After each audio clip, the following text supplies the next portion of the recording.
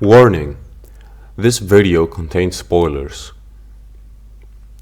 Alright, so before the video starts, I would like to add some disclaimers to get them out of the way.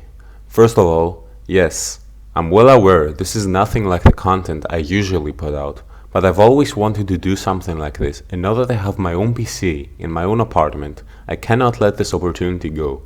I've always loved talking about niche stuff I'm interested in, and this is one way to share my feelings about media on the platform. Also, since this visual novel is heavily reliant on the choices you, the player, make, my summary/review will only be covering my own playthrough and only cover the outcome of choosing other options maybe once or twice at most. While covering every single possibility would be a very interesting concept, it's unfortunately not possible for me to do. The story is simply too long for that, and I apologize for not being able to meet that expectation. There are more disclaimers left for me to say, but they will be located at the start of the description. Without anything left to say, I will let the video begin. If you've been on the internet for a long time, you'll most definitely have seen those ads of interactive story games where you're in some abstract scenario and have to choose between two dialogue options, one being normal and the other one being intentionally weird, in order to make you click on it just to see how the story will unfold.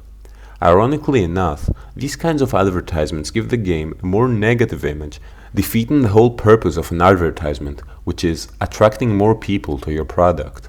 To state the obvious, 99% of the time, the game is nothing like depicted in the ads. How is that related to anything, you may ask? Well, when I was 13 years old, around summer 2018, I had come across one of these ads and I downloaded said game, not because of curiosity, but simply because I had nothing else to play. As a kid who's never had any console or a PC strong enough to run anything more than flash games, I spent all my time gaming on my phone. The mobile game market is very vast, but most of them were pure garbage, so I was desperate for games that I hadn't beaten already. After a few weeks of playing, I hate to admit, but I was hooked. I played so many stories within that game, and most of them were really enjoyable reads, even though by today's standards I would consider them generic and bland. However, one of those stories stuck with me and had taken the throne of my favorite fictional story at the time. I was so emotionally attached to both the story and the characters, I cried multiple times when after finishing it I realized that it's actually over. Time moved on though, and I consumed more media, and this visual novel slowly faded away to the back of my mind. I was slowly forgetting about it. Fast forward 5.5 years later, I encountered one of those bizarre ads again. I got flashbacks of me in 7th grade playing games like that and started reminiscing about the stories I had read. On another note, I hear many people criticize younger teenagers for enjoying lower quality media, and every single time the same question is asked. Is this story actually good, or are you just 13? That question resonated within me, and after seeing one of those advertisements again, I decided to answer that question for myself. I needed to see if a certain story was as good as I remembered it to be, or if I just didn't have proper standards. When re-downloading, I was instantly met with a bunch of book covers that instantly screamed smut or romance for single millennial ladies that think having 6 men fight over them in the 30s is hot. I'm sorry if I offended anyone by saying this, but this is genuinely the impression I got, and you can't really blame me for it. I mean, just look at the loading screens and homepage. I scrolled for a few minutes just browsing around and seeing what this game has to offer, but then I found what I was looking for. The book that stood out to me, and is the only reason I re-downloaded this entire game. That book is Endless Summer.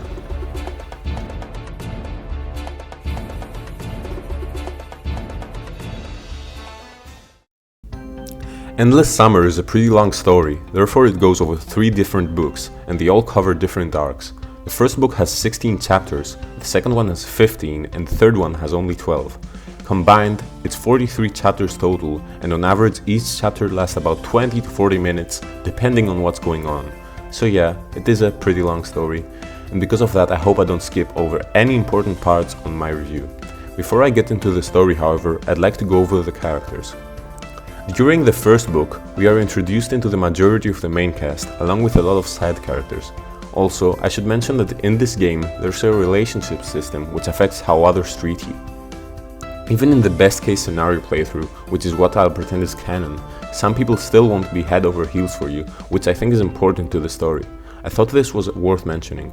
With that out of the way, here is the cast that's prominent during Book 1.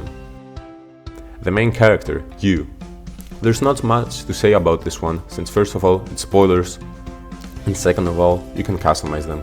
However, since this review is about my own playthrough, I made my character blonde and female because... smaller hitboxes, I guess. Also for the record, I named her Nicole because I liked how it sounded. Alistair is basically the Draco Malfoy of the story, and even the writers acknowledge that because he's quite literally nicknamed and called Malfoy by another character during the story. Bonus points for being British. He dislikes you since before the story even begins, and distances himself from everyone due to personal reasons. It's very difficult to get him to like you, and since he's so separate from the rest of your friend group, the game is specifically designed so that whenever you choose your group, your relationship with him worsens, and more often than not, you have to pick him over your group to get him to like you. Craig Xiao is basically the big bully of the group that also dislikes you before the story even begins, but he becomes a homie if you play your cards right. He's half Taiwanese and half American and was born in Michigan. He's, you know, the big dumb brute trope, but in my opinion it's done right and he has an excellent backstory and right motivations. Definitely one of the characters in which I focus to get to like me. Diego Soto is your first and only friend by the time the story begins. He's a Latino and born in California. Although definitely one of my least favorite characters, ironic because he's like your only friend at the start, he's still a solid addition to the cast. He's wasted potential in my opinion because his whole personality is being content with being your sidekick and always out of the spotlight. He makes a lot of pop culture references such as Friends and Star Wars, which others may enjoy, but I personally did not. Not a bad character by any means, but I just like the others more. Estela Montoya is a character full of mystery that also distances herself from everyone due to past trauma. She's one of the potential love interests in the game, but she gets close to you nonetheless, even if you don't date her. She's from Colombia, but she was raised in the fictional country of Sancho Vida. It's safe to say she's also Latina nonetheless. She's neutral towards you at the start. Grace Hall has an awful resemblance to Velma from Scooby-Doo, and is unironically a better representation of what the actual HBO Velma redesign. She's an African American from Washington, DC. She's a geek that is very knowledgeable in almost everything and a very relatable character to many, due to her constant pressure from her parents to be better, and they make her feel like she's never enough. She's also neutral towards you at the start. Jake Mackenzie is one of the most important characters and one of the main love interests in the game. He's a fan favorite amongst everyone and for a good reason. He easily has the best backstory in the entire book, and it almost feels like he's too well written to be inside the game.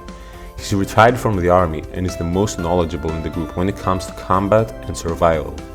Besides the fact that he's from Louisiana, I can't say anything more than that without getting into spoiler territory. We'll get into that later. He doesn't know you, so he's neutral about you at the start. Leela Sethi is your tour guide. She's responsible for keeping you safe and a very unpredictable character. She's Indian American and very loyal to her company and employer. Almost too loyal, may I say. I won't elaborate on that due to, again, spoiler territory. She likes you and wants to maintain a good relationship with you. Michelle Nguyen is the gal from the group. She might look cliché at first, being the sorority girl that also hates you before the story even begins, but in reality she's also a sympathetic character with a fleshed out backstory and a lot of medical knowledge that proves useful when it's needed the most. Quinn Kelly is also one of the main love interests in the game, and also the one I chose in every playthrough of mine. She's very likely has Irish descent. She's gentle, caring, loving, and cares about the main character a lot. It's almost impossible to get her to dislike you in-game, but that's also ironic because it's also impossible to get her to the highest relationship level possible, and she's the only love interest that has that kind of handicap. Many people might hate her for being this generic, caring sweetheart kind of character, but I think she's a great motivator for someone to keep playing the story. She also has one of the saddest backstories in the game and goes through a lot of struggles through the story. She's neutral toward you at the start. Raz Bahandkar, please forgive me if I spell that wrong again, is one of the chillest dude in the story who's probably universally loved because I can't imagine a single person disliking him.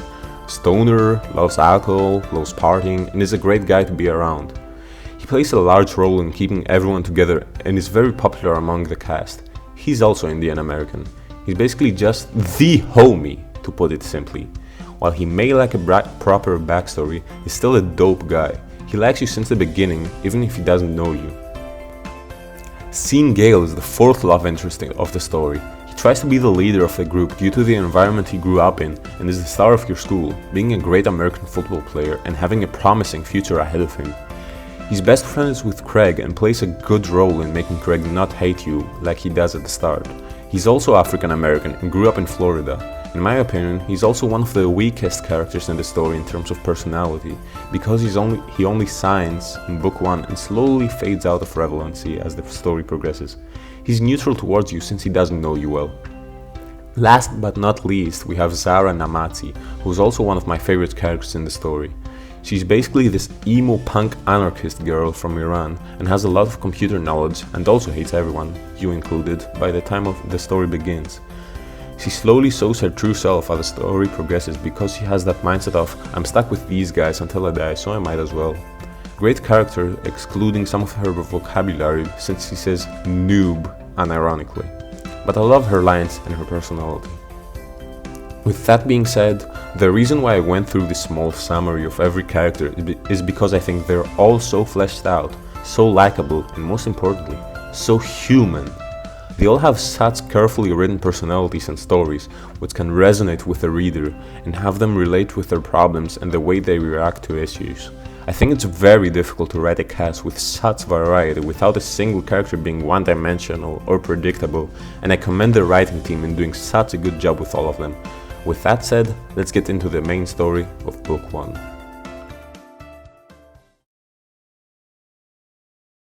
Book 1. Before I start with that, please do note that if you plan to play this visual novel yourself, you can stop the video before I get into heavy spoiler territory. I assume that will be when I reach around Book 1, Chapter 10 or so. Furthermore, if you do plan to get into the story, you should note that not only are some of the choices locked behind money, but the game is also time-gated, since a chapter needs a key to be unlocked, and you only get one free key every 3 hours, and you can hold up to 2 keys at a time.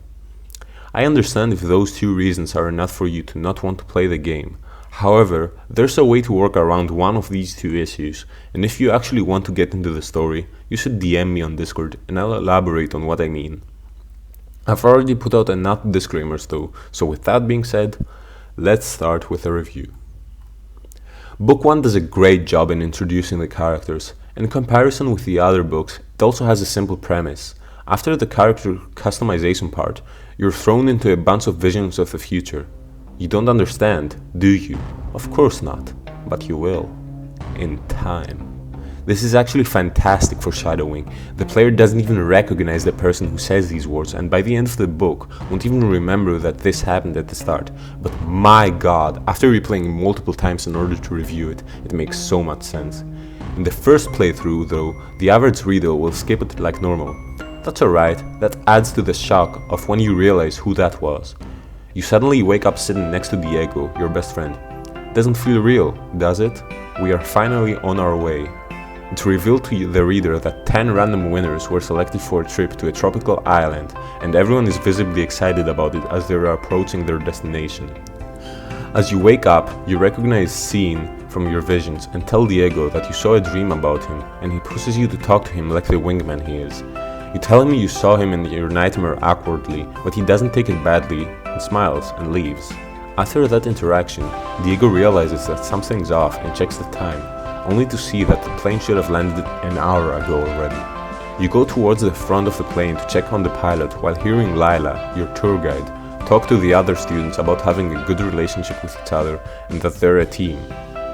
When you reach the cockpit, you find out that Jake, your pilot, is fast asleep without a care in the world. As he wakes up, you start some flirty banter because the game really likes to give you the opportunities to have a relationship with Jake instead of the other love interests. However, after he realizes that something's wrong, the whole plane starts shaking and everyone is panicking as dark clouds start to surround you. As Jake tries to calm everyone down and attempts to regain control of the plane, fireballs and lightning start to form in the clouds. Zara is sarcastic towards Jake, while Raj and Craig think they're tripping. Aleister proclaims that he doesn't want to die while surrounded by idiots. Scene tries to calm everyone down, and Quinn tries to do exactly that. Just from the first 5 minutes of the book, the writers already make everyone's personality and character visible within a few lines by showing how they react in a state of panic. Except for a single person, that being Estella. She's unfazed from the situation, and just as you're observing her, Lila instructs you to sit on an empty seat. Therefore you sit next to Quinn while she's having a panic attack. She says it's too soon for this to happen, but you have no idea what she means. You grab her hand and tell her everything will be okay. She slowly calms down, gently takes your hand, smiles, and then introduces herself to you. As time passes, Jake manages to get out of the storm and tells you to savor the view of the island while you still can, because you'll be landing instantly. Welcome to the island of La Huerta.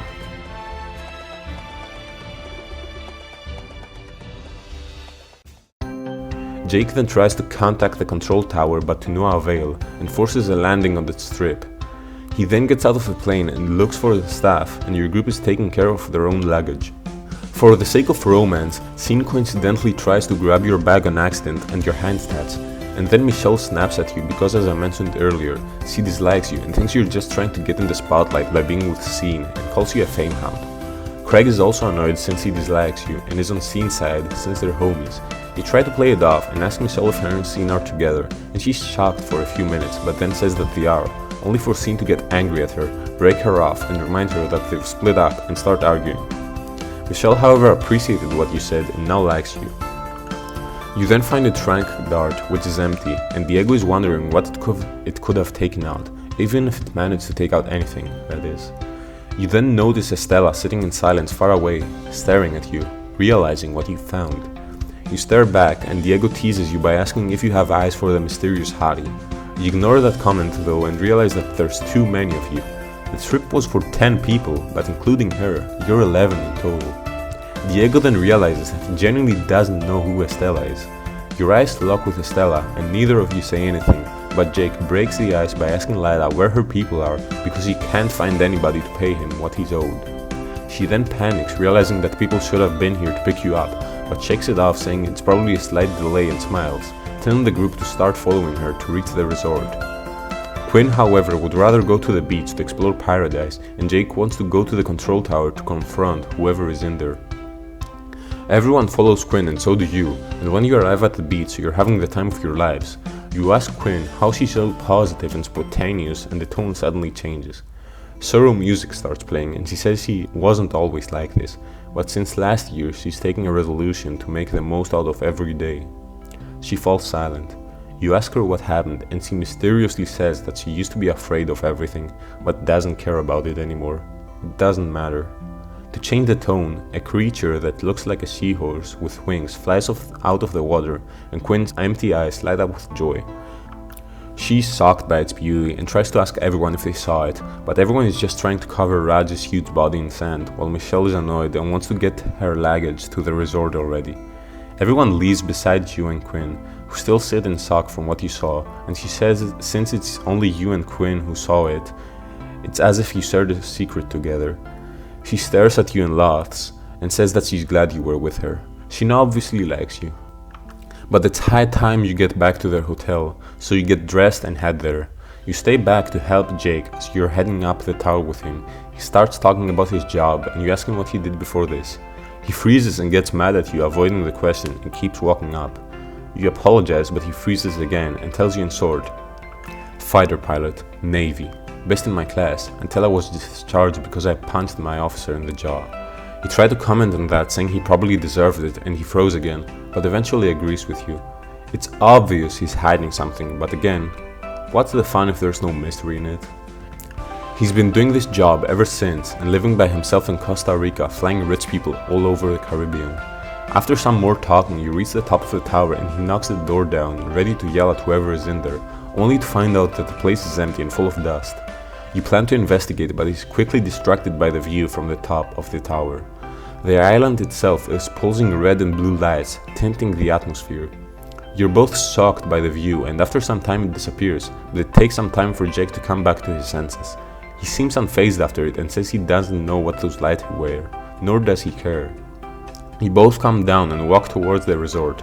It's the most beautiful building of white marble you've ever laid your eyes on. However, as you enter, time freezes. The silence is deafening, and the whole group is shocked by the fact that the hotel is quite literally empty. Scene asks what nobody dared ask. Where the hell is everyone? The chapter ends there. Now, if you'll excuse the pacing of me narrating stuff, please note that I'm going slowly to let the characters get in the spotlight, to show how they react to certain situations, what they think of the main character, and this is important because the most important dilemma so far is present to us. Everyone has disappeared, so how should we react? Others will celebrate, others will think it's creepy. And this is where you're forced to take sides. Since the main character is supposed to be irrational, Grace will like you more if you're creeped out, but if you say that what's better than a week in paradise is a private week in paradise, a party dude like Craig will high-five you and dislike you less. Raj is on the same wavelength and is happy to see that the alcohol bottles remain in place. Diego then bumps you and notices that there's lipstick on a certain abandoned wine bottle, which implies that it hasn't been long since the disappearance happened. The group theorizes that maybe there's been an incident like a gas leak, and henceforth this is why everyone left without their luggage and other belongings. As soon as you're about to ask Lila, you see that she's gone outside to calm herself down. She pretends she's fine and says that it's probably either a fire alarm or a beach party somewhere away. Jake, then full with sarcasm, says that maybe they're all gone to Happy Happy Land, which Scene doesn't appreciate and gets mad at him. Jake doesn't care enough about the group yet, so he says he just wants to find someone to pay him and he can leave. He's not here to help, and Scene says that if there's nobody to show some leadership, then they won't find any answers. Jake then gets mad at Scene and taunts him, telling him that throwing a ball around doesn't make him a leader of any sort. A fight is about to break out, but just in time you split them up and make them shake hands and make amends. They listen to you because they've had good interactions with you and only you. After that, everyone decides to split up and search the hotel in different areas.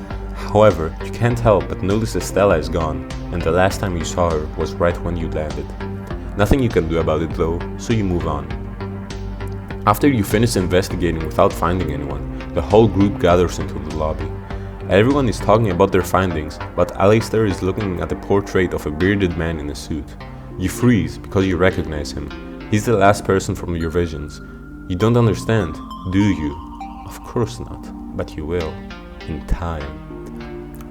Alistair tells you that Everett Rourke, the man who built this hotel and CEO of Rourke International, a genius, a visionary, and the conqueror of every industry.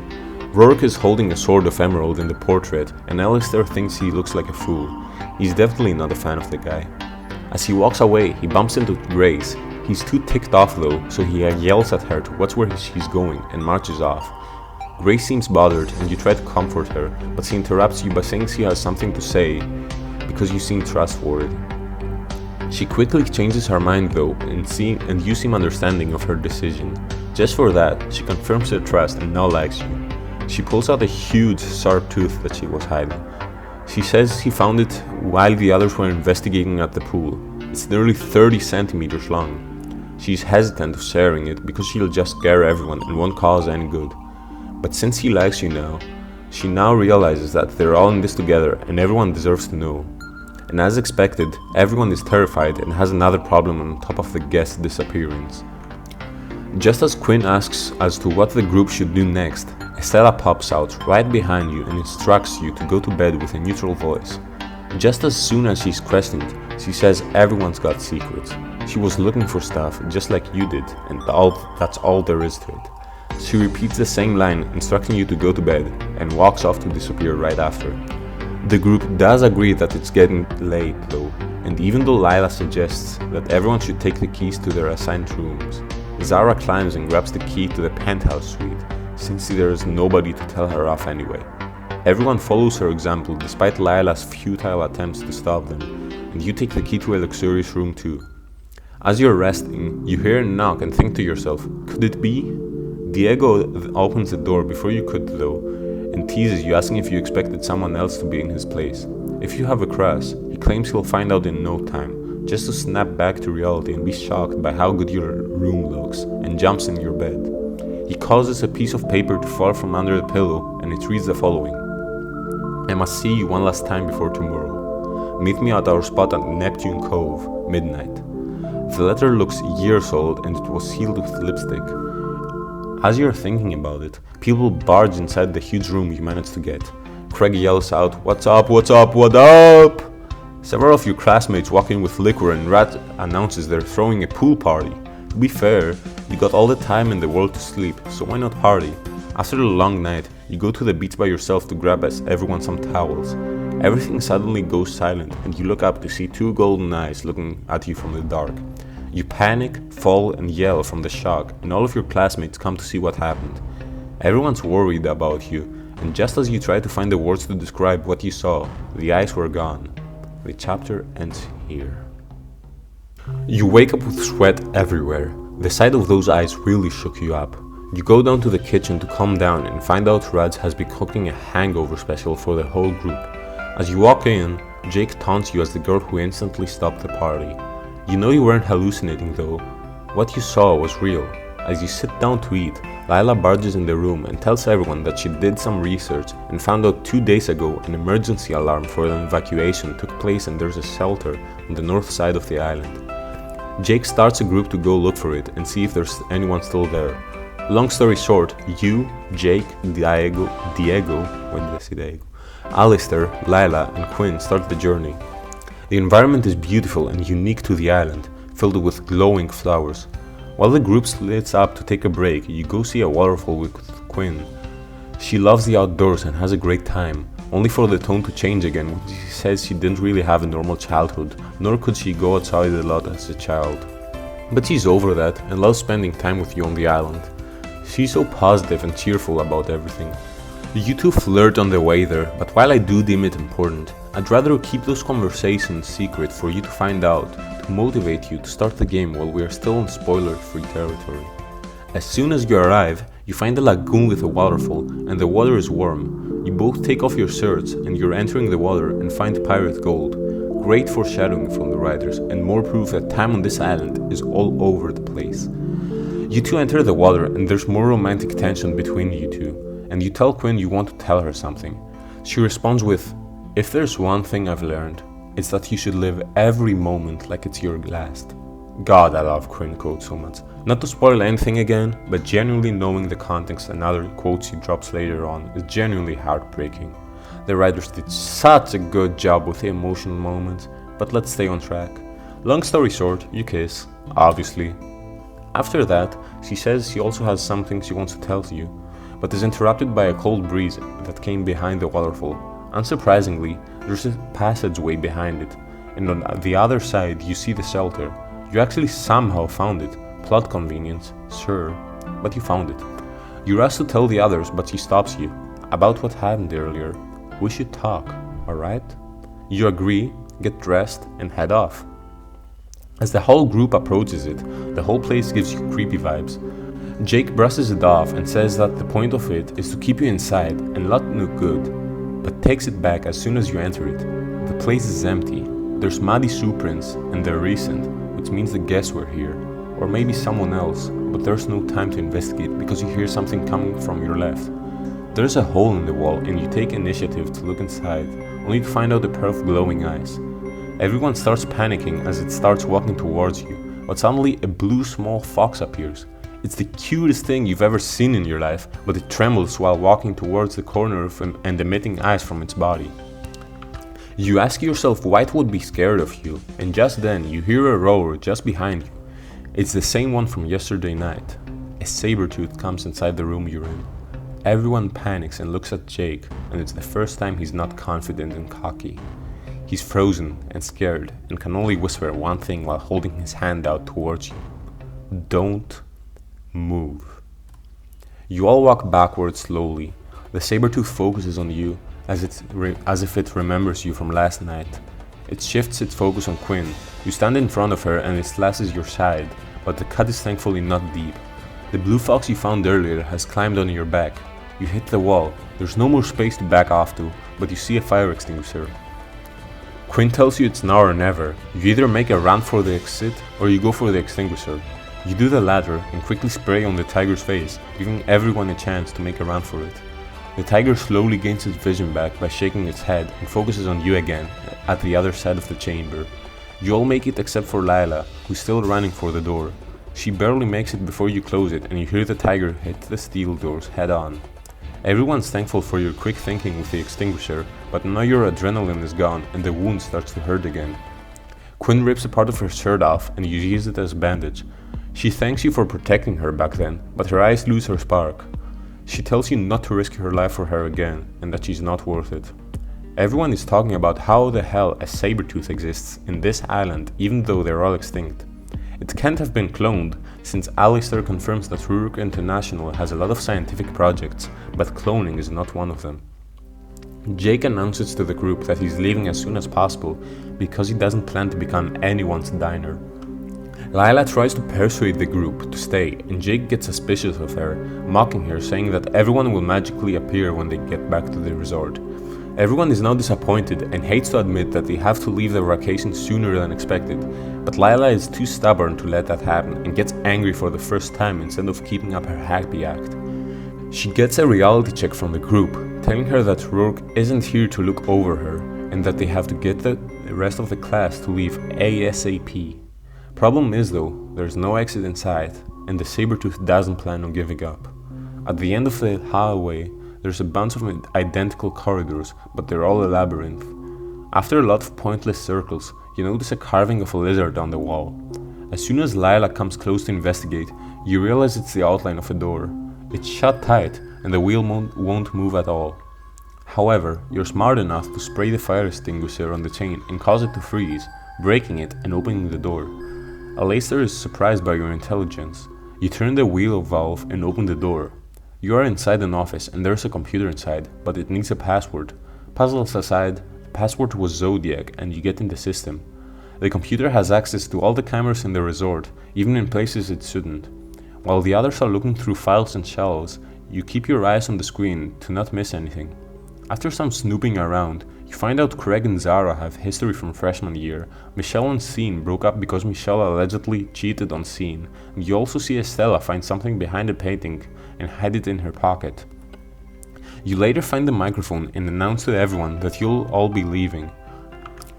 Craig, who still dislikes you, hates that idea and walks off angrily, and Raj follows him to talk him out of it. The blue fox starts jumping on the shelf and you find out that not only can it understand English, but that it also found the schematic for the tunnel layout. You all head out and as soon as you find the exit, you open the door only to be met with total darkness. Everyone's mood changes again, but you can't just sit there. Jake lost his flashlight while running away from the tiger, so he suggests you all link hands and walk out of that cave safely. No other option sounds good, so you decide to trust him and walk off. After a long walk, you assume you found a dead end since you feel walking in water, therefore the cave is flooded. However, you can make out sunlight and realize it's an underwater cave that leads to outside. Alistair doesn't want to take the risk of swimming up, so Jake is forced to drag him with you to the surface. Everyone makes it out and goes to dry out on the beach, but you stayed a bit behind and found a gas mask from the First World War that was sunken within the cave. While you're discussing about how that could have ended down there, you realize Quinn never made it to the surface. Your blood runs cold and you rush back to the waters to find her, despite having no preparations for the rescue. Despite your instinct trying to make you stop, you keep diving down to find Quinn motionless and being held down by seaweed. Right as she sees you, you can make out a smile lighting up her face, and she loses consciousness right after that. You almost die trying to cut the seaweed, but you make it to the surface with her, but she's not breathing. Jake instructs you on how to perform CPR on her and you save her life, again. The whole group is relieved, but there's no time to waste. The saber-tooth is somewhere out there and the others are waiting for you on the airstrip. While walking through the jungle though, you find Michelle, Craig, Estella, Zara and Grace, who are also looking for you. You're relieved to see that it didn't take much convincing to get everyone to want to leave, but Estella claims that she's not going anywhere. She has unfinished business to attend to. You say you want to help her with it, and after realizing you actually mean it, her expression changes and she kindly asks you not to, because once you go in, there's no way out of it. You should go home, it's for your own good. You cheer her up and reach the airstrip, only for everyone to be shocked at the sight. The hangar is on fire. You all rush to open the doors and struggle to breathe as the smoke overwhelms you. Jake stands there in shock. You're able to make out a piece of metal inside the hangar, and by instinct you venture inside the smoke. Right as you grab it, the fire reaches the gas tank and the entire plane explodes. Scene jumps in front of you in order to protect you, covering your whole body with his own. When you ask him why he'd do something like that, he claims that he did it because he had to. You're thankful to him, and Jake realizes that what you found was the padlock to the hangar doors. He had locked the doors beforehand though, he's sure of it, but the padlock is unbroken, which can only mean one thing. Someone unlocked the hangar. Who could it have been though? There's nobody on the island except for you. Everyone becomes suspicious and uneasy with each other. Michelle accuses Alistair for being creepy. Grayson immediately defends him, and Scene tries to solve the commotion. At the end of the day, you can solve this at the hotel, and you're lucky to be in one piece. Right after you finish with that though, you notice the saber-tooth staring at you from the other side of the strip. It and Quinn share a gaze, and you know that this time, there's no escape. It has cornered you between itself and the blazing hangar. Right as it's approaching you, the small blue fox jumps right in front of your group and growls at the tiger, which seems to not take it as a threat. Right as it's about to slash the small fox, your small acquaintance starts breathing snowflakes, covering the tiger's paw on ice. The tiger panics, breaks free from the ice, and gallops back inside the rainforest. Everyone is then dumbstruck by the situation. From the saber-tooth, to the small fox, to the hangar covered in fire, it's way too much for you to handle. You then proceed to make out the words that everyone wanted to ask themselves. Guys, where on earth are we? Act 1 complete. At the end of every act, if you've managed to collect all the hidden clues, you get rewarded with bonus scenes. I'm going to go over it quickly, then give my own input. 72 hours ago, we see the man known as Everett Rourke standing on his yacht outside of the island, typing on a touchscreen. He receives a call from the resort, and a woman with a British accent tells him that the wedding will have to be called off because the bride has gone missing. Rourke is dumbfounded by that, and as soon as he's about to ask what she's talking about, the whole world goes white, and the island itself starts shaking. He says that it finally begins, and that this event is happening earlier than he expected. He then keeps staring at the same species you and Quinn saw, the flying seahorse, only for it to be overshadowed by a large dark figure beneath the waters. He proclaims that this is what he was looking for, but he'll have to leave now and will be back for it later. He goes back to his touchscreen and browses pictures of you and your friends. The scene ends there. Act 1 did a fantastic job in making you think that it's setting up the main plot of the story. It's not a hard concept to understand. You and your friends are stuck in a tropical island in which time makes no sense, and you have to find a way to go home. But besides the unknown being your terrifying enemy, you also have a traitor in between the group, and investigating could cause misunderstandings and lead to the group falling apart. And the only way to get off the island is through cooperation, since everyone plays their own role. Keep in mind though, this plotline would only last for not even the entirety of Book 1. The island has a lot more to it than meets the eye, and you also have a lot of questions that need to be answered. You'll explore every last corner of the island, meet new acquaintances, make new enemies, find love, all while trying to survive and go home. Within such a short period of time though, you've gone from being complete strangers with some people to them liking you enough to save your life, and you saving theirs. There's a lot of disagreements in the group, and without you, most of them would be dead already. You are the common link that keeps everyone together, and you still have to act the part, otherwise you cannot expect a positive outcome. While it's still too early on the story for any notable character development to have taken place, it's still commendable that every classmate of yours manages to be unique, have their own secrets, their own problems, and their own opinion on everything, without it feeling forced because everything they stand for simply fits within their personality. Nothing is forced and the dialogue flows naturally. In such a short amount of time, the plot is set up and you have a clear goal for the rest of the current arc. There are no complications yet, and the reader has a general idea of what's to come, or at least that's what the writers want you to think. This is the part of the video where I'm going to be entering light spoiler territory. Sure, I've summarized what happens in the first 5 chapters, but I left out a lot of scenes and content besides the most important interactions in hopes of making you, the viewer, feel curious about what I haven't gone over and go and play the visual novel yourself. However, if you're not interested, you can feel free to keep watching this video and decide for yourself as to when you're convinced to experience the story for yourself. If you get convinced, that is.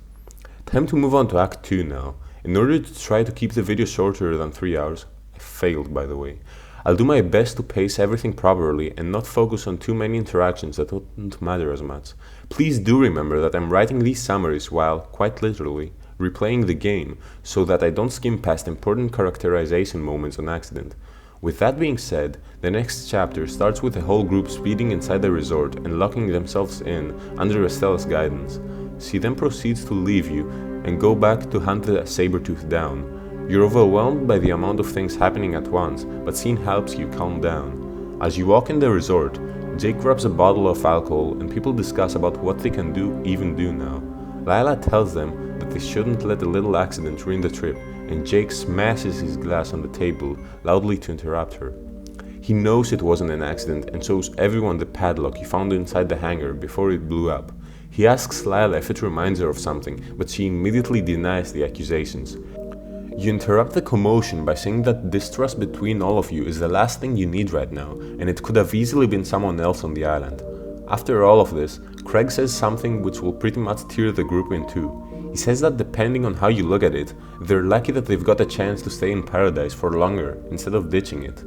Now the group is holding a vote on whether or not they should stay put, like Estella told them to, or whether they should go to the rainforest and try to find anything that might help. Here, the game forces the player to decide on what they should do, since the group vote ends on a tie. I personally voted to stay put, and that's what you'll do after all, but just because you'll stay at the resort doesn't mean that people won't investigate and look for a way to contact the outside world.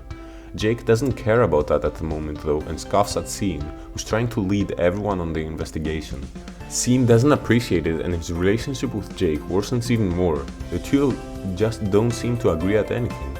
You have two options, to go with Scene to investigate or to go with Jake to slack off. If you go with Scene, you'll have Zara hack into the elevator system and get you on the top floor of the resort, but after she does that she switches teams. You decide not to chase after her and you reach Everett Rourke's office. There's nothing in the office except for a statue, marble columns, and a desk. Scene thanks you for coming with him. He understands how easy it is to take a day off and let someone else do the work for you, but sometimes you need to be the one to sacrifice yourself and get the job done. Alistair rests his hands on the desk and a computer display pops up. Unfortunately though, it needs a password and you don't have any way to figure it out, so you leave the office. You then bump into Jake's group. However, if you go to the pool with Jake's half of the group, you find out that Quinn has a scar on her waist, and she trusts you enough to tell you that she had a lot of surgeries when she used to be younger. Later, you also went to go jet skiing, where you had some alone time with him, and he tells you that he also appreciates Scene trying to be a leader. But if someone doesn't slack off every once in a while, he will break eventually, hence why he's so laid back. You also almost got him to tell you about his past, but he did a double take and reconsidered, because the only person he had told his past to isn't here anymore. You return to the island and Craig wants to play games with the rest of the group. While looking for stuff to kill time with, Jake's group bumps into Scene's. Scene scoffs and ignores Jake, and when Jake acts bothered by his attitude, Scene tells him he tries to save his breath for people he respects. Everyone goes silent. The two groups start arguing, one side saying they didn't change anything since they found nothing, and the other group claiming that they at least tried and care about getting to civilization. You're forced to take sides and you don't know what to do. Scene then calms down and tells Jake he didn't expect a loser with nowhere to go home to care about returning, and Jake punches him in the jaw. Scene remains calm and says that he'd expect an ex-military member to hit harder, and proceeds to lunge at him. A fight breaks out and Craig and Raj hold them back to try and stop them. Eventually, the two groups keep arguing, but the sun sets so everyone goes to their rooms while still mad at each other. Eventually, it's just you and Diego outside, and you have no idea as to what to do now. The next day, Diego wakes up and you both head to the cafeteria, only to find a heavy silence inside the room. Both groups still hold grudges and don't want anything to do with each other. The inevitably eventually happens, and Scene and Jake are fighting again, throwing each other on tables and yelling. It doesn't take long until Verbal stops them, and Scene backs off, saying he'll go find a working radio. While it's clear that Scene tries to be more emotionally mature than the older guy, that being Jake, in the situation, he still can't help but struggle to contain his anger. His leadership failed to capture the entire class, and he has a valid reason to be mad. He goes off to finding a working radio or anything that might help, even though he's well aware that there's nothing, but can't accept it. On the other hand though, Jake stomps loudly to exit the cafeteria and even kicks a chair on his way out. While we know that Jake is also emotionally mature, his ego and pride won't allow him to apologize and admit that he's probably in the wrong, and that can't cause anything but problems in the group. After breakfast, Raj bounces towards you and drops his usual relaxed stoner act because he knows this is serious this time. He's the first to realize that if you guys don't work together, there's no way you'll find a way off the island. When you're stranded with a group of people, the last thing you want is to have a bad relationship with some of them. Therefore, he needs you to help him organize a party because he knows it's the best way to cheer everyone up and hopefully make Scene and Jake apologize to each other. Raj gives you a list of drinks that he wants you to find, and while you're on the way to the bar, Craig and Zara want to join you because they overheard the plan. They start arguing about who will come with you, and when you suggest that they could both come, they are shocked and look at each other with their mouths open. It's pretty clear that these two have history, apart from hating each other, but if you ask, you'll definitely do nothing but damage your relationship with them. To be fair, they both just want to get drunk, but if that's the only way to get them to cooperate, there's no reason for complaints.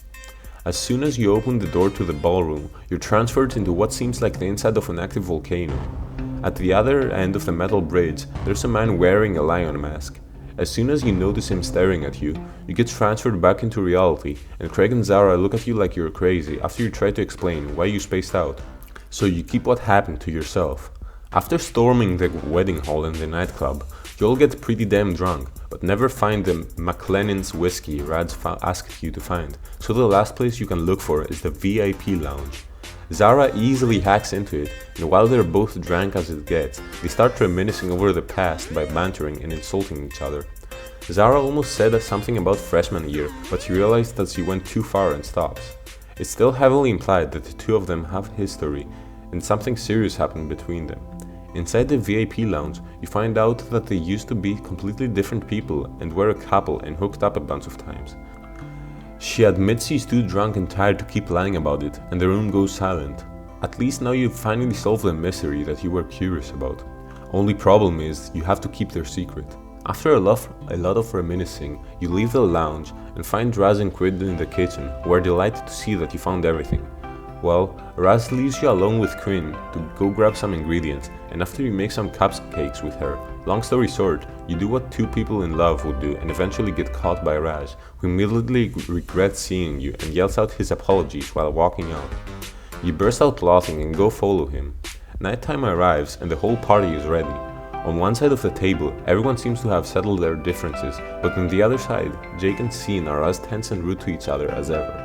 Raj notices it and starts a speech, explaining how even though everyone is different and unique, they need to put their differences aside because otherwise they'll tear each other apart. He makes a toast and everyone follows his example. The atmosphere feels lighter and Jake finds the courage to ask Scene if he's had any luck finding any signal. It's high time the two of them finally have a civil conversation, and both of them can now move on as people and become better versions of themselves. Scene replies negatively, saying everything he tries is met with static signal. You'll need something more effective, and Lila suggests that you could go to the La Huerta Observatory, but sadly she has no idea where it is. Thankfully, Jake is pretty sure of its location on the foot of the volcano, because he noticed it while jet skiing yesterday. So even by slacking off, everyone played a part in discovering this after all. It's evident that now you might have found your ticket to getting home.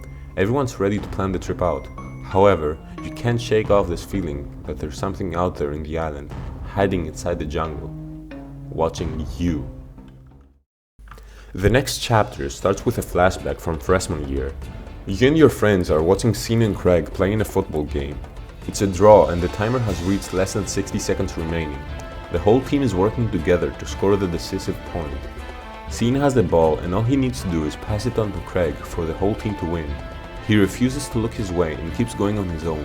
He tackles in between the defense, but fails and cracks his back. The whole stadium becomes empty. The only person left besides you is Estella. Come find me. You're suddenly transferred in a forest within La Huerta, and all you can see is Estella being dragged by vines within the darkness before you feel the saber-tooth ambush you from behind. You scream and wake up in your bed again. I'm going to have to state the obvious here, but this dream/flashback that sets off this chapter really characterizes Scene and shows that he cannot get himself to rely on anyone else but himself.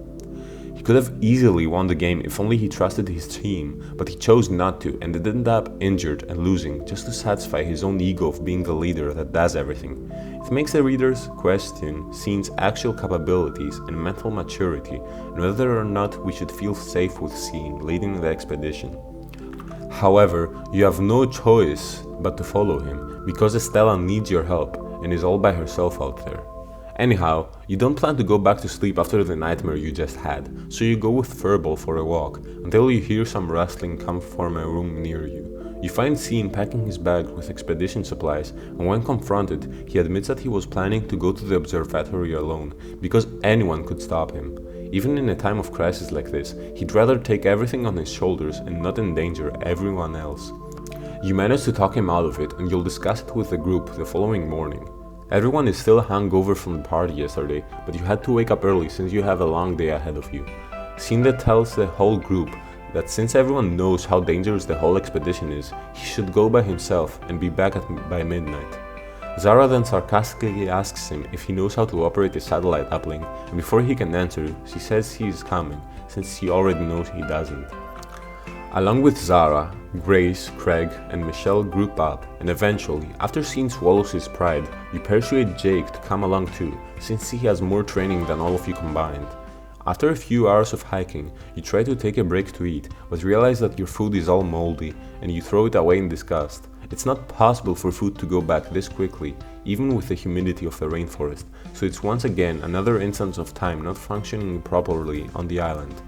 Scene then talks to you and thanks you for helping him get the team together. He wants to make it clear that he didn't want to leave by himself to be some kind of hero, and that he's aware that he can rely on others. But when things go bad, he improvises, and relying on himself is when he's most at ease. He doesn't have to worry about anyone else getting hurt. The whole group then has a whole conversation about trust and being vulnerable with someone else, and you get an outlook on everyone's perspective. Zara trusts nobody because they only end up betraying you. Jake says he'd rather have people trust him and the feeling being one-sided. Michelle has a hard time trusting people, and Grace would love to be vulnerable with someone, but hasn't had the chance to yet. I think all those outlooks are perfectly aligned with the character's personality, and I love the fact that once you discover everyone's backstory, you realize that everything they said was written while thinking about their backstory and past experiences. Suddenly, Jake stops and raises his fist. You're being watched. You dive into the ground and eventually make out a blue silhouette leave so quickly your eyes could barely recognize it. Along with it, you find a human footprint on the soil, so you confirm that you're not alone after all. The figure was too fast to follow, so eventually you keep following the trail and end up at the cliffside, only to find out it's nighttime already, even though it's barely been 3 hours since you left the resort. Zara teases Grace by standing next to the edge of the cliff and telling her to come to check it out, but as soon as she does, a giant red claw pops out of nowhere, aiming for Zara's head. A giant crab starts crawling towards you, and suddenly you realize how much better off you'd be with a saber-tooth right now. You try to fight back, throwing rocks at its countless eyes, until Scene acts as a decoy, distracting it, giving you a chance to escape. Before you can do much though, a shadow leaps over the moonlight, and you see Estella diving with a spear onto the crab's legs.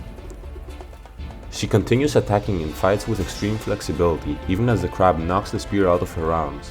However, you notice that she's managed to get the crab face the back of the cliff, so you instruct Furball to use his ice breathing on the ground in order to make the crab fall off.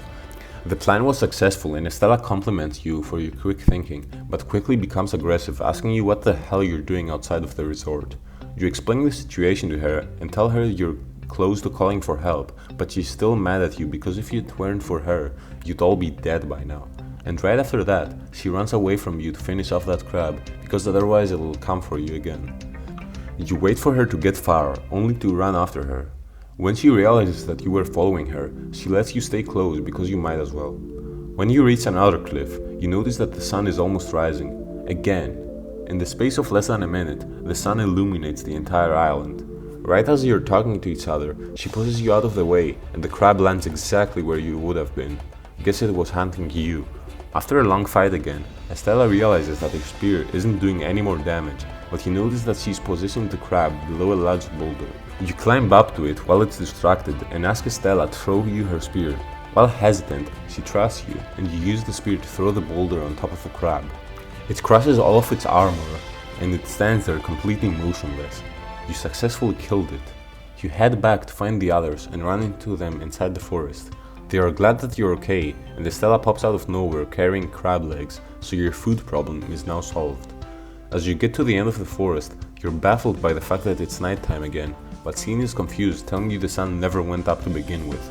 You share a look with Estella. After a while, everyone is sitting around the campfire, eating and listening to you talk about the fight against the crab. You all later fall asleep to prepare for the next day.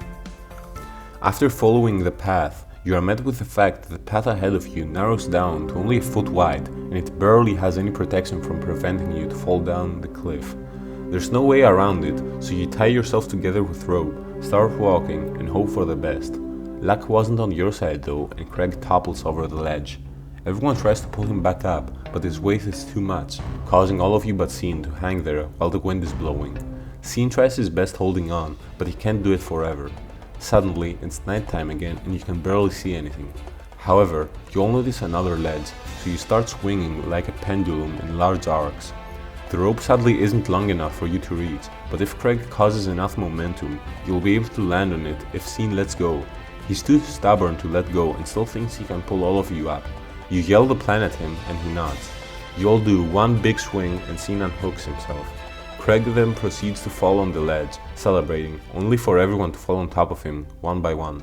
You treat everyone's injuries and Craig thanks Scene for finally trusting him once, and Scene gives credit to you, telling the whole group that he now understands that there are situations where you can't just do all of the work. His hypocritical mindset of doing everything is seemingly gone now and you all move on. You finally reach the observatory and a hatch lets itself appear. It reveals a ladder down a dark tunnel and you all climb down. Once you get down, you recognize your location from your vision in the ballroom while scavenger hunting with Craig and Zara. Dozens of metal catwalks dangle hundreds of feet above a sea of magma. Everyone is scared of the sight ahead of them. Scene then tells the group that those catwalks don't look trustworthy at all, stops, looks at you, smiles, and tells everyone, but they trust us.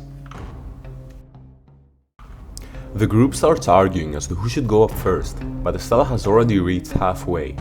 She tells everyone that there's still time to go back if they're too scared. The group then becomes serious and starts walking across. As soon as Craig tells everyone that it's not too bad, the entire room starts to shake. The magma pool starts sending huge bubbles towards you. One of them bursts and you all start running without looking behind you. A massive geyser of magma erupts, burning through the catwalk, and Michelle trips and falls on her knees. You go back to help her up, while a huge bubble starts to come towards you. It pops and you both run for your lives while she's holding your hand. She screams out of terror and everyone is waiting for you at the end of the catwalk. You run for it while there's still time. You all dive at the steel door at the end of the platform and enter a dark room. You're inside the observatory, but the door shuts by itself. You're probably stuck in there, but panic won't get you anywhere, so you split up looking for anything that can help. After some puzzle solving and investigating, a hologram appears in the middle of the room. Her face is neutral and she repeats the same line. Database corrupted. Access denied. Self-identity input needed. After more puzzles, you find out the hologram's name is Iris, and now that she's functional, not only does she open a door for you to leave, but she also connects you with the Coast Guard. You hear it crackle of static, and then a click of a connection being made. You speak into the microphone, but the response is the voice of a desperate and panicked man. My God, it's erupting. The volcano's erupting. And there's something else. Not just us, but oh no, oh no. The man yells at the top of his lungs. The line goes dead. Everyone is shocked and scared out of their minds.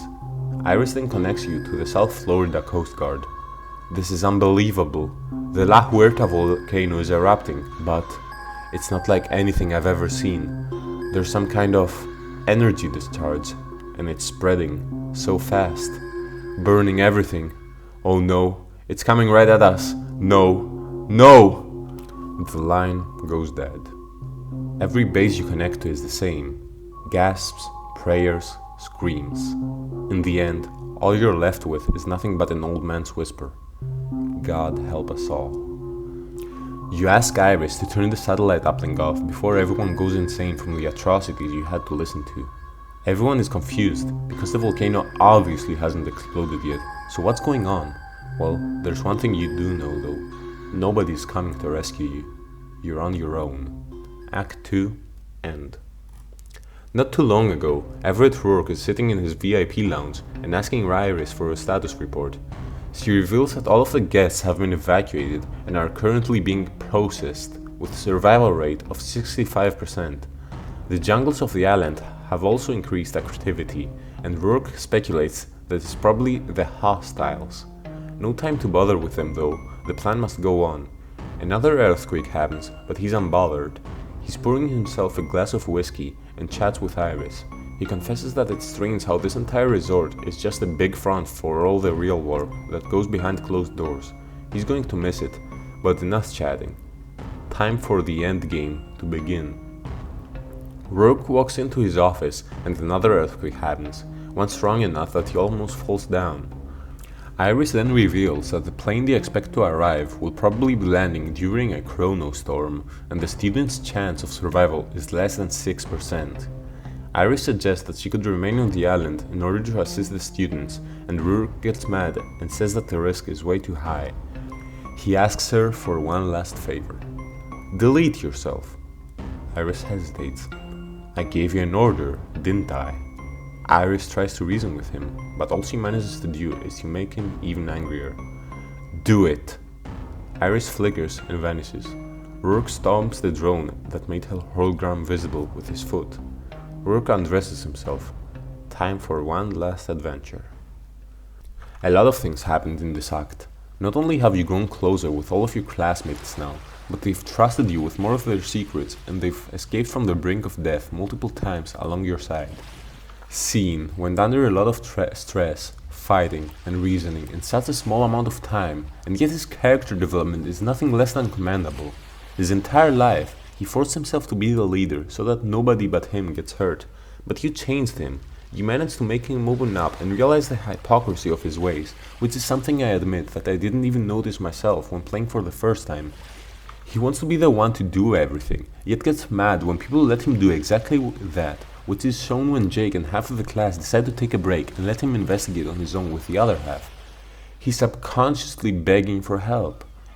He wanted the other half to help him and let him be the one that takes a break this time. Well, at least, that's how it looks like to me. Please don't call me out for mischaracterization.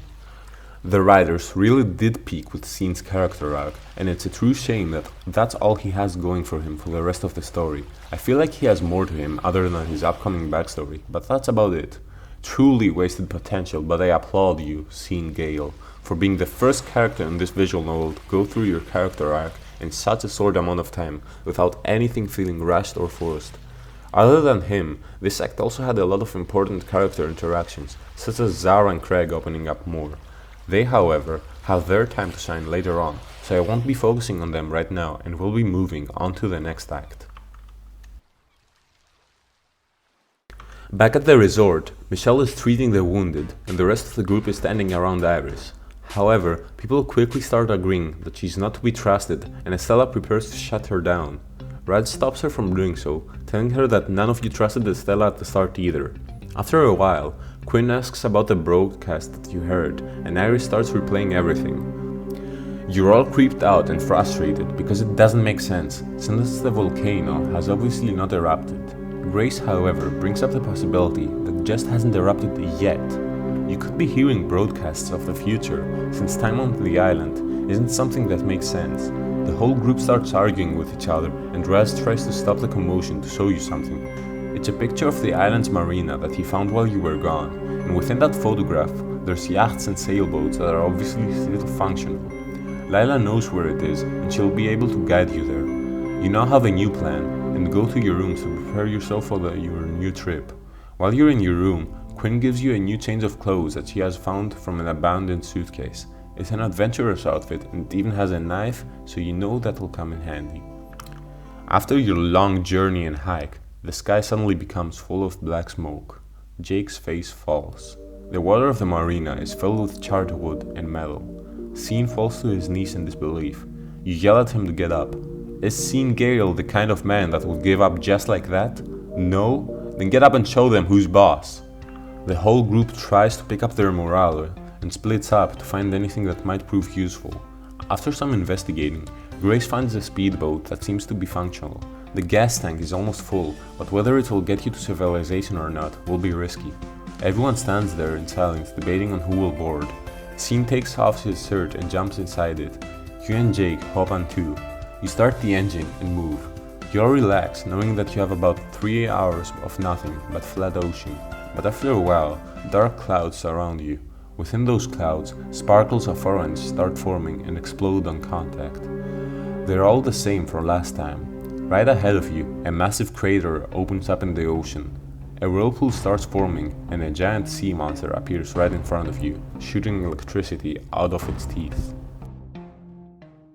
Sean quickly grabs the wheel right as the monster dives on you and swerves out of its path. You know you can't outrun it, and even if you do, it'll go for your friends next, so the only solution is to fight it.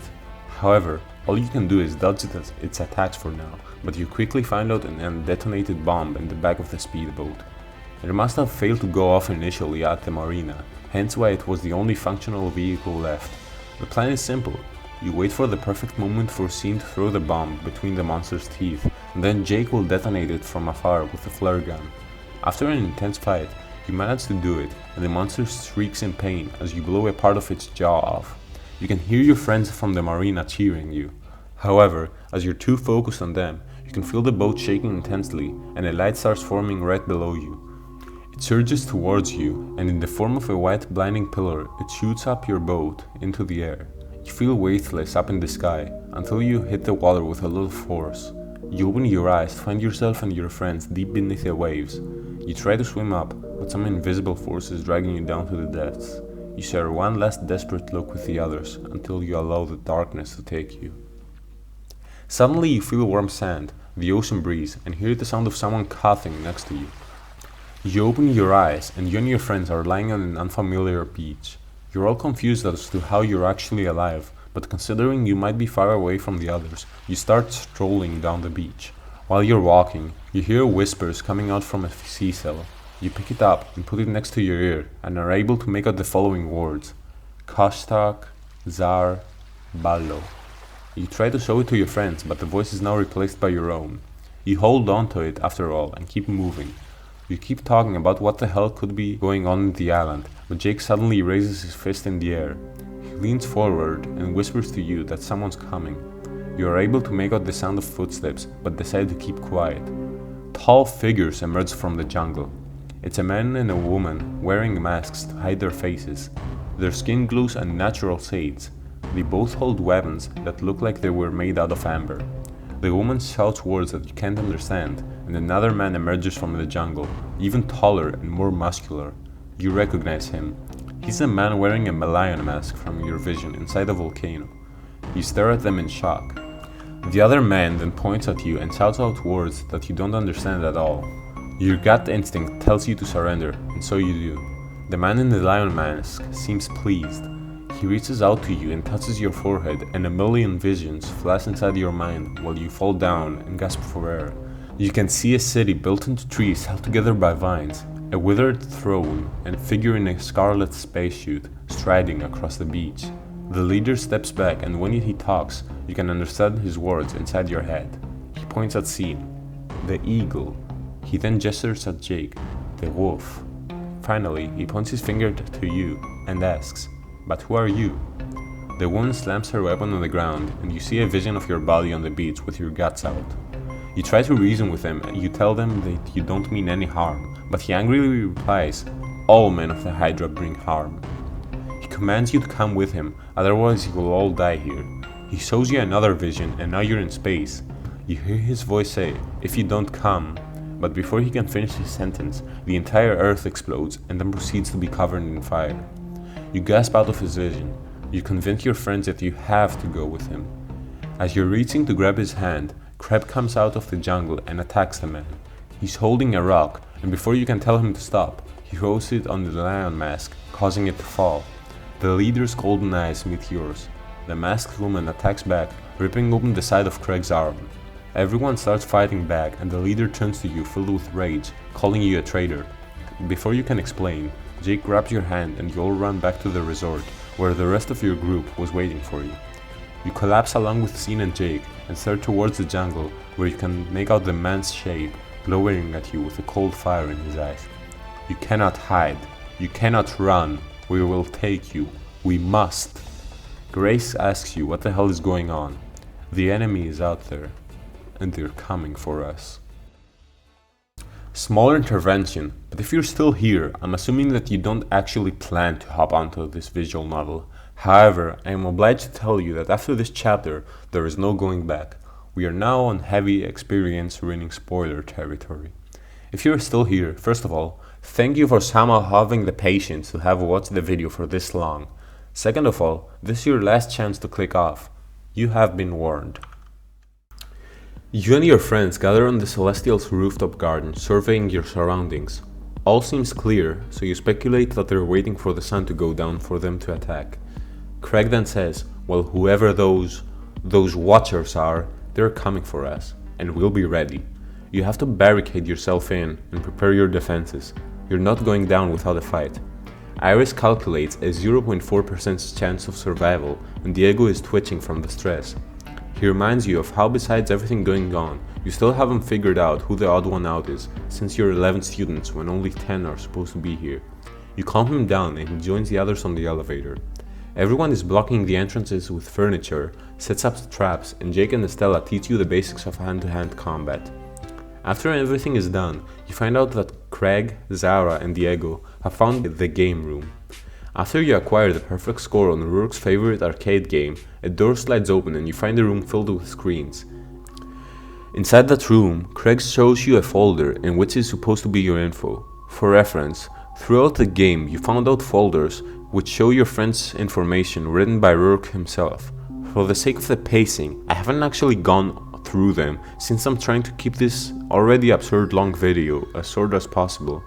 Also, the folders were locked behind premium choices, but they're going through the ones you find now because you find them in every playthrough regardless of choices.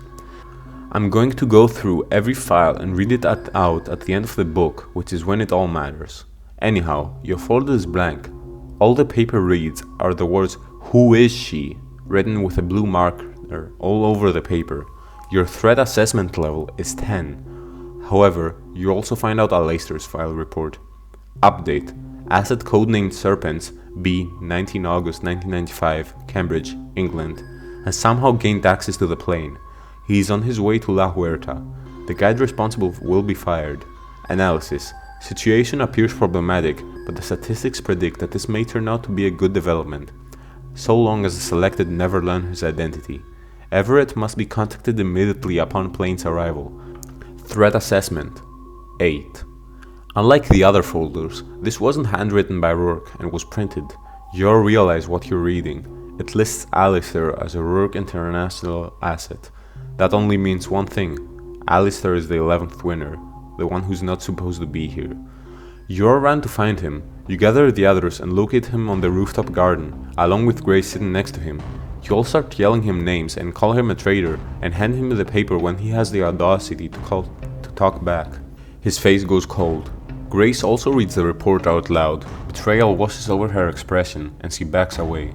Everyone tells him that this is his one chance to tell them everything.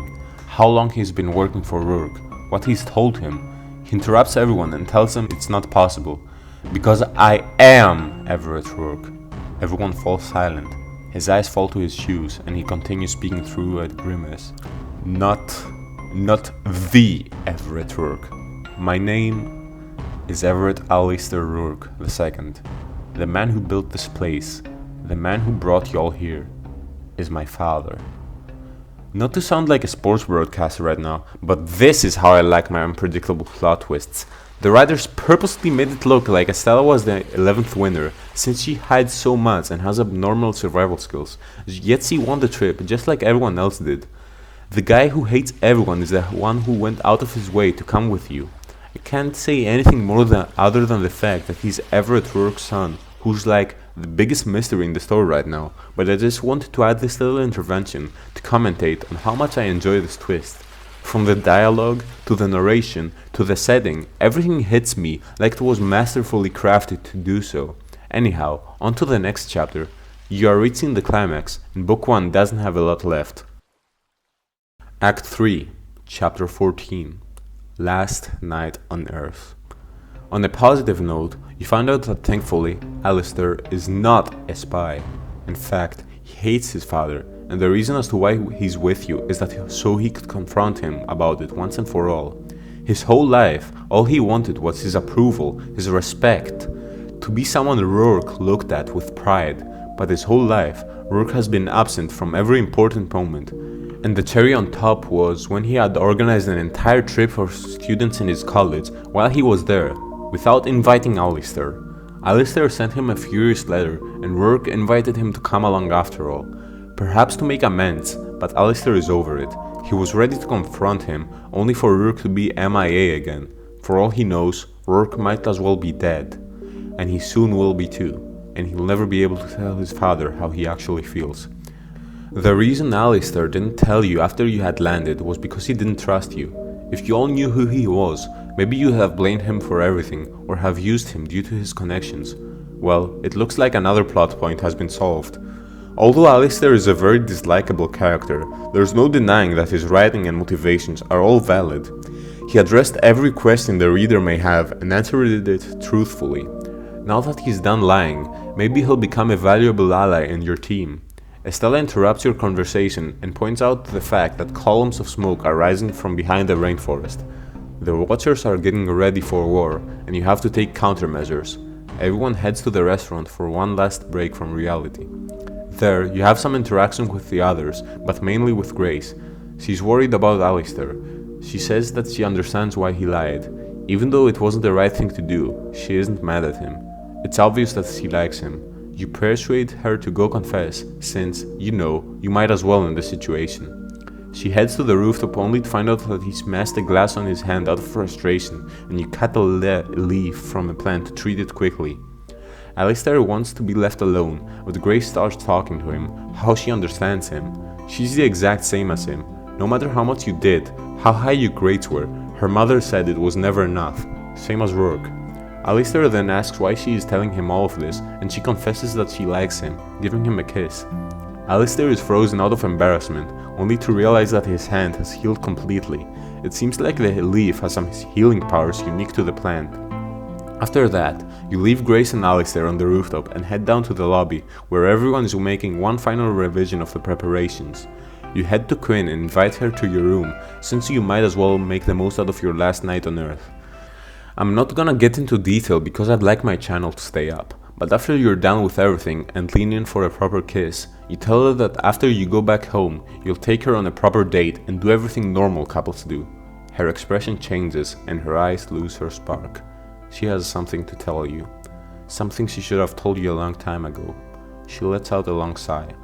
Nicole, I'm dying. You're shocked. I have Rotterdam syndrome. It's a rare autoimmune disorder, affecting only 0.01% of the population. Lucky me, right? It causes tremors, fever, respiratory problems, seizures, and eventually, death. She was diagnosed when she was 4 years old. For her entire childhood, her parents kept her cut off from the outside world. She never got to run on playgrounds or go to parties. She spent her first 12 years of her life locked inside her house. Then, her dad spent all of their saving as a last resort on an experimental drug treatment. And it worked. For the first time in her life, she could live like a normal person. She graduated high school, enrolled into college, planned her future. She holds up her hand, and for the first time, you see it. A slight tremor. You stare at her in disbelief. It came back, Nicole. First the tremor, then the sudden fevers. A week before I left for this trip, I had a seizure in the dorm bathroom. If drugs can't heal it, then nothing can. I'm going to die, Nicole. In the next 6 months, maybe sooner. You confront her, telling her that you will both find a way together, but are interrupted from a strange sound. You both jump out the bed in shock. Quickly goes to check by the window, and a figure swings through, landing on his feet. His golden eyes lock with you. Quinn tells you to run, and the chapter ends there. Alright, I'm gonna use the time in between chapters to talk a lot about what happened here. I would have done it earlier, but I didn't want to ruin the tension. Rotterdam syndrome is unfortunately a made-up disease. When googling it, it'll show you a result for PCOS, also known as polycystic ovarian syndrome.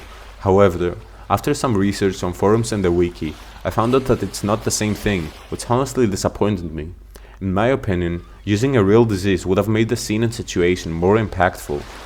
For a long time, I used to think that it's a real disease, and finding out it's not really made me disappointed to the writers over at Pixelberry. There's nothing I can do about it. I would have loved to research about it and use an intervention to not only raise awareness about the illness, but also add a link to the description for any possible donations, but that's unfortunately not possible, and I apologize for that. Anyhow, we now know why Quinn has always been so secretive of her past, and why she's so positive about living in the present.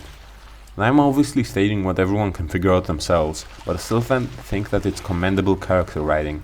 Quinn sees herself nothing more than the dying girl. That's all she is. Her condition teared her family and she has nothing to live for. She's a tragic, yet completely realistic character. There's thousands of Quinns out there in the world who are in the exact same situation as she is in, which is what makes her so sympathetic.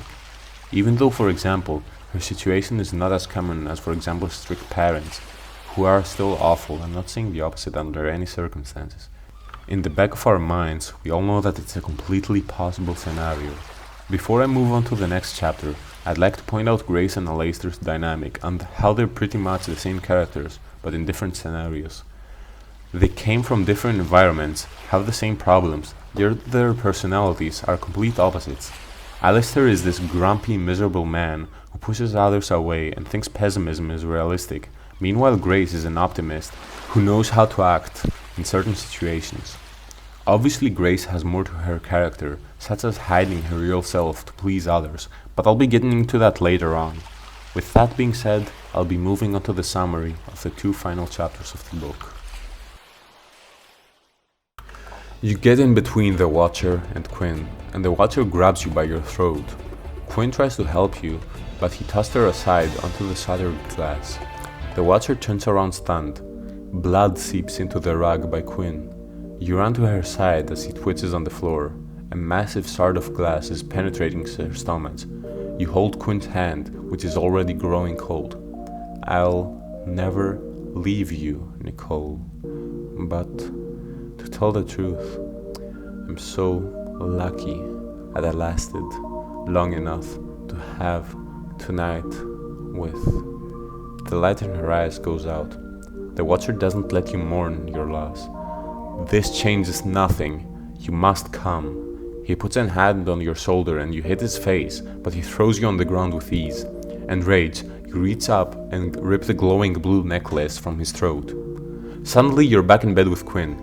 The Watcher's necklace is still in your hand, but instead of blue, the stone is grey. You quickly grab Quinn's hand and pull her into the closet, and here he comes. The Watcher looks for you, but cannot find you and heads into the hallway. You get dressed and split up with Quinn to let your classmates know as soon as possible. You find Raj and Iris and fill them in, and all 3 of you start running to alert the others. You find out that the Sabertooth has also made its way into the resort and is roaming free in the hallways, along with another group of Watchers. The tiger sniffs the air and you all freeze. It's able to smell Raj's weed that he smoked earlier. However, he runs away and plans to distract him while you 2 move on. He likes you enough to risk his life for you. You split up and the Sabertooth runs towards Raj's direction. You run to the elevator and make your way towards Grace's room, and Aleister is there too. You plan to go to the secret room inside Rourke's game room to hide and gather the others. Aleister finds the idea of you risking your life to save the rest of your classmates stupid and says he, you, and Grace are probably the only lives worth saving. While you and Grace disagree, at least it's now clear that Aleister doesn't hate you anymore. As you're heading out, Grace hands you a note and asks you to give it to her mom in case anything happens to her tonight. She likes you enough to trust you with it. Grace and Alistair head to the room and you take the elevator to the lobby. However, the Watchers spot you and run towards you. You spot Diego and run with him, leading the Watchers to Lila's trap. Just as soon as you make it out of it, Lila throws a switch electrocuting all the Watchers in the room. You thank her and she says it's nothing special. She liked you enough to wait for you to make your way across. After a while, you find 4 pages of Rourke's diary inside the garbage can, and they read as follows. 1980, June 3. Alas, I am shipwrecked. My dear vessel, dust upon the rocks. A sudden squall of ferocious lightning, the color of flames, forced me aground this damned rock. Unbridled, uninhabited, unworthy of my presence, let alone my grave. I will not perish here alone, forgotten in the wild, far from my beloved. Furthermore, the boys at the regatta would have quite a chuckle if I succumbed in such untoward fashion. I simply cannot abide that. 1980, June 11. A childhood hunting big game with my father at least pays its dues. Repair to my sailboat is impossible, but I've reconquered fire, shelter, and weaponry in the name of mankind. It grows ever more important to chronicle my experiences here, for they seem stranger by the day. My eyes betray me, offering impossible visions of great beasts of antiquity. Even the constellations play tricks. I see Aquila, serpents, Hydra, yet Orion and Taurus hide from me. I must write to maintain my wits, for a man's wits are all he has to confront the great evils of nature. 1980, June 15. A curse remade into blessing by sheer force of will. That is what this island will be for me. A vision came, bearing witness to the refugee's true potential deep within its volcanic cores, as if a voice from God. But God spoke in my voice, because here I shall be God. 1980, June 30. Harnessing the island, I have achieved the impossible. My ship is repaired and I venture home to my beloved, but I will return, and when I do, I will gain this power to make and unmake mountains and men, who both rise and fall under the same awesome celestial forces. This island will be my legacy. It will be my destiny. Everett Alistair Rourke, Caribbean Sea. There's no time to sit and analyze the texts, and Diego and Lila run away. You find Michelle and Craig. You explain the situation to them and make it back to the game room's secret room. Everyone inside is waiting for you and is glad that you're alive. Zara is surprised that you didn't die and you tease her, but she tells you that she was this close to bailing on the lot of you. Don't make her regret it. She liked you enough to not run away. You start planning your escape route. Jake points to the map and says that he found parasailing gear somewhere around there. The plan is you get the gear and jump off the roof. Everyone starts arguing since the plan is too reckless and you can't calm them down. Michelle lets out a loud whistle. She defends you and tells everyone to shut the hell up, since you're the only one who has had their head straight since you got there. Everyone falls silent. Go ahead, Nicole. Michelle likes you enough to have your back. You tell everyone that you've got no other choice and everyone prepares themselves. Alright, I'm opening the door on 3. When I do, everyone, full sprint ahead, says Jake. As everyone tenses, Diego comes up beside you, his voice quiet. Hey Nicole, I just want to say before it all goes down, thank you for everything. You're confused. Jake starts the countdown. 3? Diego continues. It probably sounds dumb, but I feel like you made my life special. Extraordinary. 2? Maybe I was always cut out to be the sidekick, but if so, then I'm glad I was your sidekick. Because honestly, you've been my hero. So even if I lose you right now, I just want to say, thanks. 1. You promise Diego that he won't lose you, and Jake unseals the hatch. Everyone storms out with a battle cry. You lead the charge. You storm into the game room, but it's completely empty. Estella looks to the ceiling and realizes they're above you. Watcher starts dropping from the ceiling.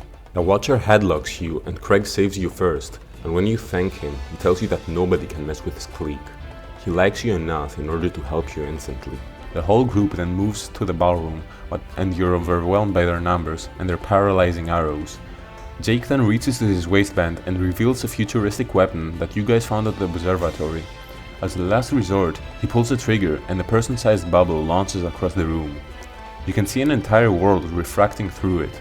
2 watchers are caught inside the bubble and they instantly vanish. Everyone in the room freezes, shocked by what they just witnessed. Jake keeps firing at every watcher in the room. Together, the whole group makes it out the ballroom.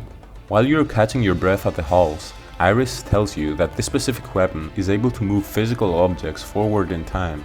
However, you realize that Grace and Raj didn't manage to escape the ballroom and were taken captive by the Watchers, but thankfully you were able to save them. You're around to take the parasailing gear and race to the rooftop. Jake's face falls. You don't have enough chutes for everyone. The Watcher starts climbing on the resort's walls.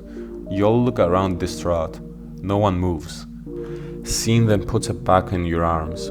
Sean, Jake and Craig volunteer to stay back, but you won't let them be noble.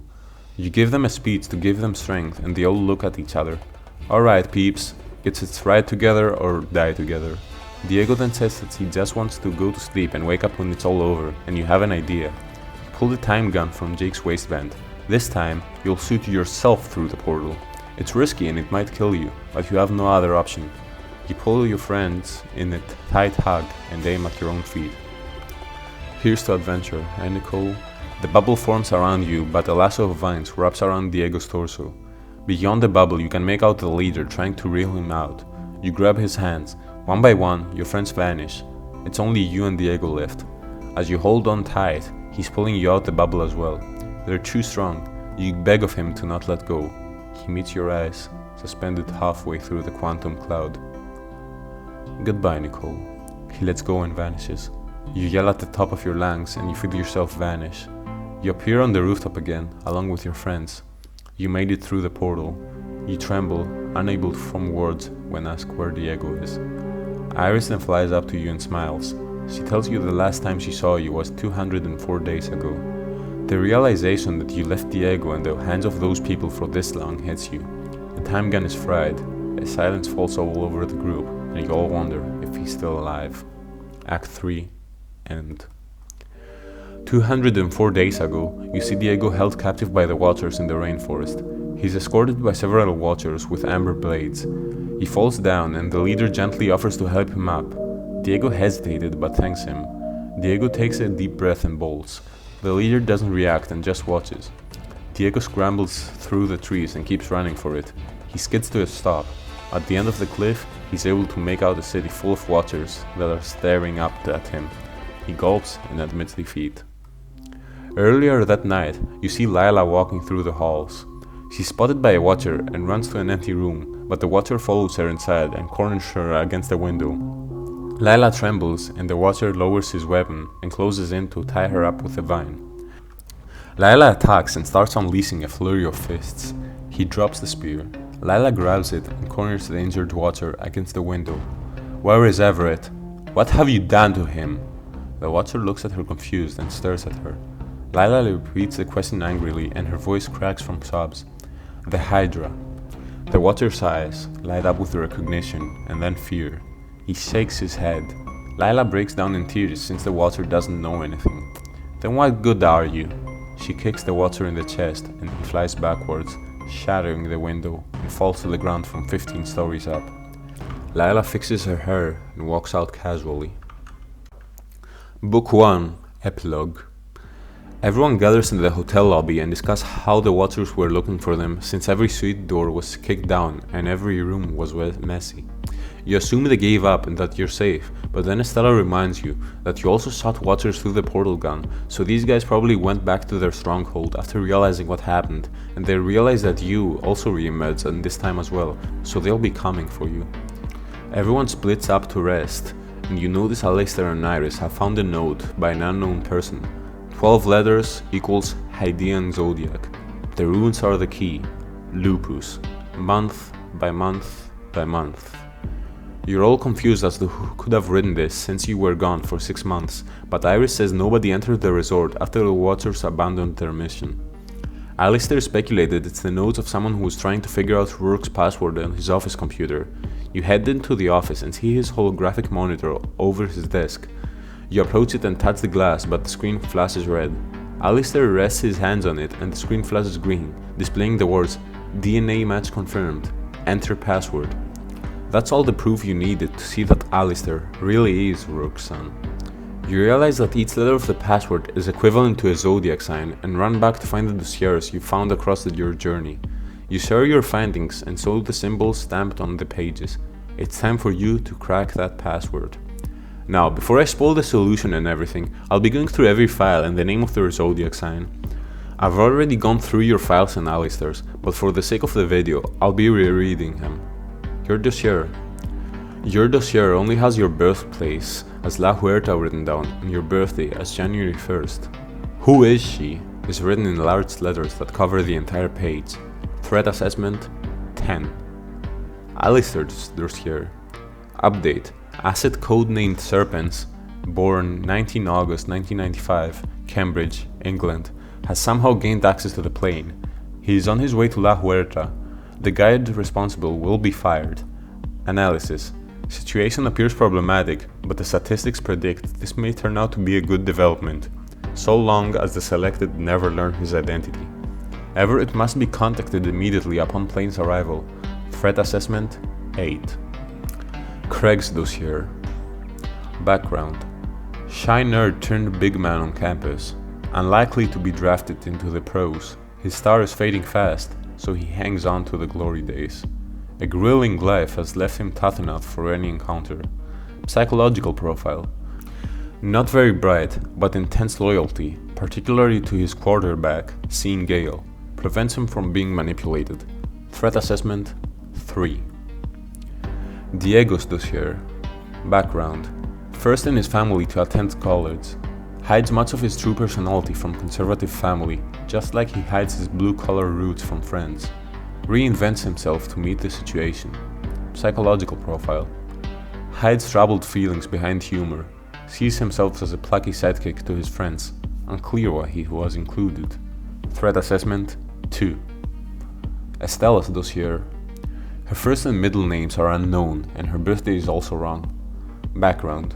Montoya is censored, vanishing for years at a time. She last surfaced in the military coup at censored.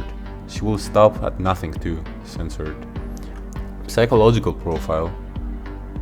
Exceptionally undetermined, with the skills to pull off her goal thanks to her ex-mentor, censored, ultimately demise. Threat assessment, do not approach. Grace's dossier. Background. Daughter of Manside Transglobal EVD Blair Hall, Grace matches her mother's brilliance in every way, because she must. Anything less is not an option. Psychological profile. Family pressures take their toll. Criminal record suggests a history of lashing out. Use this when necessary. Threat assessment 6. Caution. Actions may be unpredictable. Jake's dossier. Background. Joined Navy at 18, quickly rose to be one of their most decorated pilots. But after the censored incident, he struck his superior officer and went AWOL, absent without official relief. Detected in Costa Rica. Psychological profile. Independent to the point of recklessness. Years in the run have broken the soldier in him, now loyal only to himself. Threat assessment 9. Also has a $750,000 bounty. Michelle's dossier. Background. Raised by a single mother, taught to work hard for what she wants, and she wants it all. Top of her class, will have her pick of med schools. The words stud quarterback boyfriend have been covered by a red line, and the sentence continues with is just the cherry on top.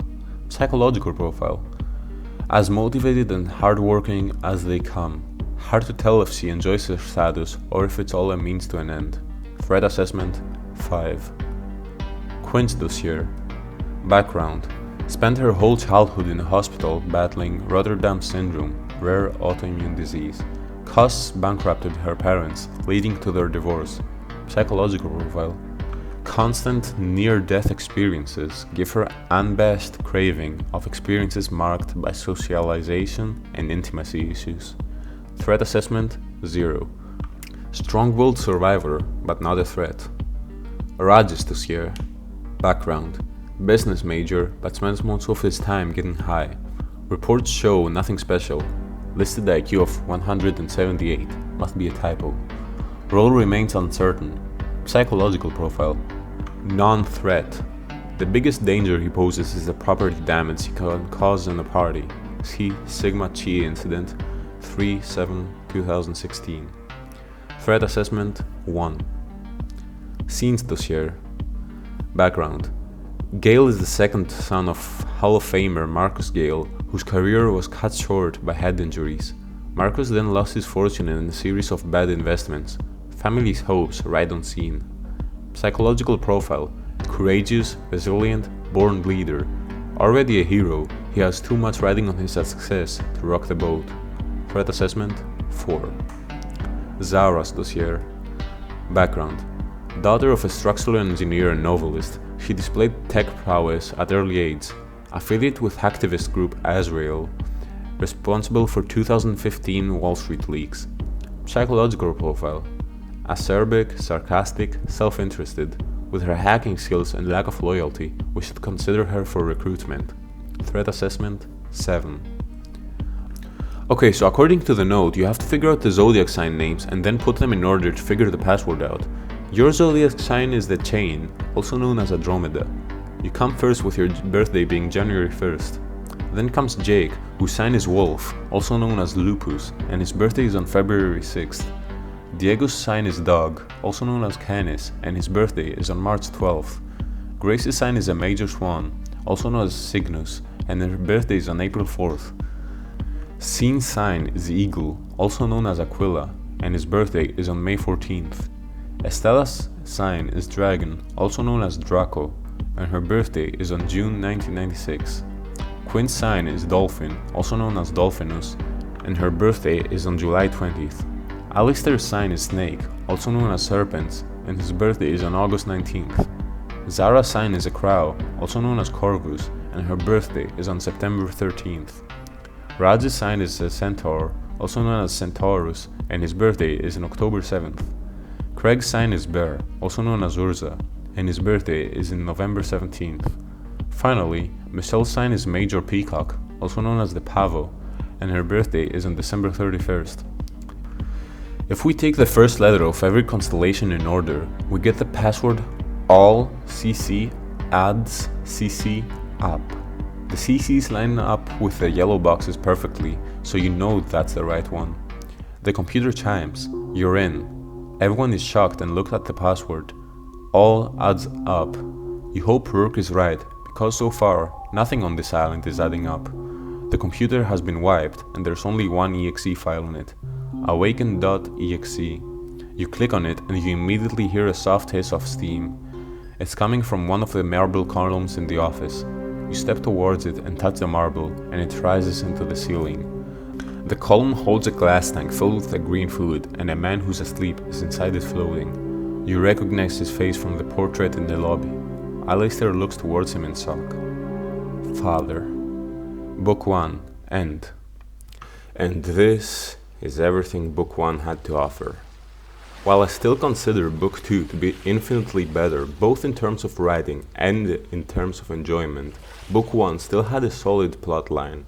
While accepting the fact that you cannot get off the island took a bit longer than it should have in my opinion, the pacing was acceptable and I cannot complain about it. Even though Book 1 has the most chapters, it is probably the shortest book in the series in terms of actual length due to the fact that it was written when the game was still in its early stages. But even if it's the shortest, it still managed to get out some solid character development, and the relationship system helps make it more obvious. Take the relationship checks for example.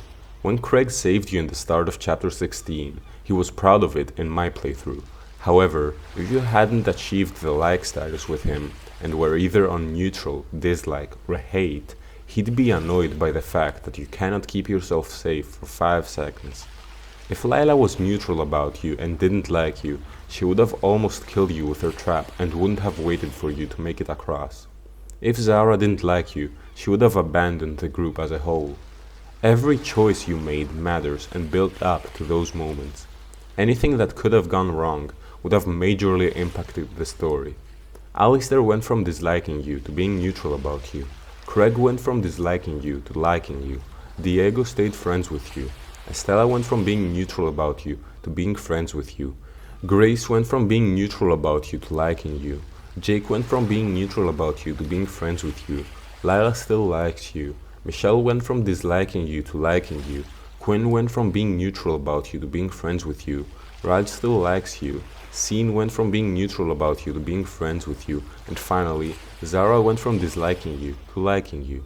In the span of 16 chapters, you managed to befriend almost everyone in the cast, and this is still the beginning.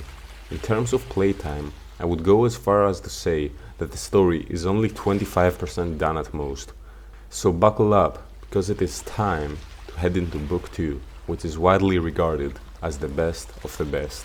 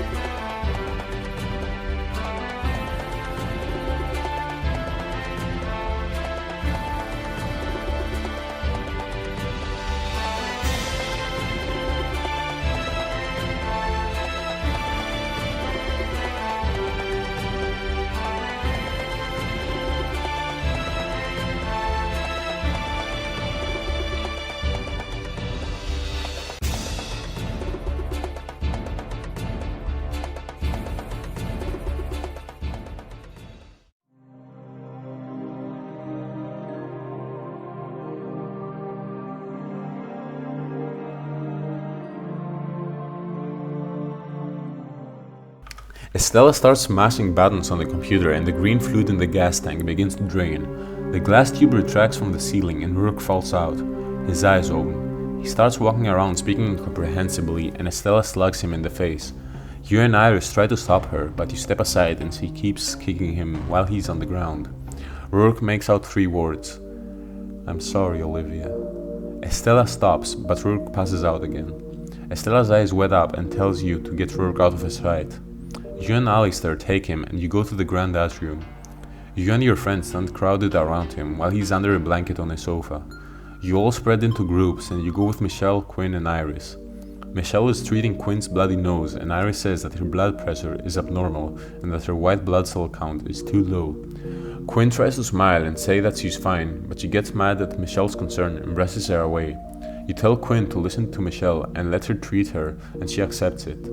You then all sit in a circle and start planning about Diego's rescue.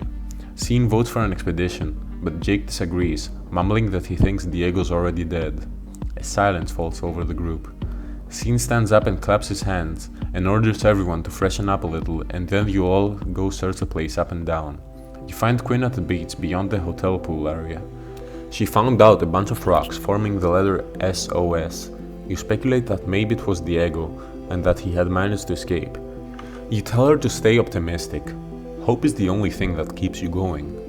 When I was a kid, I was cooped up a lot. Mostly had to stay indoors. So I would just read and read and read.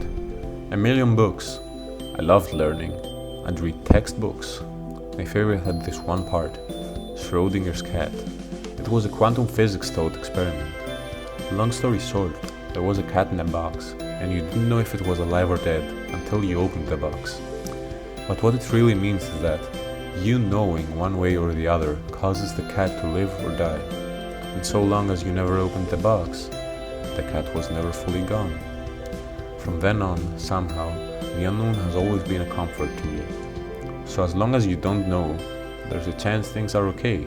Exactly. It's almost like when you have feelings for someone, but you don't know if they feel the same way. She steps closer to you, Quinn's eyes meet yours, but if you never ask them, you can never be heartbroken. You obviously understand what she's telling you. Well, I mean, it's painfully obvious that I like you, so my question is, do you want to see where this goes? Yeah, I'd love that. A lot. You and Quinn are now dating. First of all, not only do I absolutely love the build-up to her confession, but I also relate with her mindset. The whole analogy with Schrodinger's cat is just very well written and was probably there because the authors know that this kind of mindset is very popular between young people, but they were just never able to put it into words. Also, the story will now be heavily impacted by the fact that you two are dating. You're also given the chance to date others at the same time, but if you do that on a single playthrough, I don't like you. Stay loyal to your favorite PNG like your life depends on it. Anyhow, you two start making out, until you're interrupted by yelling. Zara is calling everyone to see what she just found. She stands perfectly still, facing a wall, and before her is a massive set of ornately carved wooden doors. Everyone agrees that this wasn't here before, and you assume they were hidden. You doubt Diego brought them out. Alistair notices that there are some words in Latin written out, but he can't make them out. He doesn't understand the part though, where there's Roman numerals for 79 AD though. The carvings on the doors are depicting humans turning to ash in a volcanic eruption. It's a depiction of Pompeii, hence the date. You open the doors and are met with an enormous library. You split up to look for anything important. You find the caduceus, and after some hints you figure out that you have to place it on Rourke's statue in the atrium at exactly noon. You only have a few seconds until then, so you rush to the atrium and Scene launches himself at the statue, placing the scepter on the statue's hand. Everyone stares at the statue, and a mechanic click comes from the door and a staircase is formed. You head down and find a room full of Blizzard artifacts and trinkets. It's either a museum or a trophy room. Michelle grabs an amber idol and shows it to you. As soon as you touch it, Michelle's passed. Michelle is in her bedroom in a sorority house. Scene is confronting her and tells her her best friends told him that she cheated on him. He turns to go and Michelle tries to explain, but he shuts her down and walks out slamming the door behind him. Michelle tears up and someone knocks. Her sorority sisters offer to get her some chamomile, but she refuses.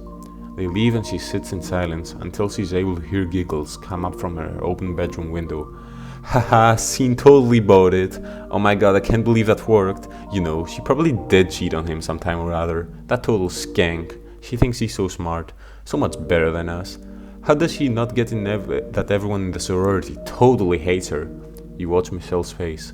She doesn't sob or shout. Her eyes go cold. Possible future. You're on a storm-swept beach. Michelle climbs into a rusted sailboat. Everyone yells at her to stop. No, I'm going. None of you want me here. You never did. You think it's my fault Craig and Alistair are dead. Jake's expression falls and he tells her that nobody thinks that way and you're all her friends. Even though it's raining, you can make out her tears. No, you're not. She pushes out to the sea and Jake tries to run after her, but it's too late. No, Michelle, that thing is still out there. You see a massive shadow forming below Michelle's sailboat and yell at her. You're back in Rourke's museum. She's standing next to you. You look down at the idol in shock. In Book 2, in most chapters, you'll find these idols. By choosing to touch them, you'll find out a key moment from their past and a likely future that's bound to happen. I'm going to go over them for obvious reasons, since I think the backstories solidify the characters and the likely futures are simply creepy and eerie to think about. Craig calls for your name and summons you a crimson glove within a glass dome. Craig punches the glass and breaks it. You take a look at it. You wear it, but you realize that this is probably a person's arm that was cut off and pulls the glove off while Craig is dying of water. Across the room, Jake finds a remote and clicks on it. The wall behind him splits in two, revealing a huge screen. The screen shows the satellite imagery of La Huerta. The crosshair starts pointing out towards the west of the island. Hostiles' stronghold. You figure out it's talking about the Watchers. You just found out where Diego is.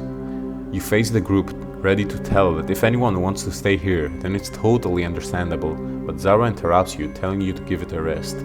You look from one classmate to the next. Sean folds his arms, Michelle ties her hair back, Jake picks up on an ancient hatchet. Despite everything, they all look at you with determination in their eyes. You already know we're all coming with you. Craig cracks his knuckles. Let's go save our friend. The sound of footsteps and a slow clap behind makes you turn. Rourke is awake and dressed. Well done, my friends. You found my toys, I see. Everyone becomes hostile towards him, but he negotiates, telling you that you're on the same side. You're surprised he's awake, and he's surprised you exist. Rourke spots Alistair sitting in silence. Alistair, my boy. It's been a long time. Rourke grins. Aren't you going to say hello to your father? Alistair stands there motionless and furious. I have many things to say to you. Hello is not one of them. Tension fills the room and Rourke asks you what his son is doing here, and Alistair is baffled and tells him that he himself invited him. Rourke knits his eyebrows for a moment and then relaxes. Right, of course, my apologies. My memory is still coming back to me. He then proceeds to ask you questions about how you got an old backup of Iris and how you're still alive after 6 months. Craig yells at him, telling him you're the one that has questions for him, and he grabs him by the collarbone and smashes him against the wall. Rourke smiles down on him and you tell Craig to let him down. You explain the situation and Rourke tells you to prepare for the hike unless you want to be here when the watchers return to the resort. He leaves and you and your friends stare at each other, knowing you have no choice but to take him with you since he knows the way. While you're in the rainforest trail, a throbbing headache pounds in your skull and visions start flashing in front of you. The headache fades and none of your friends seem to have noticed. You realize that you're in the same scenario that you saw in your visions, in front of a river. You ask Iris what's going on and she finds out you're all stuck in a time loop. Normally humans are unable to detect them, but somehow you can. You have to destroy the source of the loop without telling your friends, otherwise you'll be stuck in there forever. You use the fact that you're in a loop to squeeze as much information out of Rourke. Before he tells you anything, he asks for your name and reveals that he has his people look all over the planet for you, yet could never find you. You also find out that the guests from the resort were all evacuated in preparation for Mount Atropos eruption, that Mount Atropos eruption would cause space-time to corrupt, and that the things you heard from the radiophone were an echo from a likely future. Right now, the island is within a time bubble. When you ask Rourke why he brought you here, he tells you that one of the workers found a 500-year-old photograph of your classmates, excluding Alistair. However, photography has only been around for 200 years, so he knew you were important to the island. When you ask him about all the secret doors, he says he modified the resort after discovering some of the island's secrets. He didn't elaborate. When asked, he reveals that the sea monster's name is Cetus and that he only re-emerged from the depths last week. Furthermore, he created the portal gun in an attempt to understand the island's perception of time. However, since it's only a prototype, it carries the occupant exactly 204 days ahead in time, no more, no less. When asked about the marina, he says that after the evacuation, he feared the watchers could use the boats to attack other islands, so he blew them all up. Your last question is, what is this island? And he says that he asks this question to himself all the time. All he knows is that it's the single point where time folds in on itself. The past, the present, and the future all happen simultaneously. Long story short, after a while and a long puzzle, you break the loop and move forward. After a while, Sean notices an amber idol on top of a tree, and you tell him to go grab it. He hands it to you. Scenes passed. You're in a college apartment. The time on the clock reads 2:13 a.m. Sean's phone screen lights up from an incoming text from his mother. Your dad asked about you again. He misses you. Sean tosses his phone aside. Craig walks in. He tells Sean he's screwed. He impulsively stole a high-end laptop from the campus. When the school inevitably finds out, Craig will lose his scholarship. Craig lies onto the couch, distraught. Sean slips the laptop out of Craig's bag and puts it into his own. He'll take the bullet for Craig and say he stole it. His coach can't kick him from the team. Craig thanks him and tells him he owes him everything. Possible future. You're at the edge of a cliff. Sean waves his arms wildly. He's distracting the saber-tooth from your friends, leading it to the side. Don't worry about me. Run. I can handle it. The saber-tooth jumps onto him and they wrestle towards the edge. Everyone is yelling at him to stop. I've got this. With that, Scene rolls over the edge of the cliff, taking the tiger with him. You pull Scene into a hug. He's confused and hesitated at first, but he hugs you back. You and Scene rejoin the group and keep walking. You're able to hear horns. You break into a sprint, and in the distance, you are able to see an impossibly enormous tree rising into the sky. Everyone looks at it with their mouths open. It's the Watchers' village. You see a group of Watchers, and in the center of the group is a familiar figure with his hands bound. It's him. You found Diego. A shaman is leading the group onward, and they get out of your sight. You ask Rourke about what's the best possible plan, and he tells you it's impossible to sneak past them. You'll have to go there when they are not there at all. So basically, you have to distract them and lure them away. Just then, you feel a familiar presence come towards you.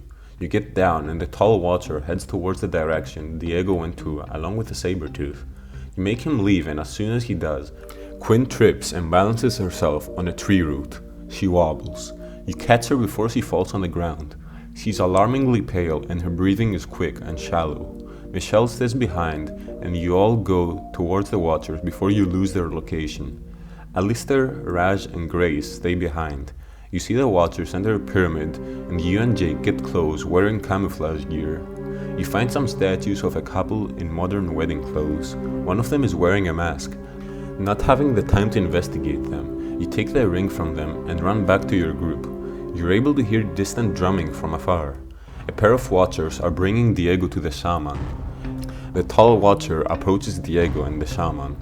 Somehow you understand the words they're saying. You head back to the group and tell them that the Watchers are using Diego to find something. If you make it inside the ruins, it'll just be all of you versus one Watcher.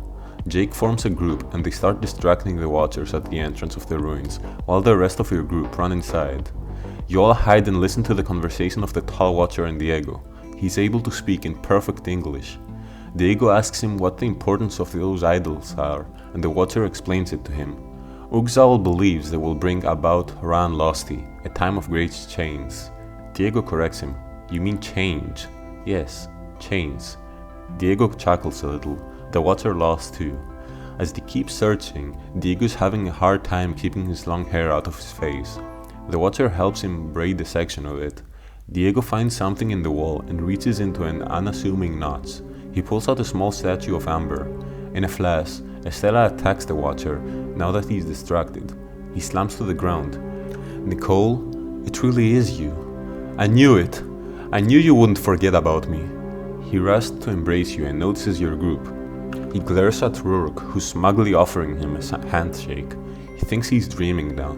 You convince him he's not, and ask him what they were making him do. He tells you that the Amber Idols are supposedly part of their religion or something. He asks you where you've been all this time, and you explain everything, until you hear Aleister's signal that the rest of the Watchers are coming back. You hear footsteps outside, and Rourke tells you to hand him the idol and that he'll hide it from them. Diego hesitates, and a large group of Watchers run inside. The shaman speaks in English now too. Well done, you have brought us the idol, and the catalysts both. He asks Diego to hand him the idol, and Diego tells him that he has to promise not to hurt you. The shaman is shocked and says of course he won't do something like that. You and your friends are the key to our people's future. Diego offers him the idol, and Rourke suddenly kicks over a brazier, causing the whole place to catch on fire. He pulls out a knife and rushes towards Diego. The tall Watcher wakes up and sees Rourke holding Diego hostage. Rourke tells the tall Watcher to retreat his troops and drop their weapons. They have no other option but to listen. The fire has spread to the ceiling, and cinders begin to fall around you. Rourke then tells Iris to activate Directive 1908. Iris complies, and you take the opportunity to slowly reach Rourke's position. Estella yells and launches her spear at Rourke's head. Iris flashes a bright light in Estella's eyes, blinding her. The spear flies right beside Rourke's head and lands on the wall. The tall Watcher uses a distraction to hurl a bowl at Rourke. In the commotion, the statue falls down. Rourke goes after it, releasing Diego. You grasp the figure a split second before Rourke is upon you. You pass the idol to Diego, and he touches it. Possible future. The tall water is lying on a lab table in the observatory, restrained. Diego is typing something at the workstation. Iris appears. I'm sorry, Diego. I can't let you do that. Defense sequence initiated. Those present are advised to vacate immediately. Machine guns emerge from the walls. Iris, listen to me. I'm your friend. Are you going to just shoot me down like Alistair? Iris falls silent. Input is invalid. Alistair will be returned to life once the procedure is complete. The tall water begs of Diego to run away. Diego refuses. The guns open fire, and Diego and the water spasm helplessly as they're struck by a hail of bullets. You're back at the temple. Rourke is glaring at you, furious. Him and Iris flee the scene. You're trapped in the debris.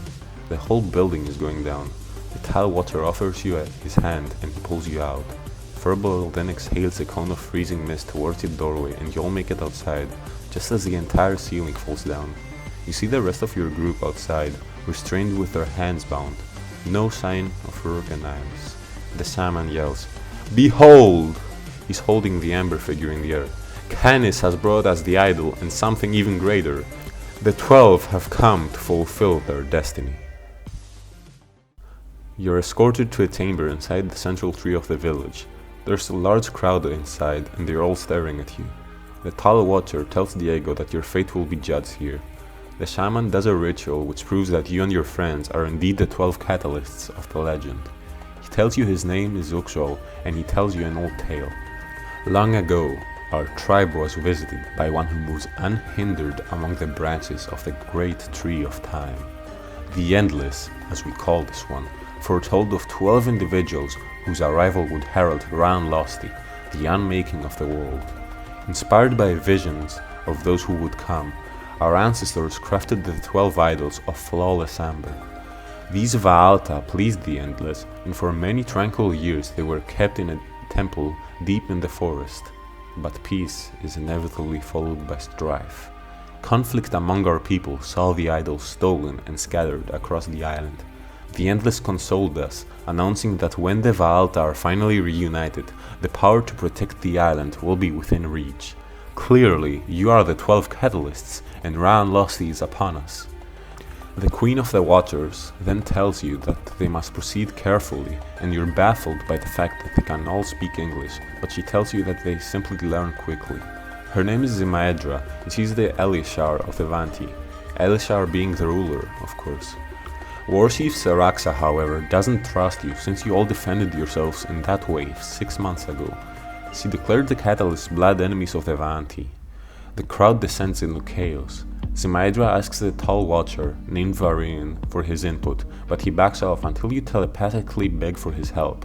He accepts and stands up for you when things started to look grim.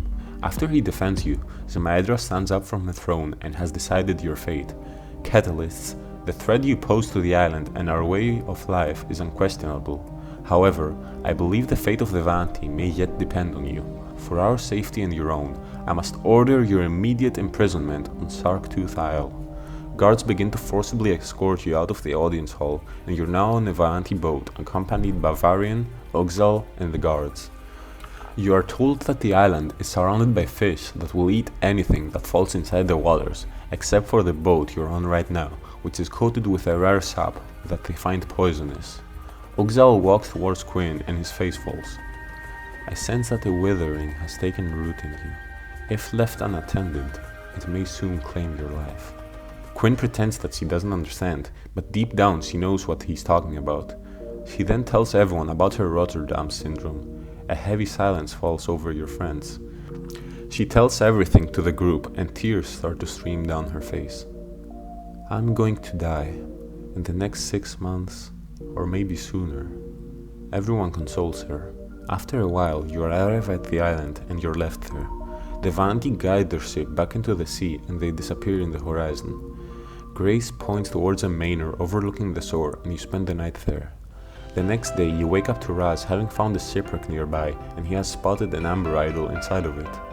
You help him reach it and as soon as you hand it to him, your vision blurs. Raj's backstory. You're in the middle of a frat party on the college campus. Raj kicks the doors open and runs inside the room. Guess who's off academic probation? Michelle, Sean, and Craig are all happy that he won his case. He dives into the bar and raises his fist in triumph. He says his professor couldn't prove Raj cheated, so he dropped the charges. Michelle asks him how he actually cheated without being caught, and Raj is confused, telling her he didn't cheat. Everyone says it's cool and that they can't get him now, so no need to lie, but Raj is serious about it. You, Raj Bahandarkar, the guy who accidentally burned down P Omega, the guy who made the GOAT tackle Camden State's quarterback in a live game, the guy who jumped off the library roof into the mayor fountain. You got an 100% on the econ final, where the next highest score was a 73%? Raj smiles and says he did. Everyone stares at him and bursts into laughter.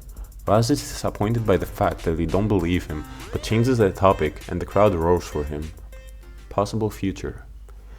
You're in the kitchen of the Celestial, and Raj is slicing vegetables while visibly crying. Rourke walks into the kitchen and asks for Raj to cook furball. Raj refuses and tells Rourke he pushed it too far this time. Rourke is irritated. While Rourke isn't looking, Raj attacks him with heavy cookware. Him and Furball run away from the Celestial while alarms are ringing all across the resort. A battered and bruised Rourke walks out carrying a harpoon gun. There's a loud blast as Rourke fires the gun. Raj yells, "Go on, little guy, run for your You're back on Sarstooth Isle. The group spots a small Vanti sailboat coming towards you. As the sailboat reaches the shore, a woman leaps off, landing gracefully in the sand. It would appear the captain has sent out a welcoming party. Tres Gentil. I would apologize if I pronounce her French incorrectly, but I unfortunately have no respect for that language. She pulls out a pistol and points it at you. Take me to Malatesta. You explain to the pirate lady that you don't work for anyone and that she's been gone for a long time, but she finds that difficult to understand since she claims to only have been gone for a night. Eventually, she gives up and tells you that she'll bring you back to the mainland if you help her find the lockbox hidden inside the mansion. After dodging some traps, Yvonne finds a loot box, but there's nothing inside but a note from Malatesta teasing her and an idol. You touch the idol with Quinn and are transferred through time. Quinn's flashback. You're back at Hartfield and Quinn is sitting alone at the edge of the park fountain. She's talking on the phone with a hurt expression. Her mother is talking bad about her husband to Quinn and is planning to take her to some doctors behind his back. She's trying to effectively get Quinn against her father. Quinn starts crying and she covers her face while her body is shaking. A gentle touch stirs her. It's Grace, and she asks Quinn if she's okay. Quinn smiles and everything is going great. Grace consoles her and Quinn looks down on her phone while her mother is continuing her lecture. The phone buzzes and flashes a text from Dad. Call me. Got an idea. Don't tell your mother. She'll just get in the way again. Quinn then tells Grace that her parents are always fighting each other through her and acts like she's just some pawn in their game. Grace sits down beside her. A pawn, huh? Well, I play a lot of chess, so if you're just a pawn, all you gotta do is keep fighting. And when you finally make it to the other side, you'll be the queen you always carried inside you. Quinn laughs and wipes away her tears. They exchange information with Grace, and Grace walks off looking back to wave and smile. Quinn waves back. Her phone is still buzzing from her father's texts, and her mother's voice is still blasting from the speaker. She throws the phone into the fountain and watches it die. Possible future. You're high in the branches of the Vaanti village. Nearby, Quinn sits on a bridge, her legs dangling over the edge, looking out at the infinite sea. Quinn, your own voice startles you. You look down and see you're in your own body, but somehow not in control of it. Your legs carry you forward until you're sitting in the bridge beside Quinn. He smiles. Oh, I'm glad it's you. We did it, Quinn. We saved the day. Can you believe it? As a matter of fact, I can. Really? Yeah, because of you, Nicole. More than this place, more than everything that's happened to us. It's you that makes me believe in the impossible. Good, because we've still got a long road ahead if we're ever gonna get out of here. Not me. What do you mean? Quinn leans against you and gazes at the horizon, tearing up. Her eyes shine like the sea. Everyone fights so hard to have some say in their own life. to have some control over themselves. But in the end, all we really have control over is whether we appreciated what we had. So, do you appreciate it? I haven't always, but I do. Now, you start getting startled. Hey, you okay? Are you tired? Quinn's words grow softer and slower. Her eyelids flutter, barely staying open. Her voice is like a whisper. And when you finally make it to the other side, you'll be the queen you always carried inside you. Quinn goes limp, her head slammed on your shoulder. You're in denial. Quinn, hey, wake up. Quinn, wake up. Quinn, you gotta wake up. You're now back in the manor. Your vision is fuzzy from tears. You rush out of the mansion and Yvonne, the pirate lady, tells you you're now heading towards the jeweled cave. You make your way there and find Yvonne's chest, and she uses her pistol to blast it open. Everyone chases after the coins that fly through the air, but you keep your eyes on Yvonne and notice her pocketing a small compass. She pretends like she didn't find anything, but you confront her and ask her what she just pocketed. She reluctantly pulls out the compass but snatches it back. She says it's her old compass and needs it for navigation, and you can take the rest of her treasure. Your part of the deal is done, and you all leave the cave ready to sail back to the mainland. After a while, you watch the VIII village pass by. Diego says he really felt at home there and he'll miss it a little. The sky is now suddenly thick with storm clouds. Thunder starts coming down from overhead. You notice a shadow in the depths. Everyone is scared shitless of it and screams. The massive shadow moves swiftly towards the great tree of the VIII village. You are met with an awful headache. You drop to one knee as suddenly you're back at the tree village. You see VIII running around panicking in the storm.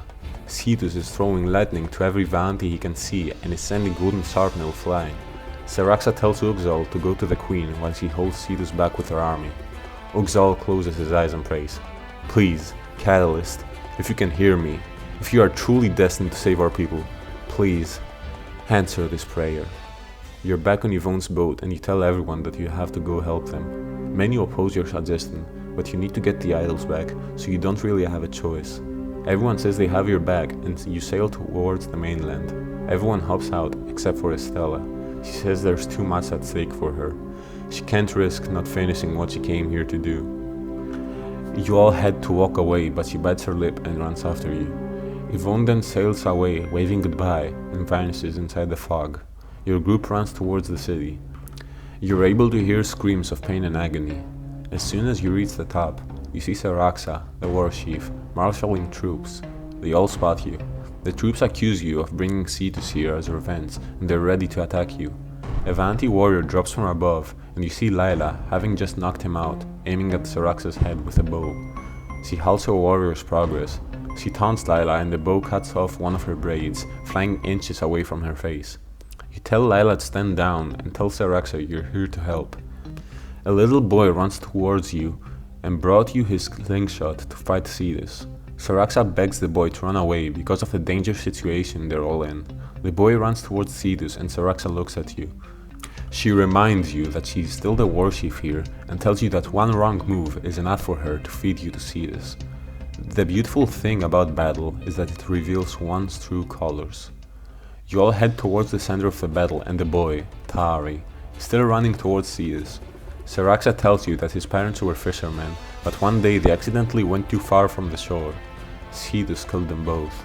As he's talking to you, Cetus tears off a gigantic branch and throws it at you.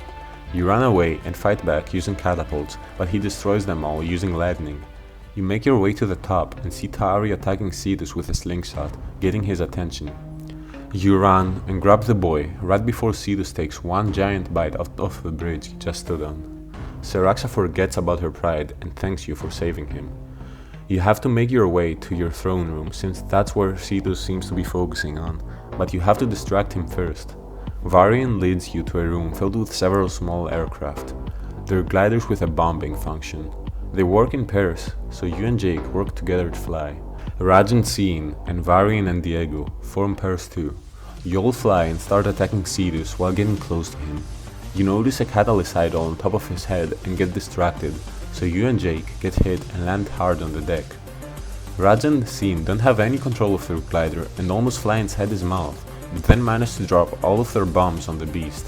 It crashes forward, falling on the giant tree's elevator, and gets caught in the iron chains.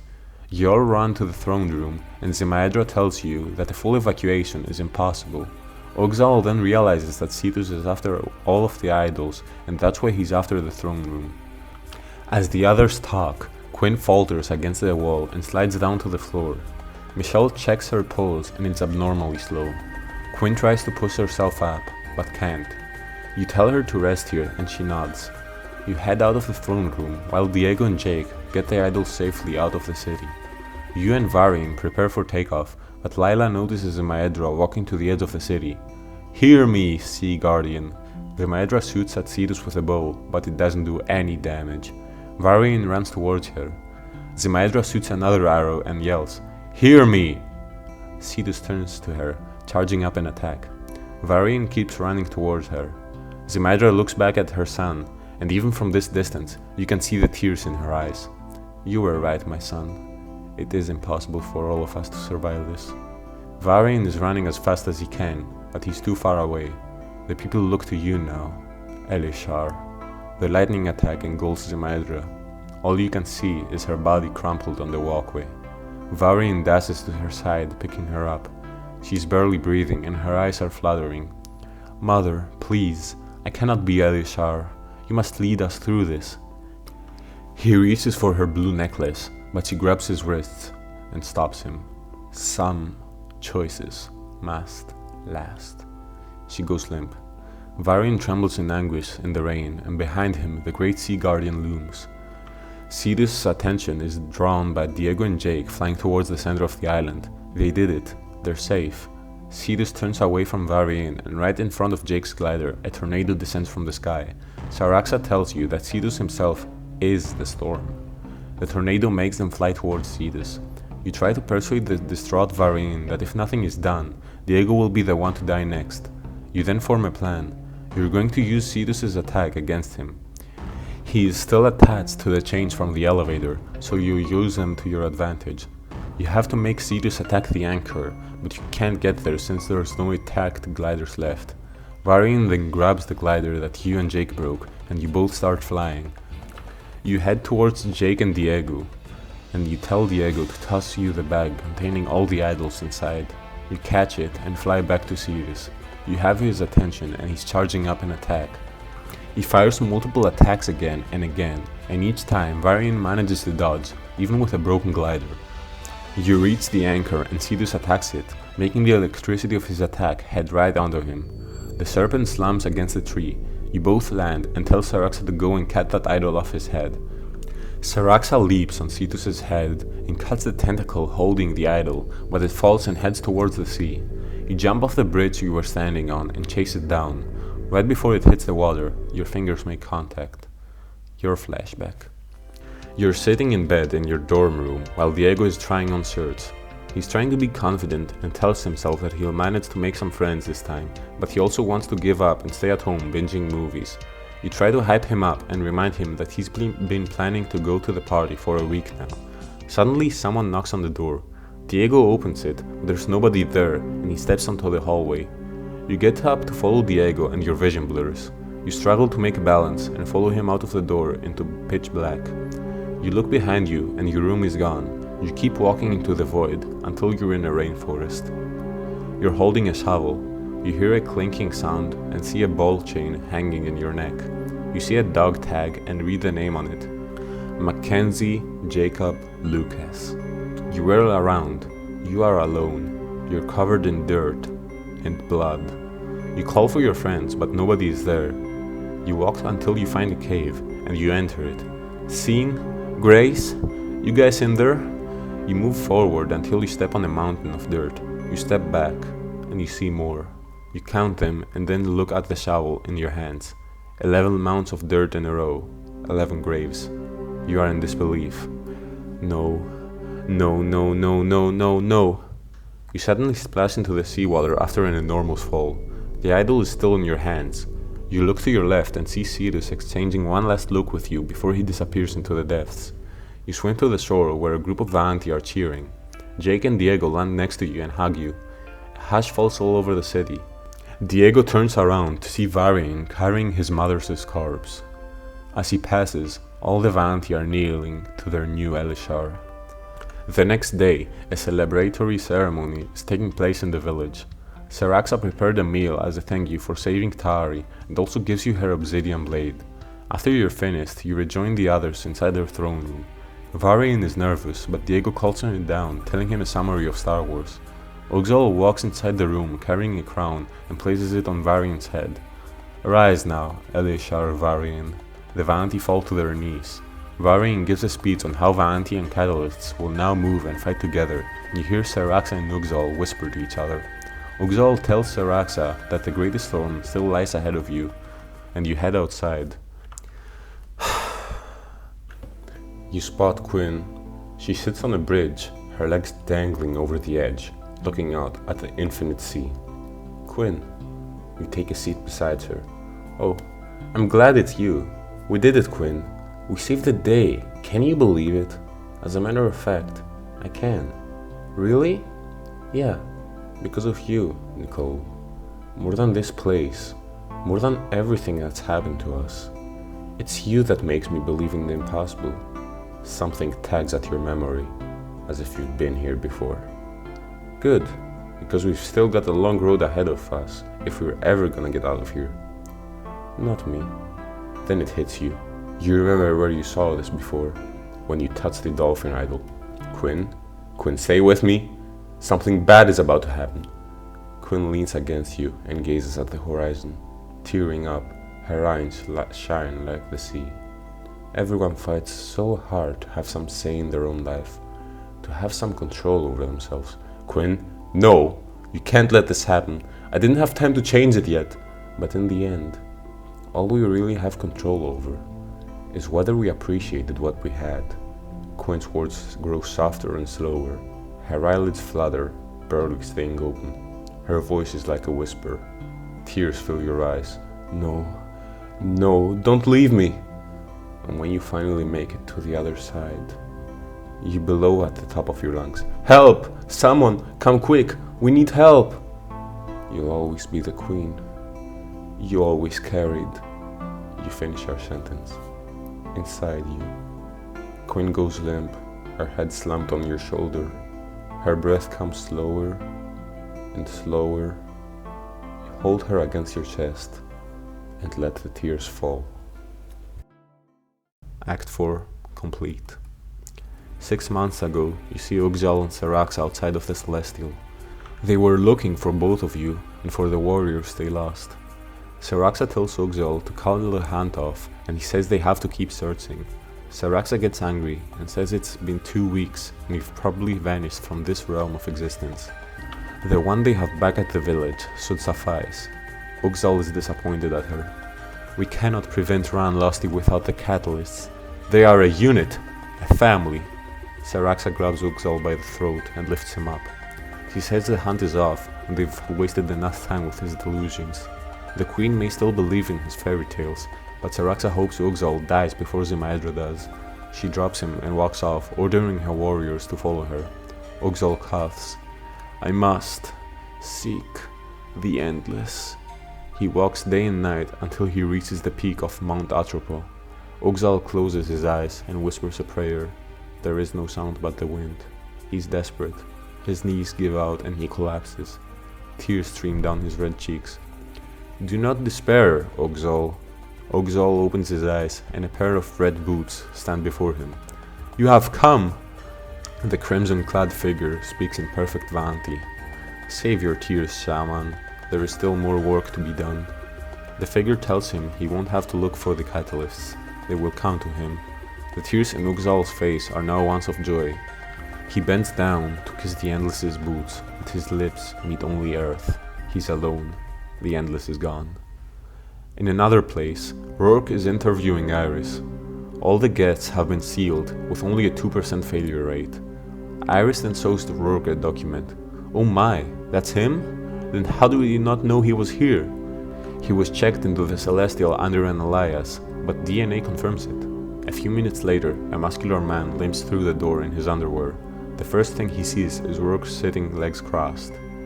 "You've got 5 seconds to tell me who the hell you are." Rourke offers him coffee, but the man keeps counting down seconds. "Why?" commanded Lundgren. "I am your new employer." Lundgren then boasts at him, and he doesn't work for him. Rourke then tells him he will after he hears his offer. Lundgren tells him he has contracts with 24 governments and money enough to last for a lifetime. He's cut off by Rourke. "Jake Mackenzie, work for me, and he's all yours." Lundgren goes quiet. "Alright then, boss. I'm listening." Lundgren also says that before they begin, he brought friends. Before I move on to the next chapter, I'd like to take a moment to appreciate how good this chapter was and why I think it's the second best in the entire series, apart from the finale. Before I start the praise though, I cannot overlook the fact that getting Estella to join your crew is RNG based in the game, but even if you get lucky and convince her not to leave, she barely does anything. The MVPs of the fight were Saraxa, you, Varian, and Scene. Anyway, onto the good aspects of the chapter. First of all, your relationship with the crew is once again solidified since they follow you into certain death once again, even if this time they were hesitant since there was no solid plan to stick to until you found an opportunity to improvise. I also think Zimaedra's death was very well executed and played its role, and her final words, "some choices must last," were not only written to resonate within Varian, but also the player. The game doesn't know for certain how many times you've gone back in time to undo some choices that you've regretted, sure, but I think it's a good subtle sign to just keep going and see where it leads you. Moreover, your amber statue has the most gruesome possible future. All of your friends have faced awful deaths and you're forced to witness them when touching the statues, but they're nothing compared to your own. You are the main character, you're fated to be the last one standing, and you're facing the consequences for that. Finally, last but not least, I can't just not praise the absolute despair one will feel on the end of the chapter. Things were looking too good, and the game reminds you that although you're stuck in an island, which everyone refers to as paradise, in reality you're in hell. Quinn is now on the brink of death, and you couldn't prevent her possible future no matter how hard you tried and how many things you've survived against. The dialogue of what seems like her final words was so well written, along with the references to her first interaction with Grace. It's seriously so good that my heart couldn't bring itself to summarize the scene, I just had to write it word for word. You may call it laziness, but I call it dramatic effect. We all applauded and we all cried. Anyhow, on to the next chapter. I've been talking about a singular chapter for more than I'm used to. A large crowd is coming out of the hall after Varian's coronation. Michelle rushes to your side, and after examining Quinn, she freezes and starts tearing up. It's her Rotterdam's. The final stage is a coma. You're all in disbelief, since he said she still had a few months to live, but then you realize that you went 6 months ahead in time after going through the portal, and that could have sped things up. If that's the case, then she's probably only got a few hours left. You all beg for Uxol to tell you if there's anything that can help your situation. Varian commands him to tell you what he knows, even if it's forbidden knowledge. Uxol gives in. Legends speak of a crystal of tremendous life energy, hidden somewhere in the tree of Elistel, the village. Our ancestors called it the island's heart. The heart is responsible for all of the prodigious growth you see around you. Its touch is said to renew all living things. The heart, however, exists to nurture the tree and only the tree. The legends of the Vaanti warn to never seek it out. Furthermore, the heart is not of this reality. It can only be found by those who walk between dimensions. The path lies within the root barrows, and you all follow Uxol. After a long journey within a dark cave system, you reach a point in which silvery droplets fall from cracks in the wood. Uxol then tells you that drinking the sap will allow you to enter a transcendent state, allowing you to open your eyes to dimensions normally unreachable. Everyone but Raj is disgusted by it, but you have no other choice. You all take a sip, but there's no effect. Disappointed, you head outside and suddenly it hits you. Your vision shatters and it's like you see everything from a kaleidoscope. You head towards the tree since this is where the heart is supposed to be located, but the path is barricaded with a high wall of wooden spikes. You're able to pass right through it, like ghosts, and you enter the Vaanti's city. Alastair then points out several warriors running towards you. You close your eyes in horror, and time freezes. You turn around and realize that there's another group of warriors behind you. They were attacking each other. Diego realizes what's going on. The Three Tribes War. The Vaanti talk about it sometimes. Like 100 years ago, they had a big civil war over their faith over the Endless, worshipping the spirit of the island, listening to the Endless's every prophecy, freaking out about Ran Losti. One tribe wanted full theocracy, another wanted to cast the religion off entirely. It got bad. There was another huge tree city like this. It burned. Those 12 catalyst titles we've been finding? Lost. Scattered. The third tribe is the one who won. Varian's ancestors just wanted peace. They defeated the leaders of both tribes and forced a truce. Everything sorta just went back to normal. You focus your mind and you're able to accelerate time. You notice young Queen Zemaedra in the war and decide to follow her. After a while, she hands an idol to another warrior and she runs off, after telling the warrior to hide it somewhere safe. You jog after him and see him hiding it inside a small hole in the tree's bark. Grace grabs it and she hands you the idol. Grace's backstory. Grace is on a rush to go to her next class in university. She bumps into Alistair and he tries to brush off his embarrassment and hands her a pen engraved with her name that she lost weeks ago. Right.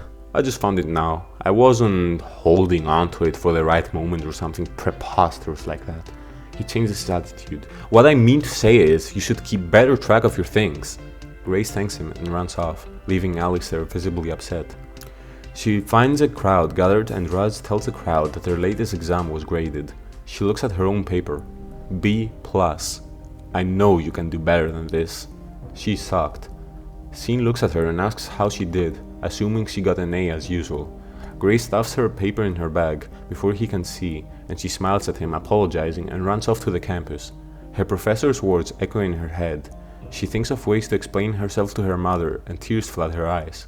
She then sees her professor's car in the parking lot. She drops her bag and picks up a nearby signpost from a construction zone. She smashed it into the hood of Diaz's car.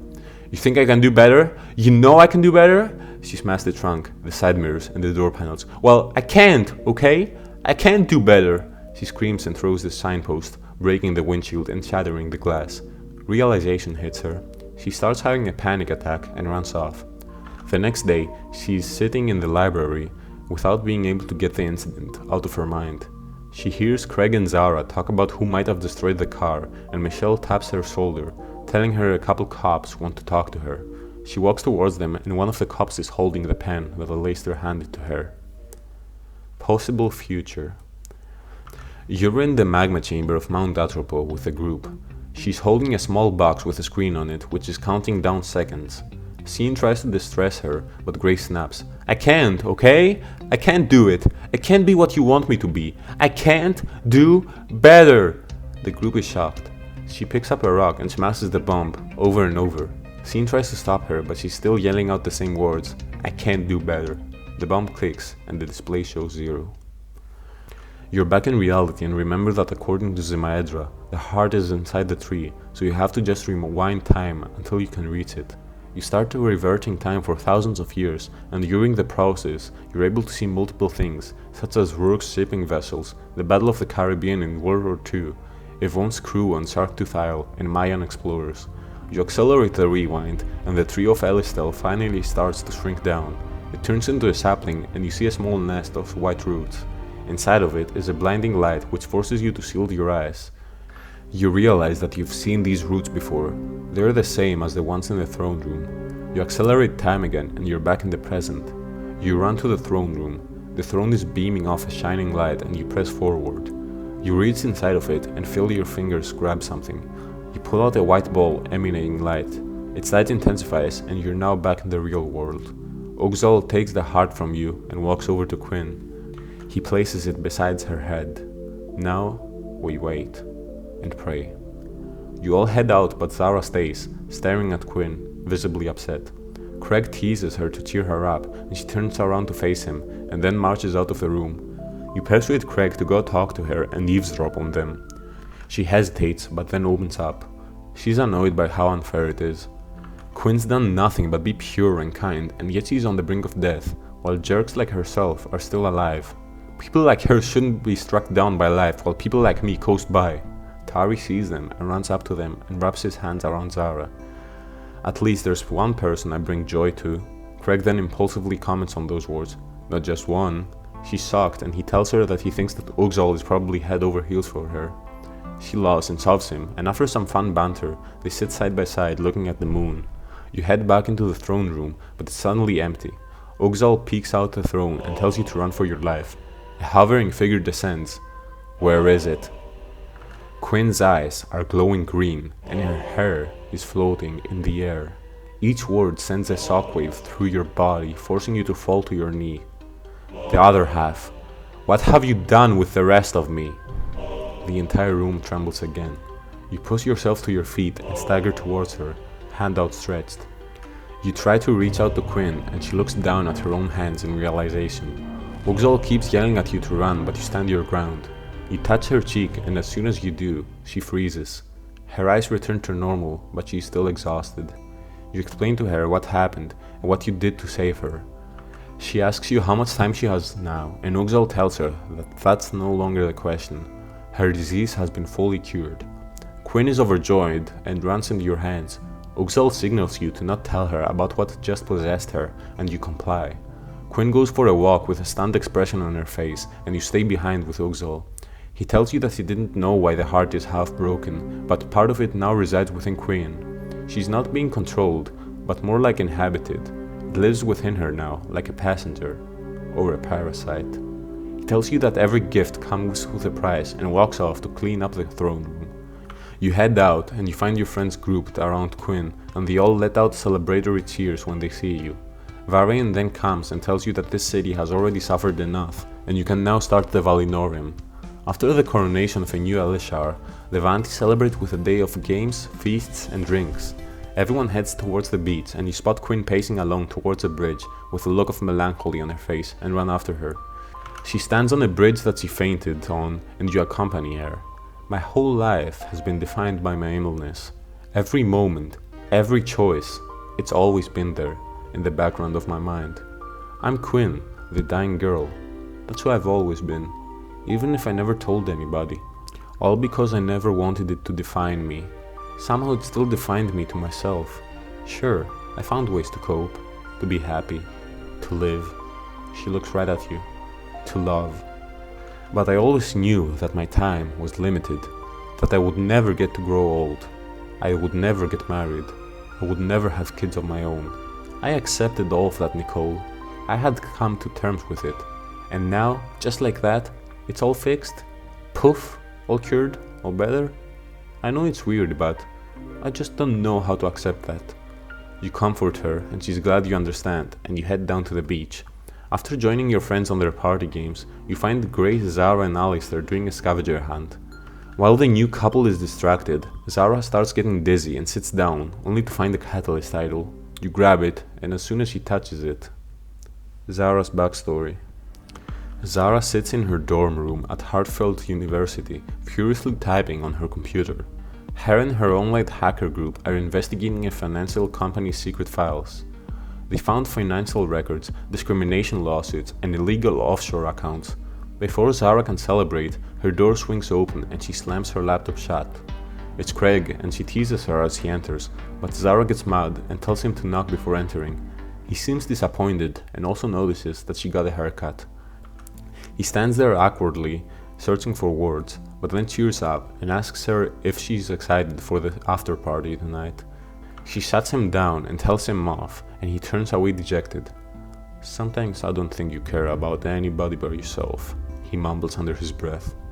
Zara opens her mouth to respond, but stops and pretends she didn't hear him. Possible future. Zara is sitting behind a desk in Rourke's office while browsing several monitors. Rourke walks in, visibly a few years older, but still with the same altruism as ever. Security Chief Namazi, how's it going? Everything is operational, sir. She shows him a mining facility extracting glowing crystals, a burned Elistell, the outside of the Celestial which is patrolled by masked soldiers, and a jail cell. Jake is inside of it and notices the camera looking at him. Hey, phony Stark, you watching? You turned into the Jake channel. Ain't anything better on? He flips the bird. I ain't gonna dance for you. I ain't gonna be one of your lackeys. Never. But if you're looking for some entertainment, how about you and me, outside, no guns? I'll give you a show, you piece of... Rourke then talks to Zara, asking about how long this has been going, and she tells him it's been 5 years. He says that it's a shame a man of his talents is this stubborn. I suppose he should have taken a cue from you, Namatsi. Yes, sir, he should have. Rourke asks her if there's anything else she has to show him tonight, and she replies negatively, wishing him a good night. Rourke walks back to the door, but when he swipes it, it doesn't open. I guess there's one more thing I should tell you. Zara reaches under her desk, pulling out a revolver and aims at Rourke's chest. You're a dead man. Rourke smirks. I'm gonna take everything from you. Zara hits a button on the keyboard and the siren howls while all lights flicker red. Shouts and screams can be heard from below. Rourke's expression now changes to the face of horror and asks her what she just did.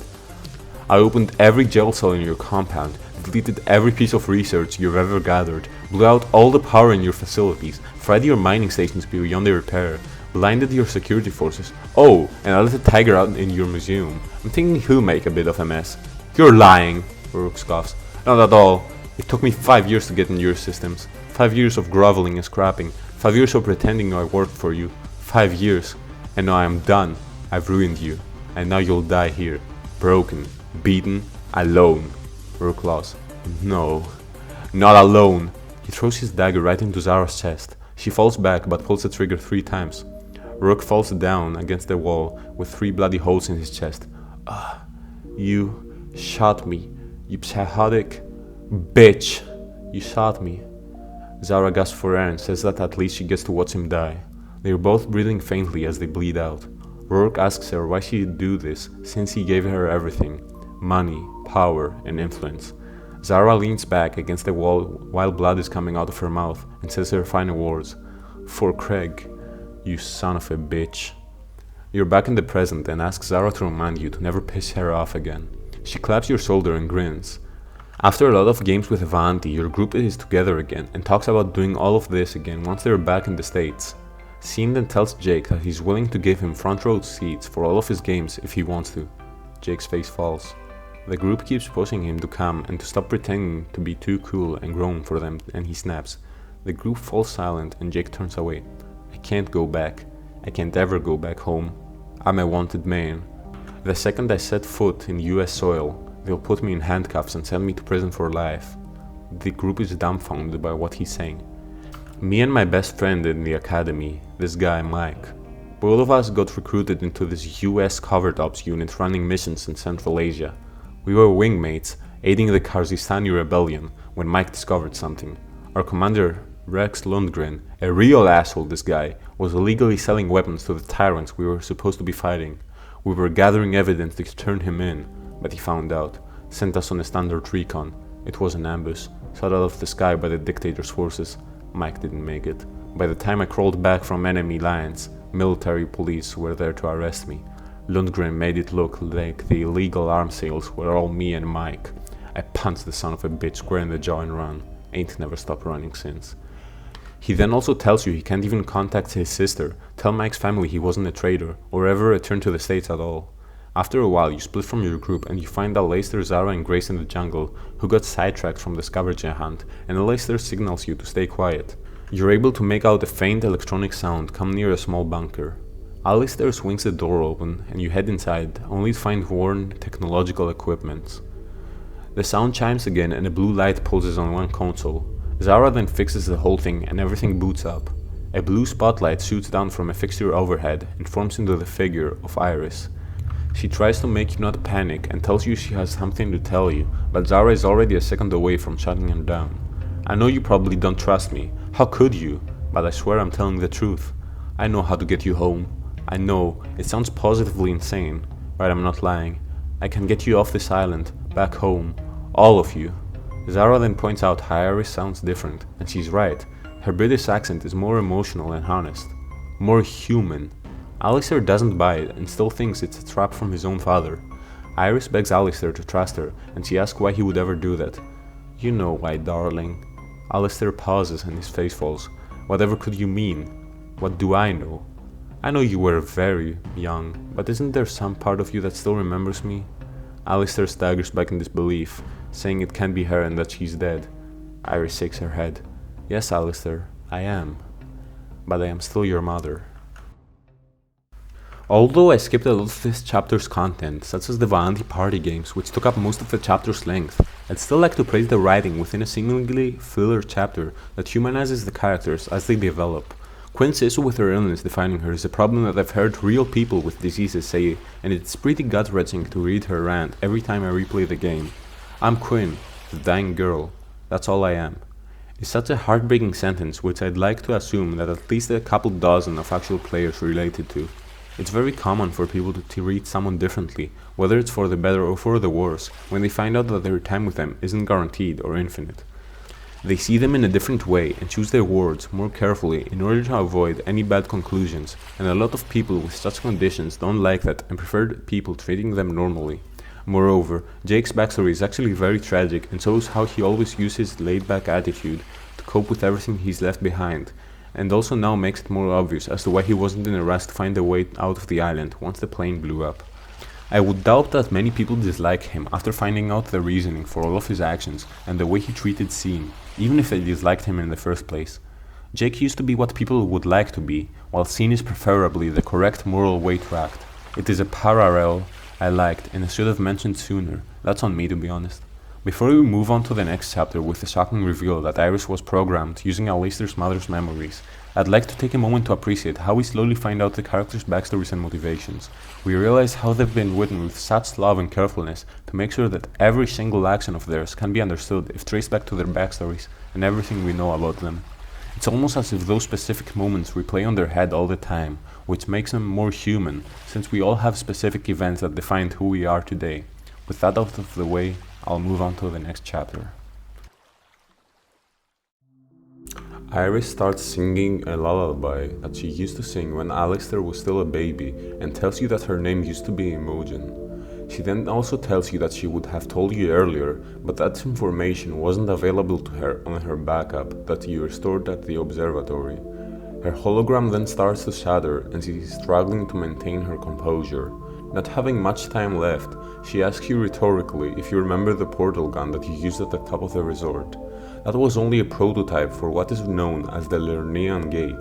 It's a machine housed at the facility to the north. It can safely transport all of you home, but you'll need to bring the island's heart with you, since it's the only object powerful enough to have a chance to charge up the machine. The Masada facility is 1/4 mile off the tip of the northern peninsula. Once you get there, you'll be able to teleport away. She also apologizes and lets him know that Rourke activated the program that prevents her from acting against him, but she's able to contact you since she views your departure from La Huerta as beneficial to every party involved. She then bonds with Alistair for a while and the hologram fades away. You head to the rest of your group to tell them the news, and even though some were against the idea, you start your journey northward the next morning, accompanied by Varian and a group of warriors that will ensure that the island's heart will return to Alistair after your departure. In the distance, you're able to see snow running all the way to the shoreline. You all bundle up accordingly for the weather that you're about to encounter, and proceed towards the frozen landscape ahead. A lone silhouette stands amid the white haze. He doesn't respond to you, and a small circle glows near his face, followed by smoke. Jake scoffs after you get close enough. Lundgren. He's wearing a steel exoskeleton. He mocks Jake and tells him that his family is very disappointed with him and that he's here to arrest him. A series of armored soldiers come into view and they move into formation.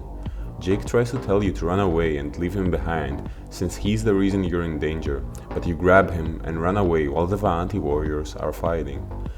You reach a ravine rounding the mountain slope, and you nearly run off the cliff. There's a narrow walkway and you all walk one by one, and the wretched airplane comes into view while its wings are balancing atop the 2 adjacent cliffs. However, someone else is also standing on the walkway. Well, don't I just feel like the Pied Piper? A woman wearing sunglasses and a suit appears and Jake recognizes her. The woman unsheathes 2 katanas which radiate waves of heat, causing the snow on the cliffside to melt. From behind, a man whose arms have been replaced by mechanical fists come into view. Told Lundgren I wasn't going to kill any of you. He points one of his fists towards the slope. Guess I lied. He He strikes and causes the walkway to tremor beneath your feet, and huge chunks of stone roll towards you.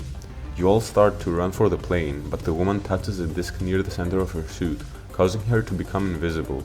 Lundgren and his army are standing on the summit, shooting at you with their rifles. Estella bashes open an entrance to the plane, and you all hide inside. You hear Lundgren yell from outside, "Gas him, Mouse." A masked figure drops onto the nose of the plane, smashing the windshield and throwing canisters inside, causing the cabin to be filled with violet-colored gas. You find emergency oxygen masks, and you all put them on and then see Craig try to open a first aid cabinet. You're able to see an amber figurine through its window, so you pull its latch and a note falls along with the idol. Found this during the excavation. Silas would be interested in it. Don't show it to Rourke's people, Henry. You grab the idol along with Craig. Craig's flashback. You're in an airport waiting area, and Craig is standing next to a pile of luggage along with Sean.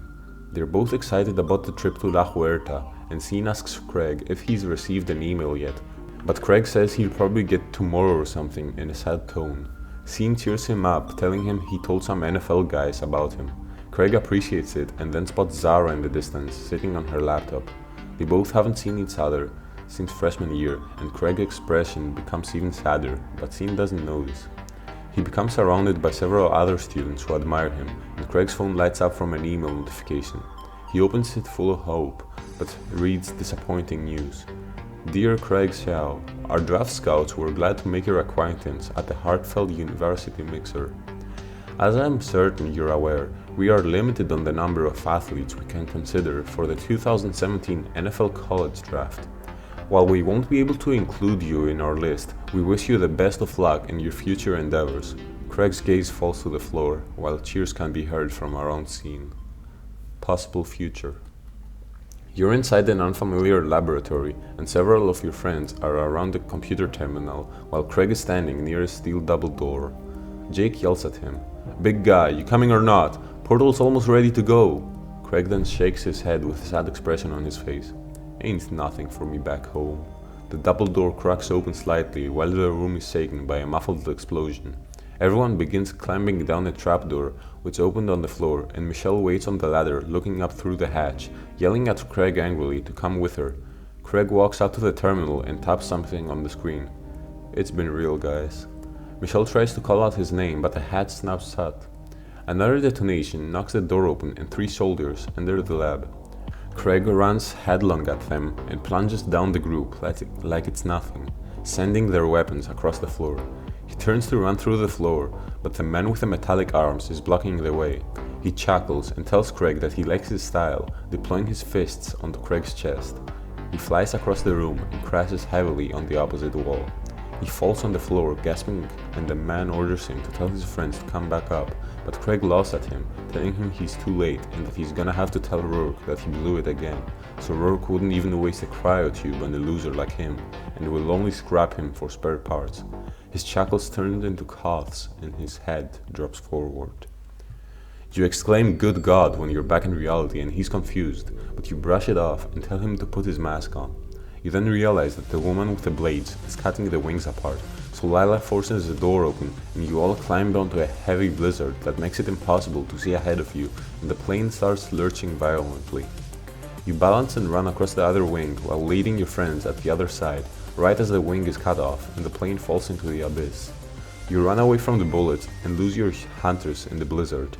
After a long and miserable hike, you find a half-buried sign in the snow which reads Elysian Lodge Resort, and the villa being a few meters behind it.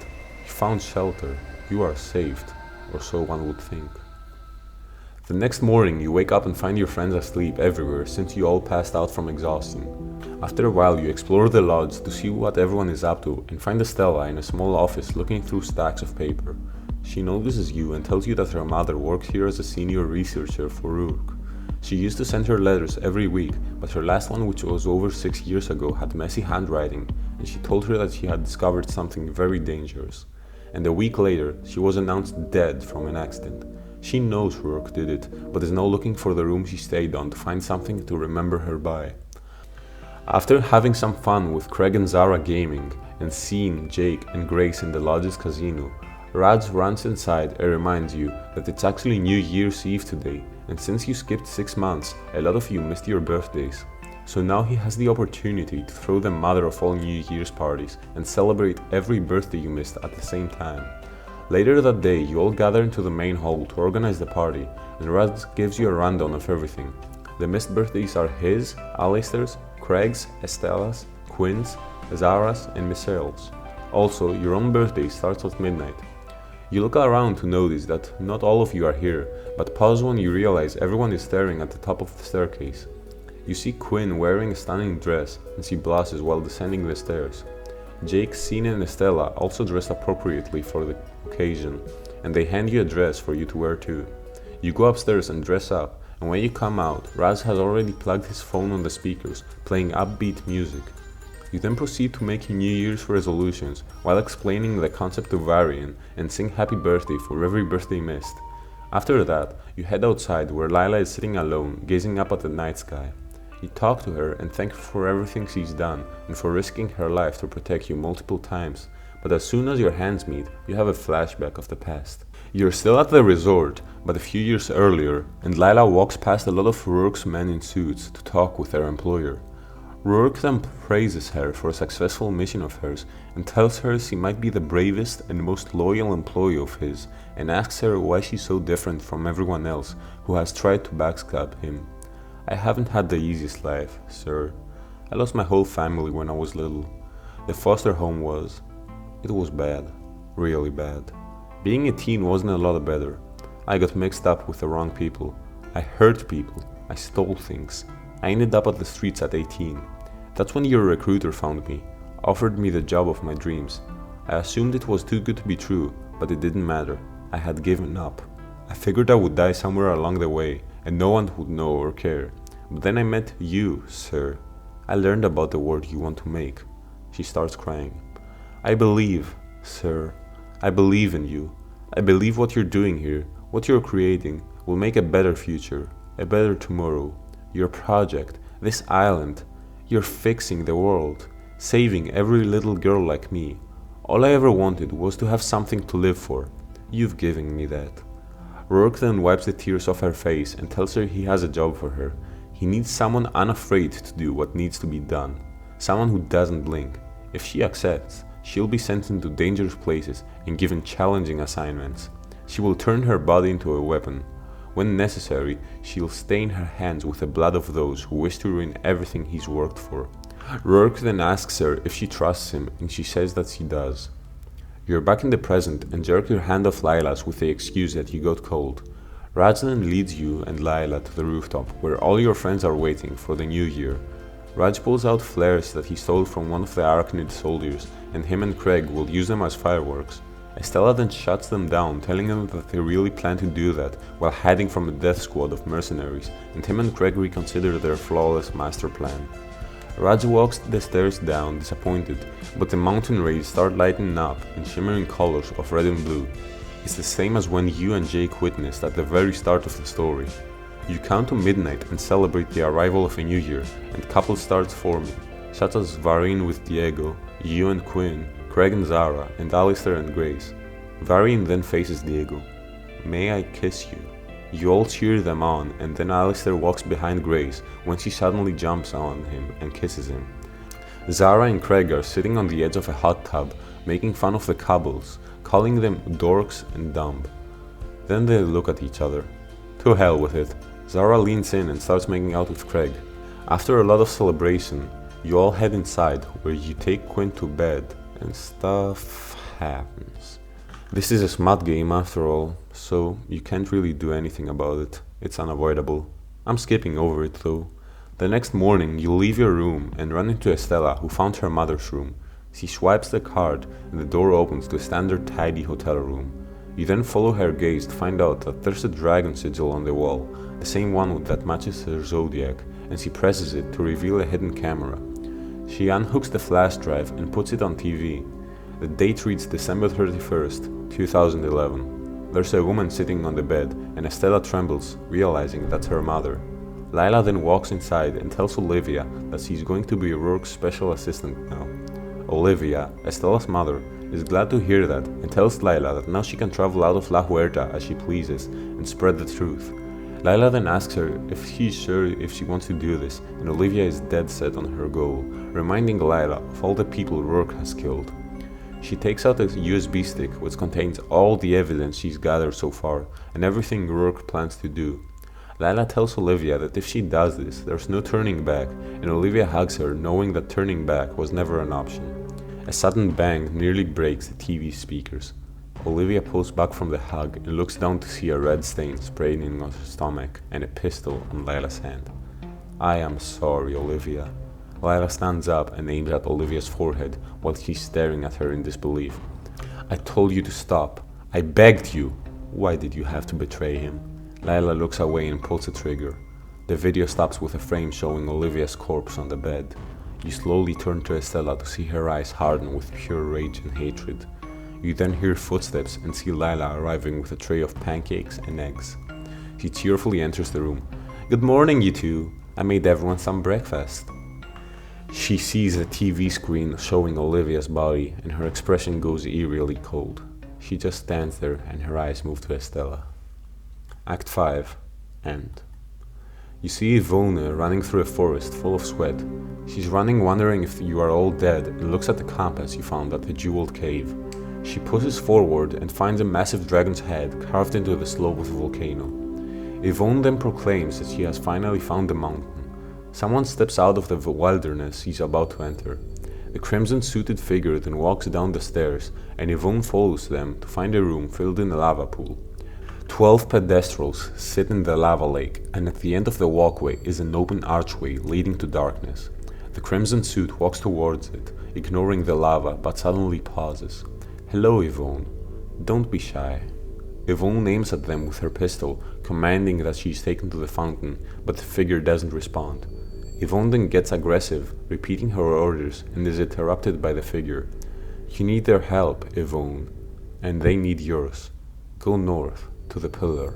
Yvonne is confused by those words and stands there as the figure steps into the darkness. You must hurry, Yvonne. Roulez à tombeau ouvert. The figure disappears and Yvonne sprints out of the cavern as fast as she can. The following scene is told by Lila's point of view. 6 months ago, you see your classmate standing at the top of the Celestial, ready to move 6 months forward in time. Lila notices that you're holding the portal gun and is shocked by the fact that you have it. The temporal perforator, I can't let Nicole use it. We'd lose 6 months, but I can't possibly protect them all. It's their only shot at surviving this. As you pull everyone into a tight hug and aim at the floor, Lila slithers to the edge of the group and rolls out the bubble unnoticed. She quickly sets a timer of 17,640,000 seconds. She runs out of the Vanti's point of view and hears Diego resisting the capture. Lila is left alone once all the Vanti leave the Celestial and makes her way across the treacherous mountain pass. She reaches the observatory and punches numbers into the keyboard but doesn't understand anything. She then runs to Elistel and spots Diego being escorted using her binoculars. She's then attacked by the saber-tooth at the jungle and is now treating her wounds at the resort. After that, she's facing a stretch of drywall on a long hallway and smashes the wall with a sledgehammer, revealing smooth wooden carving behind it. Later, she's scribbling through a piece of paper taking notes. 12 letters equals Hadean Zodiac. The runes are the key. Her face falls, telling herself she'll never find Rourke. Iris then appears and lets Lila vent to her. She runs to the atrium, gazes at Rourke's statue, and falls to her knees, ready to give up, asking Rourke why he doesn't love her. She then walks out of the shower, making her hair with a miserable look on her face. A few months later, she's at the ballroom staring at a blank spot motionlessly and checks her stopwatch, being down at only 10 minutes. A Vanti warrior blinks into existence and stops around confused, but doesn't notice Lila standing behind his back, holding a blade. I'm sorry, I can't let you warn them. She then gazes out at the island from the rooftop garden with a cold, distant expression. She closes her eyes in anticipation of the blinding light while her stopwatch counts down the final seconds. She stands among the group again and pretends that she was also taken to the future. Before I move on to the next chapter again, I'd like to use this intermission to just point out how the plot has really gone from 0 to 100 in such a short time, yet the pacing did not feel unnatural or forced in any chapter. The story really went from wanting to escape an island and having a seemingly generic cast of Western characters to a group of university students being hunted down by an elite strike force hired by a psychopathic multimillionaire. And it's peak, and we haven't seen anything yet, since more plot twists are about to come. I won't hold you here any longer, and we'll go back to the story. Everything seems peaceful for once, until Estella and Lila come out smashing through the glass door, toppling to the ground. Lila tries to explain herself, but Estella grabs her by the collarbone and dives her fist into her face multiple times. Everyone comes outside to see what is going on, and you explain the situation to your classmates. Scene runs to hold Estella back, but he effortlessly grabs him and throws him onto the ground. You try to call for a truce, and Lila begs Estella to listen to you, but she gets called a murdering bitch and is punched in the face again. Lila then tells you she can help you, since she has information, and Scene and Craig hold Estella back now that she's distracted. Lila then tells you that she did indeed do it, because Rourke ordered her to do so, and when asked what could possibly be worth all of this, she tells you about the machine Rourke has at the Masada facility, which can erase all of the pain and suffering people have endured. Before she can say another word, Estella breaks free and runs towards Lila, but the rest of you are distracted as the ground begins to shake by footsteps approaching you. A big Yeti figure appears and reaches the lodge, and Varian calls it the Mountain Guardian, and Estella is distracted by it, letting Lila escape and run into the woods. After the Yeti attacks you, it grabs Furball and runs away. You're all confused and overwhelmed by everything that's going on, but you agree on running after the Guardian to save Furball, and after a long run you find him on top of the pine tree and try to get him down. Furball takes a wrong step and falls from the top, and the Yeti then runs towards him, visibly concerned. It tries to take care of him, but he runs towards Quinn's side, which angers the Yeti, and he follows it. As it's running towards Quinn, she says she has enough of it and yells at the Yeti to stop, sending a shockwave towards it. The Yeti seems to have been hypnotized, and a faint glow appears on its eyes. After some tries, it gets the Guardian on your side, and even though most of you want to be confused, you've reached a point where events like this don't faze you anymore. After a few hours of travel, you reach a vast frozen lake, and the Yeti turns back and runs into the forest. The ice is thick enough for you to walk on it, and you continue your journey until Estella notices an amber idol beneath the frozen lake. Rads uses his portable burner to melt it out, and you hand it to Estella. Estella's flashback. You're in the library of Hartford University, and Estella is sitting by herself at a small table, reading a volume named The Executioner's Song. Alistair proceeds to sit next to her and make small talks with her, until they both hear laughter from behind her. Did you see that transfer student? Her face looks like she got in a fight with a slap chop and lost. She's way creepy. I heard her entire family died a bunch of years ago. The two girls keep making fun of her until they walk out of the library, and Alistair confronts Estella, telling her that even sorority queens and head athletes eventually end up at the bottom of the pecking order. He also tells her that trust is a fragile thing, and Estella agrees that longing for the approval for those people is a waste of time. He agrees with her, and they both go back to reading their own books. Possible future. Lila's body is lying crumpled on the fountain inside the Celestial's atrium, and the fountain's jets sprinkle onto her, washing away blood from several stab wounds. Estella is breathing heavily, and a knife falls from her hands. "It's over, Mom. I did it." A shirtless Rourke appears in one of the balconies, and he thanks Estella for killing Lila, and then proceeds to call her a liability. Estella takes a spear from her sling on their back and throws it on Rourke, who was taunting her by mocking her mother. The spear, however, goes right through him, and a gunshot rings across the room. Estella falls to her knees and spins around to see the real Rourke behind her with a gun to his hand. The Rourke on the balcony disappears, and a small drone floats to hover beside Rourke. Estella calls him a bastard and lurches towards Rourke, only to be shot again, this time in the side. Rourke yells at her to stay down and shoots her 2 more times in the chest. She falls down, but even then she claws forward with clear hatred in her eyes. Rourke is freaked out by her persistency. Like mother like daughter, I suppose. He aims at her head and pulls the trigger. You move forward, and a group of Arachnid troops surrounds you with ski bikes. The man with the mechanical fists is alongside them, and Jake taunts him, and you find out that his name is Tetra, and he is also pretty much an idiot, so you try to waste his time by asking him pointless questions. While he's distracted, Scene tackles a pair of soldiers, opening a path for you to run. Tetra attacks Scene with his mechanical fists, but Scene dodges in time and he hits the lake, causing the ice to crack and your group to lose balance and fall down. The island's heart falls from a backpack and rolls towards Quinn, who grabs it before you can tell her not to. Her eyes turn green and she now floats in the air.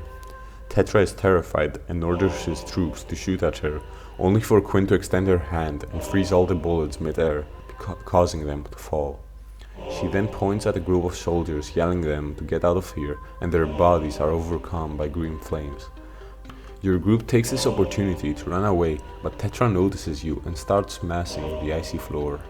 You yell at whatever is possessing Quinn that Tetra is the one who broke the island's heart, and she attacks him, causing his arms to rust and explode. However, the ice covering the lake shatters into pieces and your group is separated. Scene has fallen into the water and you run to save him while Zara is heading towards a waterfall and Alistair is struggling to balance himself on a small icy surface. You all group up despite your heavy injuries, and as you're about to jump to the shore, Quinn blocks your path. You try reaching out to her, but it doesn't work this time, and she keeps yelling that she's broken and that she'll never be whole. You remind her of what happened at the bridge in Ellistel, and she turns back to normal. Your friends run towards you in panic, and you notice a tall building atop a spire of rock in the distance. You found Rourke's facility. You're going home. The only way to reach the facility is using a gondola. You have no other way, so you need to find a way to use it without dying during the ride.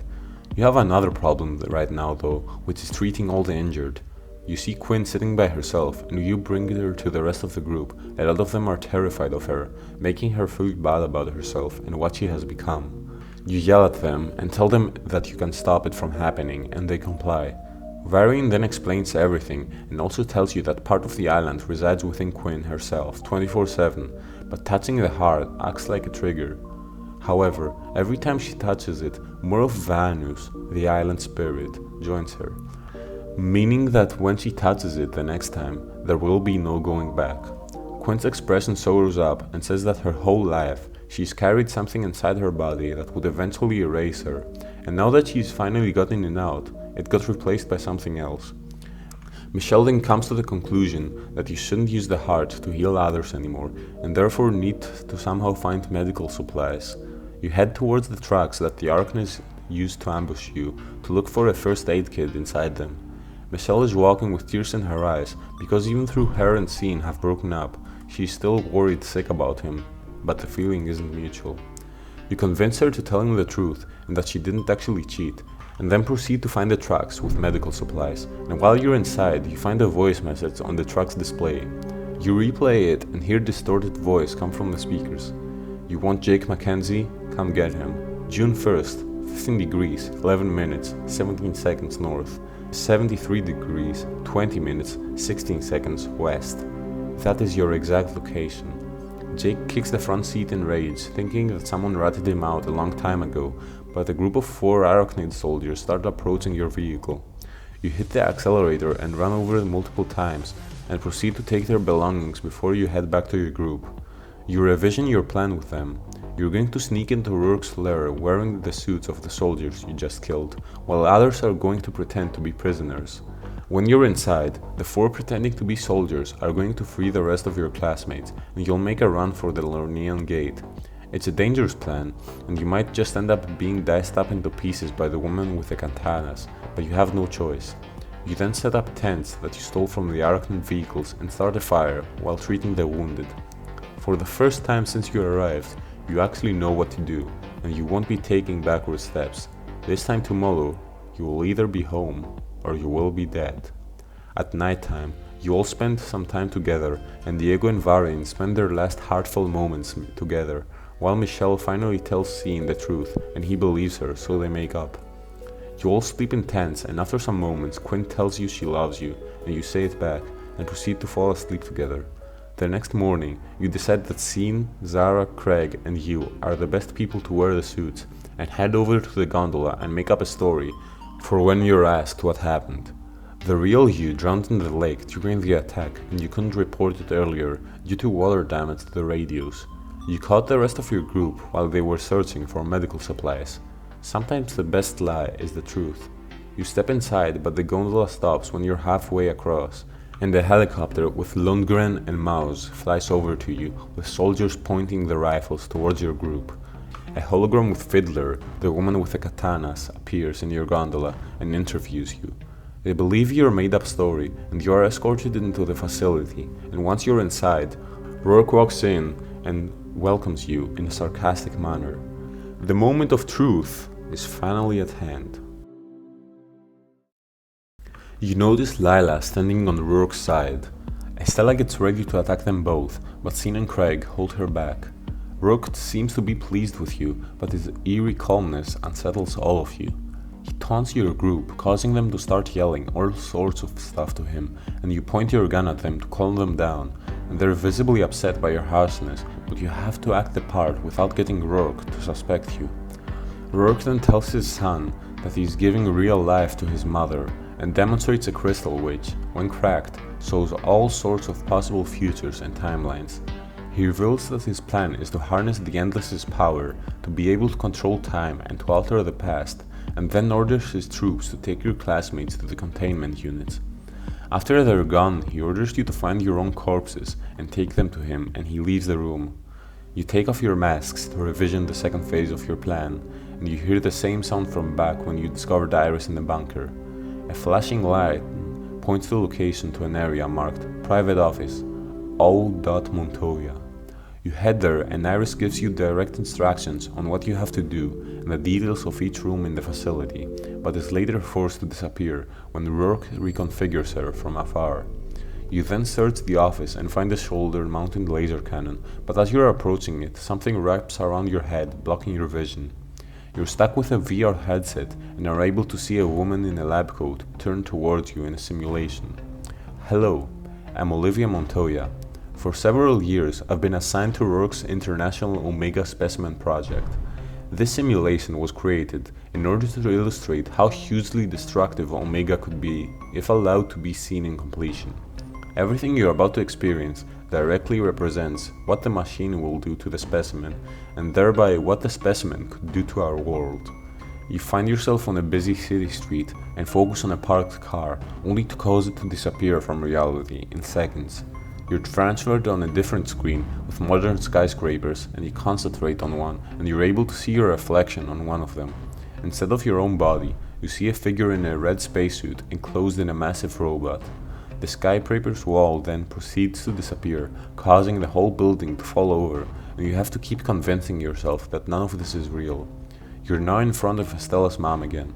You've just experienced firsthand the disastrous effects of the Omega specimen.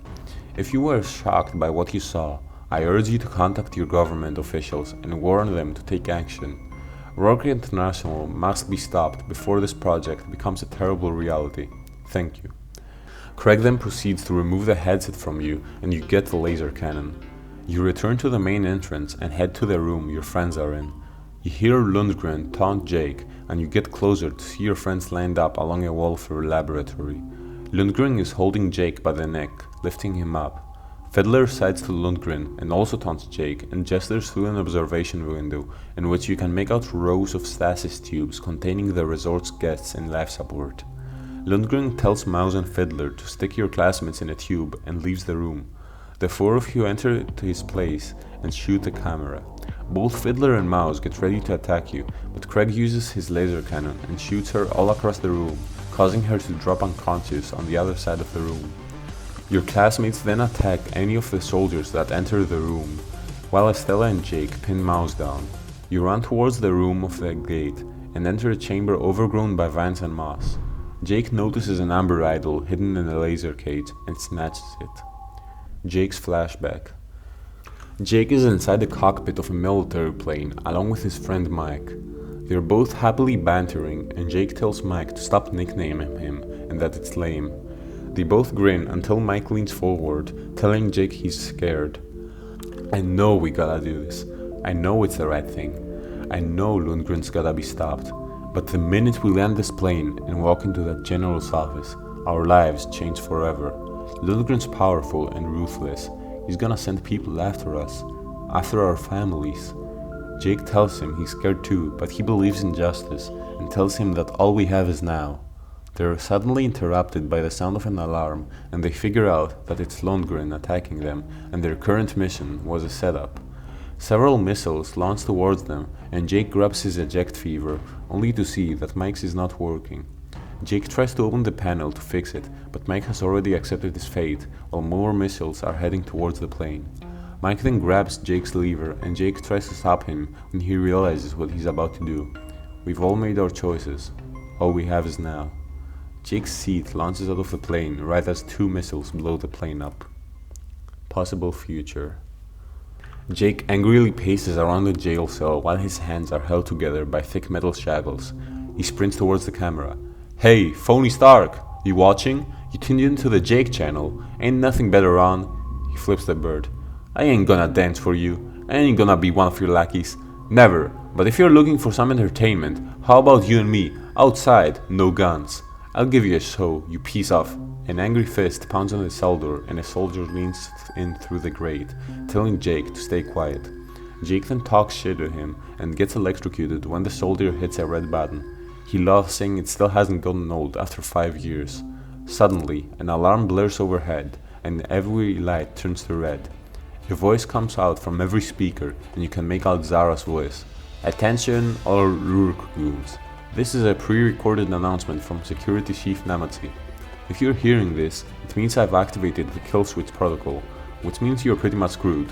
I've set all the reactors to overload, so in about 20 minutes, nothing will be left of this compound but a smoldering crater. Have a nice day and burn in hell." The guard is stunned and the cell door slides open, letting Jake attack the guard and beat him up until he grabs his gun and shoots him twice in the head. He throws the guard's body aside and runs outside. The inside of the Masada facility is in total chaos, with guards running around screaming while prisoners are fighting back. Jake stares at a helicopter on a helipad until he turns and runs the other way, deep into the compound. He's inside the laboratory and he's visibly bleeding from bullet holes in his body, and he's typing on the screen while a trail of dead soldiers lies behind him. He opens a pod up and your own body comes out of it, slicked with slime. Your eyes open and adjust to the light, and you're confused as to what is happening, but he calms you down and grabs you ready to head out. A gunshot rings out and Jake stiffens, stunned. He looks down to see the front of his shirt darken with blood. He falls to his knees and you see mouths telling you not to move. He aims at you, but Jake throws himself at him and wrestles with him until he snaps his neck. You run at him, but he's already pale and weak. You beg him to get up, but he asks you to run away and live your life for him and for all your friends. His eyes close and he lets out his last breath. Gray stands before a chamber. A narrow catwalk leads to a metallic sphere. This is it. You place the island's heart in a plate which powers up the whole room. The sphere starts spinning until it opens up, revealing a ball of energy. You group up and walk up to it. Varian kisses Diego goodbye, and Estelle is frustrated that she broke her own promise of killing Lila and Rourke before getting off the island, but that's not what her mother would want, so she steps beside you. You all enter the ball of light, and you feel your bodies morph multiple times, but despite everything, you're still holding each other's hands. You finally land somewhere, and the light surrounding you fades, only to reveal a volcano and an ocean of lava around you. Craig blames Zara for putting in the wrong coordinates, but she knows she did nothing wrong, and that's when it hits you. You see the clock tower, the stadium, the library. You let your friends know. The gate worked. We're home. You and your friends stand together, gazing out at the fiery hellscape. You're all in shock and disbelief, but there's a chance you were transferred to the future, so to figure out what caused all of this, you head to investigate the streets. The magma is going through the cracks, but there's enough room to walk. There's bones all around the city, and you're all deeply disturbed. You all see the same buildings and locations that you used to visit when your lives were normal. Scene stops walking, and you notice him swallowing hard. He runs away from your group, and you follow him until you reach a half-collapsed building. He's looking at old pictures of his family in what used to be his mother's apartment, and breaks down, saying he wasn't there to protect her when she needed him the most. You convince him that you will fix all of this and move on, and Raj realizes something that makes you all freeze. He points out to the entrance of Hartfeld University, and in faded letters you can make out its words. 2017 summer session begins this Monday, June 5th. That's the exact day you flew to La Huerta. You're not in the future, you're in the present, and the world ended 6 months ago. You remember what you heard in the observatory and Rourke telling you that the island is within a time bubble. It can only mean one thing. The storm that happened when you approached the island was the volcano erupting. You all hang your heads in disbelief, but Diego interrupts you by telling you that the horizon is moving closer, and that's when you realize a tsunami of lava is headed towards your location. You run to the rooftop you landed on and contact Varian's mind, asking him to open the gate again. With the help of Quinn and Diego, he manages to open the portal and you manage to go through it just as the wave hits. You land into the strangely comforting metallic floor of the complex and fill Varian on the details, and he tells you that you must return to Uxal for answers. You all plan on how you're going to leave, and Alistair yells at you, saying he has had enough. Jake tries to calm him down, but then scolds you for trying to fight against something you don't understand. He doesn't want himself or Grace involved with you to die eventually. You all accept defeat and have a nihilistic chat, but besides everything, you still have to run for the gondola. While sneaking around the facility, Alistair accidentally bumps into a trash can, which reveals an amber figurine inside it. You put it in your bag and wait for a chance to touch it at the same time with Alistair. You proceed deeper into the complex, and as soon as you pass some doors, a set of video monitors flicker on. Rourke is smiling on every screen serenely and starts talking. "Hello, Alistair. I received an alert that my DNA signature was being used to access restricted areas. Finding this curious, as you are to be in custody, I reviewed my security systems, only to find a very subtle worm manipulating its data. No doubt the work of Zawa Namazi. My dear guests, you are every bit as resourceful as I could have hoped." You start to jog, trying to ignore him, but around every bend, more monitors show Rourke's unnatural grin. "Oh, Junior, how your recent cleverness makes me regret all the time we spent apart.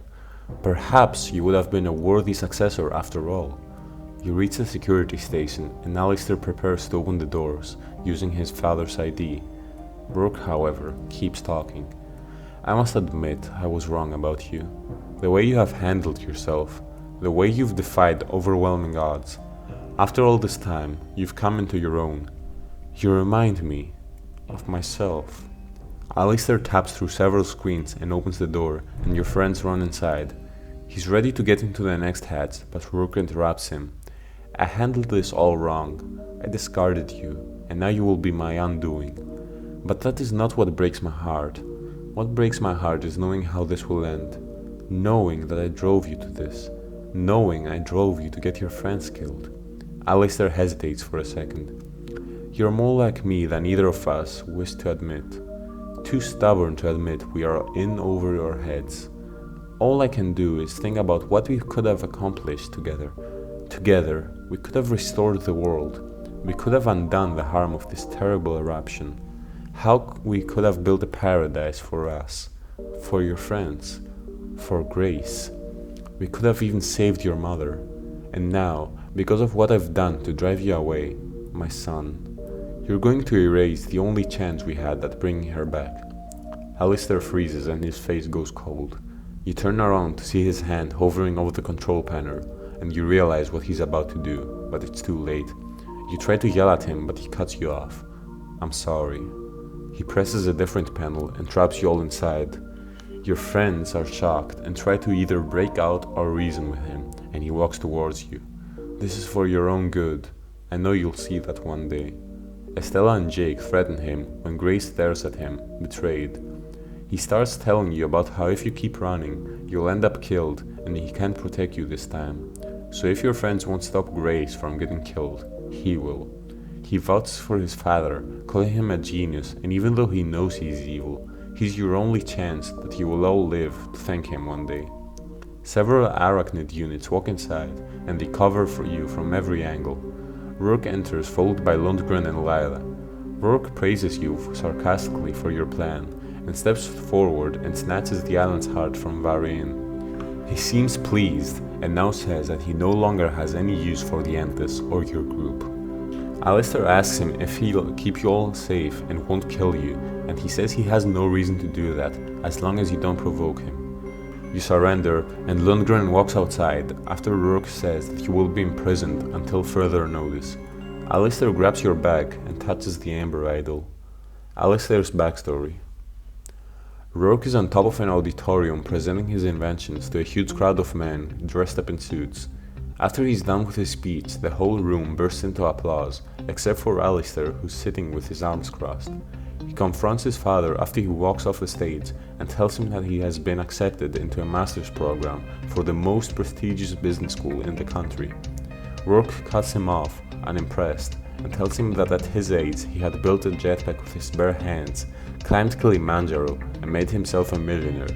But he's supposed to be happy about a fancy little grad program?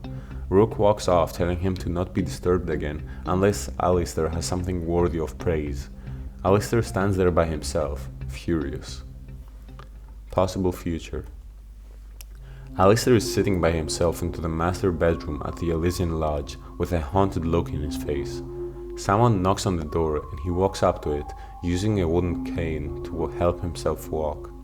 A Narachnisk soldier gives him a report, telling him Namachi's kill switch virus has decimated the operation, and everything is gone. Their forces are down to less than a dozen men, and the Vaanti are taking over the Celestial. Rourke is dead. Alistair turns to the window and mocks his father, saying that his whole empire is now nothing but dust. He turns back to the door, but the soldier isn't there. He's lying, unconscious, on the floor, and you're the one that took his place. You traitor! He's shocked to see you and staggers back. You pace towards him, your outfit is stained with blood, and your hands are clenched into fists. You lied to us, you bastard! You sold us out, to Rourke, and for what? A seat at his table? A pat on the back? He says he regrets nothing, and you cross the room, cornering him against the glass. They're all dead, Alistair, because of your father, because of you. Alistair tries to say that he cannot be blamed for everything wrong about the island. I can blame your father, and instead of standing up to him, you took his side. You chose him over us, over Raj and Michelle, over Zara and Craig and Diego, over Jake, Estella, Sean and Quinn, over Grace. At her name, Alistair's eyes soften and he takes a deep breath. Whatever you're going to do, Nicole, just do it. Otherwise, you're just wasting time. And time is all we have. You pause. In another life, Alistair, I think you could have been a good person. But not this one. You shove Alistair hard with both hands and he flies backwards, shattering through the window. He screams as he plummets down, until smashing hard into the cold earth below. Alistair and his guards pile your things up in a corner, and he walks up to Grace, saying he doesn't want her to be imprisoned and that she'll be treated well. She slaps him hard and leaves a red mark on his face. Don't you ever speak to me, ever again. He nods and leaves the room, saying he wants her to have her own residence and not a cell. Rourke agrees and a mercenary grabs Grace, forcing her out of the room. Now the only people left in the room are you, your group, Rourke, Lila, and several soldiers. Diego asks if you're back in the Ghostbusters part now, but Rourke smiles sadistically. You mean the containment pods? Oh, no. That's no longer necessary. Lila? Yes, Mr. Rourke.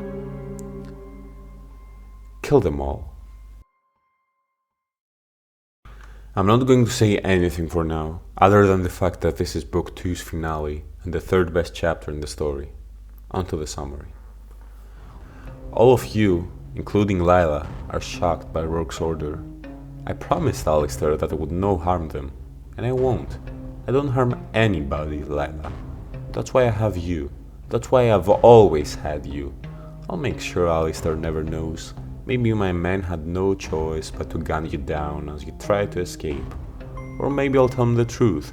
Either way, once it's done, what choice will he have but to obey me? Lila stares at him, stunned, like she's seeing him for the first time. Is this who we are, sir? Rourke gets angry and asks her if she's going to follow his order, and when she replies positively, he walks out. You all struggle trying to break free from the soldier's grasp, and Lila holds up a hand to stop them. You heard, Mr. Rourke. I'll do it myself. Put them on their knees. She pulls out a pistol from her waistband, and the troops drag Estella out first, using all of their strength to force her down. Lila puts her pistol's muzzle against Estella's forehead, who's seething with rage. Go ahead. Do it. Do it like you did my mother. Lila thumbs off the safety. You think I don't know who you are, Lila? What you are? You talk like you've got beliefs, like you want to make a better world. But that's all talk, because in the end, you're nothing. Nothing but a killer. Lila hesitates and one of the mercs steps up, telling her that if Lila doesn't act, then he will. Lila raises her gun and shoots 2 arachnid units in the head. One of the soldiers unleashes a hail of bullets as he's going down, and you all run for cover. Lila finishes all the soldiers up and shoots them in the head again to make sure. You're all shocked by the fact that she saved you. What kind of tour guide would I be if I didn't? You were right, Estella. I am nothing but a killer. But at least I can kill the right people for once. She tries to smile at you, but it falters. She collapses backwards and her gun falls to the floor. Diego tries to help her up, but his hands come away soaked in blood. She was shot, multiple times. Estella then snatches Lila's gun and aims it down her head. This changes nothing. Nothing! You killed my mom. She wasn't your friend, and you killed her. She's trembling, and Lila looks up to her, already growing pale. She believed in Rourke, thinking he'd fix everything, but he lied. She was forced to kill her best friend and so many others. Do it, Estella. Take your revenge. I deserve it. All of you watch in silence when Estella shakes in hatred, in rage, in agony. Her finger quivers against the trigger and tears start forming in her eyes. You try to convince Estella to not let this be who she is, and she starts yelling at you that she has dreamt for this moment for 6 years. She starts going on a rant on how much she hates Lila, but then she lets her hand fall to her side in defeat. You're dead anyway, Lila. Justice came for you on its own. Lila apologizes in heavy breaths, and you all hear heavy footsteps coming towards you. You all run out of the room, and Lila crawls to the other side with her gun aiming towards the door. I came to this island, looking for something to live for. But all I really wanted was something worth dying for. You can see tears in her eyes. You run out while taking one small glance at your dying tour guide and make it a few corridors down before you hear the gunshots. You can make out multiple grunts and dying cries until everything goes silent. While you're on the run, you reach an empty room to rest and find out Raj had found a device that looks like a mobile phone while on the facility. Zara comes to the conclusion that it's a phone that can talk through space-time, but unfortunately, it's one way.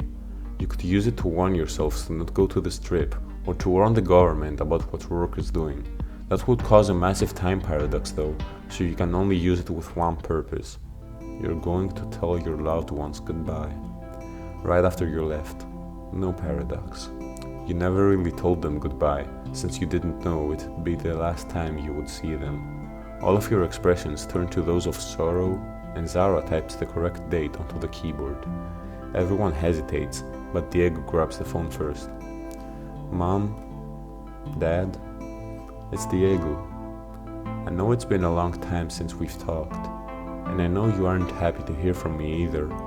For the longest time, I wanted you to accept me, to feel like I belonged in my own home, and I hated you because I never got that. He meets your eyes. But now I finally feel accepted. I belong. And most of all, I forgive you. He blinks back tears and hands to the device, while Varian hugs him in comfort. Raj takes the device next, trying his best to sound cheerful while tearing up. Hey Grandma, it's me, Raj. I've been making all of your best recipes for my friends, and they really love them all. I guess I just wanna say, every time I make them, I'll be thinking of you. I'm never gonna forget you. Scene takes it next. Hey, Mom. Some bad stuff's gonna happen soon, and I'm not gonna be there with you for it. I wish I could be, but I need you to know one thing and never forget it. Ain't nothing in this world or the next that's gonna stop me from taking care of you. Nothing. So just hold on, okay? Your boy's coming home. Estella's next. Tio Nicolas. This is Estella. I didn't do it. I found my mom's killer, and I didn't do it. I spent every waking moment of the last 6 years trying to make myself strong so I could avenge her. And when the time came, the strength I needed was to let go. I know you never wanted me to go on this mission, but you helped me anyway. So I just wanted to say, you were right. And thank you. She offers the device to Michelle, but she shakes her head uncontrollably. She said that she has already pushed away everyone who's ever cared for her. She leans her head in your shoulder and sobs quietly. Quinn takes the device instead. Hi, Mom. Hi, Dad. It's your daughter. This might be the last time you'll ever hear from me, so I want to ask you to do something. I want you to forgive each other. I remember you loved each other very much once. I was young, but I remember. If I have one regret about all of this, it's that my illness broke that love. It's one thing to go through life being sick, but having been the cause of so much pain and heartbreak, it's made me wish I was never born. So please, forgive each other when you still can. It's not too late. Craig takes the device next. Hey, Joey, little man. You're already 6 years old, and I got a feeling you're gonna be even bigger and stronger than me. I know you always... His voice cracks for a moment from crying, but he plays it off with a cough. I know you always looked up to me. You wanted to grow up to be just like your big bro, but you have grown up to be so much better than me. So much better. So, I'm gonna make sure you get the chance to grow up. He swallows hard and passes the device to you. You decline. You know, I don't need to call anybody. Everyone I love is here with me right now. You all smile to each other, and Jake takes the device. Hey Rebecca, this is me, It's Jake. Surprise, I'm still alive, for now. I reckon you're furious to hear I've been alive all this time and never called. I could tell you I had reasons, good ones, that I was afraid they'd hurt you if I tried to reach out, but it's all bull. If I ain't honest with myself now, I never will be. I was afraid you'd be ashamed of me, and you should be. I'm ashamed of me, but I just want to let you know that I was always proud of you, sis. You're the hero I'll never be. Zara takes the device last, but adjusts the date and time. Hey Zara, it's you from the future. Cool, right? Can't say much, but I know you're thinking about not going to that La Huerta trip. You should go. Not only does Hartfield seriously suck this summer, but... Her eyes meet Craig's for a split second and she lowers her voice before looking away. You'll also meet a great guy.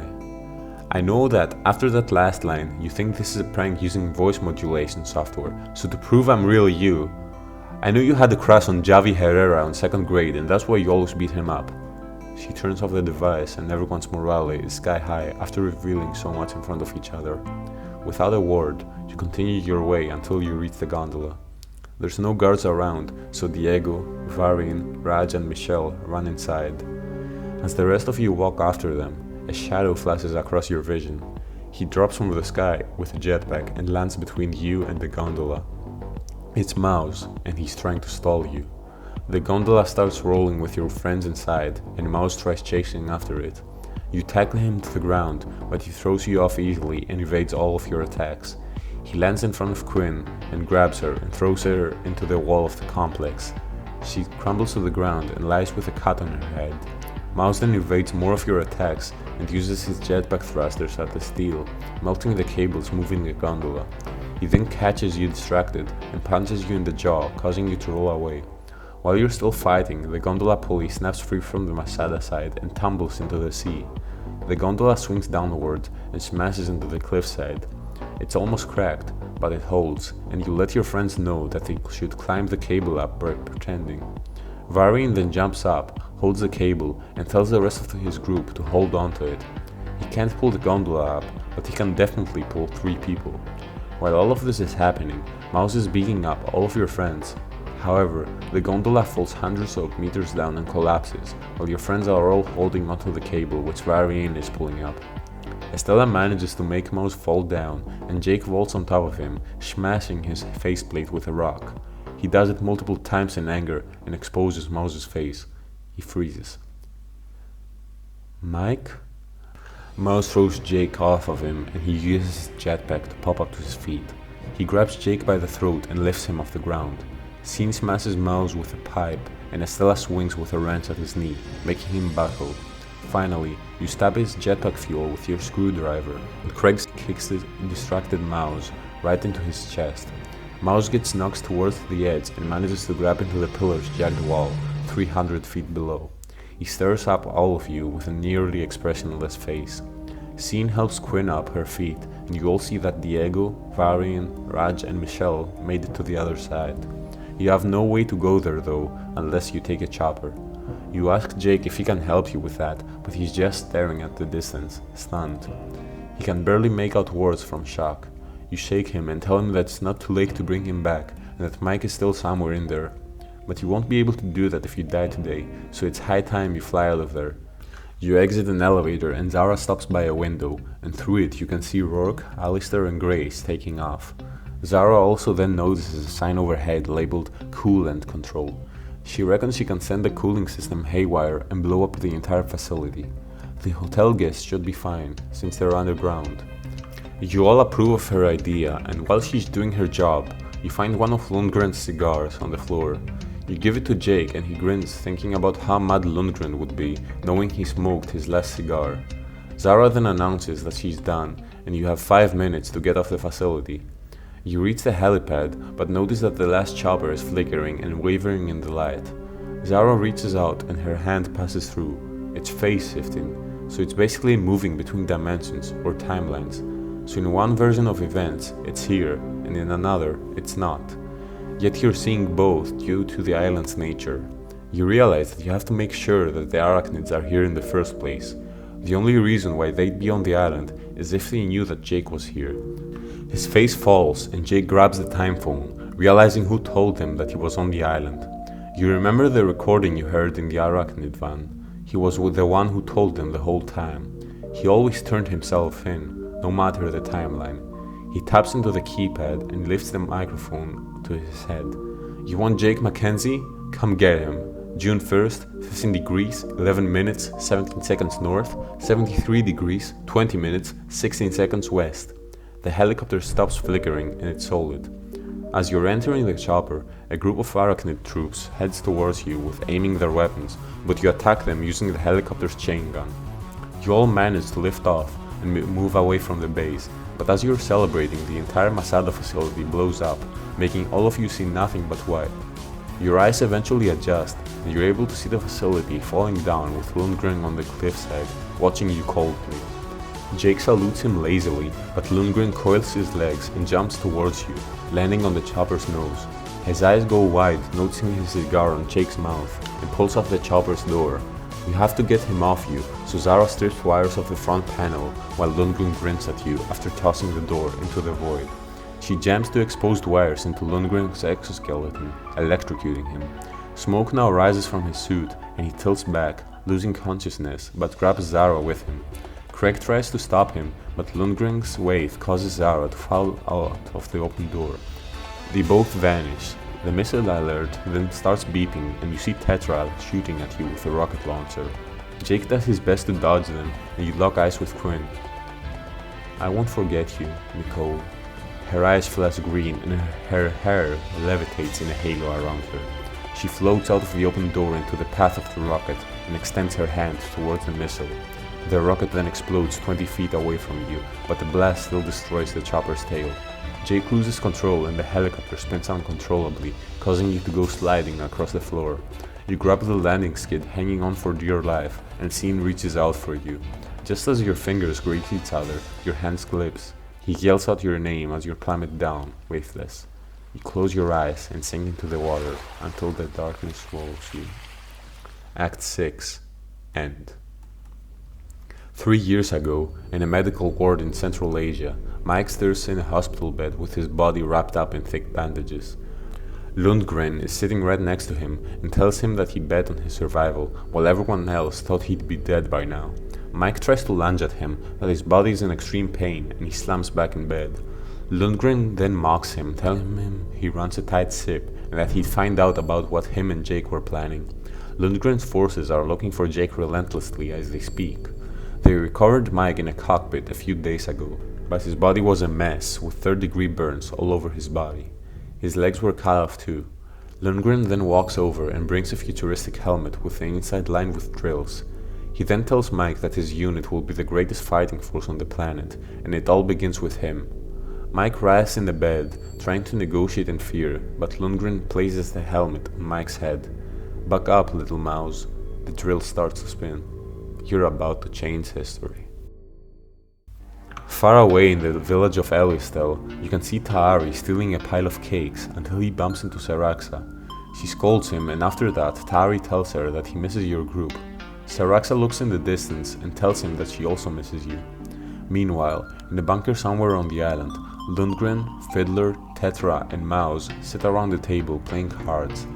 Fiddler asks Lundgren if he actually trusts Rourke, and Tetra agrees that he's not to be trusted. Lundgren tells them that he's been around for long enough to know that Rourke is as loyal as you can have him. However, he doesn't trust him, and he'll probably try to pull something on them. But since they're stuck on his island, they have to play his game.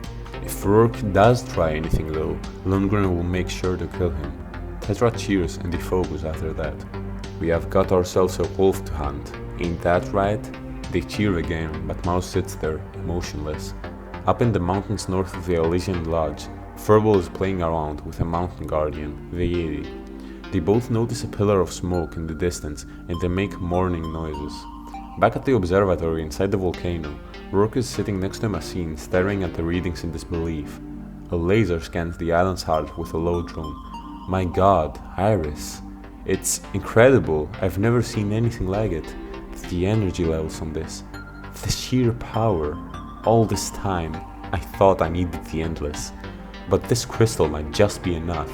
Do you realize what this means, Iris? The Janus project can begin at last." Iris's face falls but has no choice but to agree.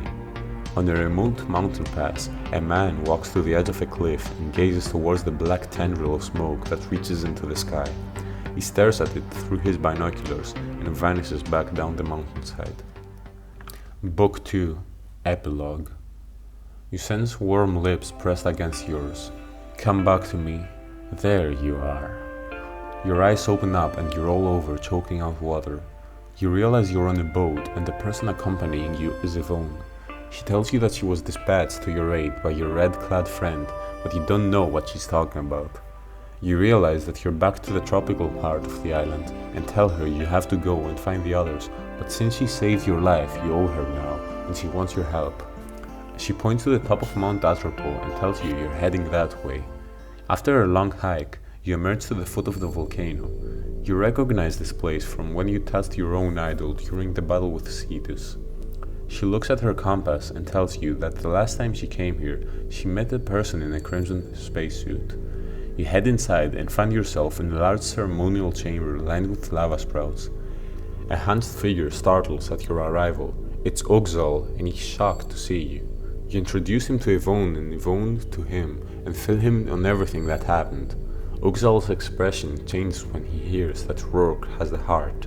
You ask him how you're supposed to find the Endless, and he tells you about the Catalyst idols and how they will reveal the truth when they were all combined. He gestures to the 12 pedestrials in your room and explains how they were never found and why he sought each of your friends in hopes of finding the idol they're attached to. You place all 12 idols down the pedestrials and the chamber rubbles. One of the stone walls slides aside to reveal a huge painting full of symbols. The ceiling also now reveals a second painting of symbols. It's a trial of the Endless to prove your worth. Unlike the puzzle in Book 1, this one is way more complicated. I'm not going to try to explain it with my own words, so I'm going to read out loud parts of the Reddit post made by u/MakeLizabeth272, in which they explain their thought process of solving it. You have to translate the words on the wall before you can translate the words on the ceiling. There are 3 words on the wall, and each word goes with the schedule shown above it. I drew each sigil in my notebook and wrote down how many letters each word had. Each sigil represents death, and every vision from the idols represented death, so I turned to the idols next. I watched each vision for the idols again, keeping the sigils in mind as I watched them. The sigils were a bloody dagger, a skull, and shackles, and 11 mounds, which I felt looked like graves. As I was watching the visions, I noticed that the MC's vision shows 11 graves. Then Zara's vision shows her getting killed with a dagger, and Jake's vision shows him killing Mouse with the chains on his wrist. So I wrote down the names of the characters that corresponded with each sigil. Since the MC's name is customizable, I knew it couldn't just be the names, since that would be different for everyone. So I started looking for something else. At first I thought it was maybe the animal shown on the idol.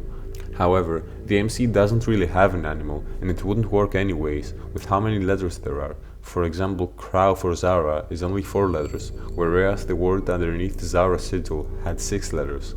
So I turned to my notes and found the 3 names for the constellations: Corvus for Zara, Lupus for Jake, and Andromeda for the MC. And it worked. Each word fit perfectly. I wrote down the key on my notepad and turned to the words on the ceiling. The key from the wall gave me most of the letters I needed from the ceiling. After using the key I had from the words on the wall, I had save, rom, themselves on the ceiling. From there, it was just using the context to figure out the other letters. So in the end, I got the answer: save them from themselves. The moment you utter the phrase, the whole room rumbles and the idols begin to glow. They dissolve into amber and leak away down the sides. All they leave behind is blood. Water shoots out a series of sprouts, impacting the lava with a steamy blast. You're all shocked as the water cools the bubbling lava. It's cooled and solidified, and the steam clears. You cross the path and venture into the darkness beyond. After a long walk, you are met with a shadow. A ball of flame appears in the dark, illuminating the walls. The flickering glow reflects in a black helmet visor. The Endless appears. I've waited a very long time for this meeting. Oxal drops on his knees and starts begging for help, but is interrupted by the Endless. You step forward, swallowing your fear, and bombard the Endless with questions. Who are you? What do you want with us? What do you want with Avanti? The Endless remains calm and replies, having made it this far, you must already realize what is at stake. You reply angrily on how the world is gone and you have no way of stopping it. Your anger fades away and ask the Endless for help, since they have control of time. Time is inevitability. I know no inevitability. I will be here until the spinning rock and the sun that lights it are as cold as the void. But it's no longer a matter of what I can do. You interrupt them. I've had it with the games. Tell me now, what is the meaning of all this? What are the idols? How do I stop those futures from happening with my friends? Futures? The idols do not show the future. You're taken back by those words. You trail off, realizing what the Endless will say. Because they already died. Yes, again and again and again. And every time I was there. You're able to see Zara's dead body on Rourke's office, and the Endless is there too, cloaked in shadow, watching her. I saw them die. So many times I saw them die. But it wasn't enough for me to see. You needed to see too. That's why I made the idols. Jake's cold body lies there on the ground in the storage facility, and the Endless hunkers over it, extracting his blood with a launch syringe. In every idol you were carrying, there was a piece of your own mortality. It was necessary to forge the psychic link, to let you see the path. You feel sick to your stomach, and Yvonne is taken aback by what she's hearing. Oxal is confused. We don't understand. This has happened before? All of this? The Endless looks towards him. 2,139 times, to be precise. The first time I went back to them, they died before my eyes. So terribly. Some of them didn't even make it a full day. I knew I had to help them, to guide them. I tried to intervene directly, but I quickly learned that the loss of time can be unforgiving. The Endless flexes their bionic arm, and you see the ragged stump, so I had to be more subtle, to change as little as possible, to influence indirectly. I left clues, symbols to aid their journey, to keep them alive, but it wasn't enough. The symbols kept them alive until they met the Vaanti, but that meeting always ended in death. You see a vision of Elistel and a group of warriors holding bloody swords and axes. The bodies of all your friends lie at their feet. The Vaanti were too hostile, too guarded. Every encounter saw the group massacred, no matter what they did. Changing the group wasn't enough. I had to change the Vaanti, so I went back, further than I'd ever gone, and I shaped them. You see a vision of the Endless standing before some Vaanti, bathing in light, the very vision of the god. They speak in perfect ancient Vaanti. They will return to you, the Catalysts. They will stop Ran Losti. The Vaanti praise the crimson figure and pray to them. You realize what all of this means. The Endless made up the idea of the Catalysts just so that centuries later the Vaanti would help you. Uxol falls in disbelief. I did what I had to do to protect them. When faced with a question as to why they didn't stop you from traveling here in the first place, they tell you that their power is limited to La Huerta and that they can never leave the island. You are overwhelmed by the amount of information you've received. Don't despair, the next stage of our journey begins here. After 2,139 loops, the cycle is broken. This temple is a test that could only be passed under certain conditions. All 12 idols united, all 12 functional. You get visions of your friends' deaths and then vision of yourself in another timeline. You're in the same room and have placed the idols, but Raj and Michelle's idols aren't lighting up. Yvonne speculates that it may be because they didn't survive the fight with Cetus. You're back in the present and realize that this is the first time you've made it this far with everyone still alive. Yes, all our friends yet live. Your blood goes cold and your legs give out. Your voice shakes as you utter their next words. Our friends?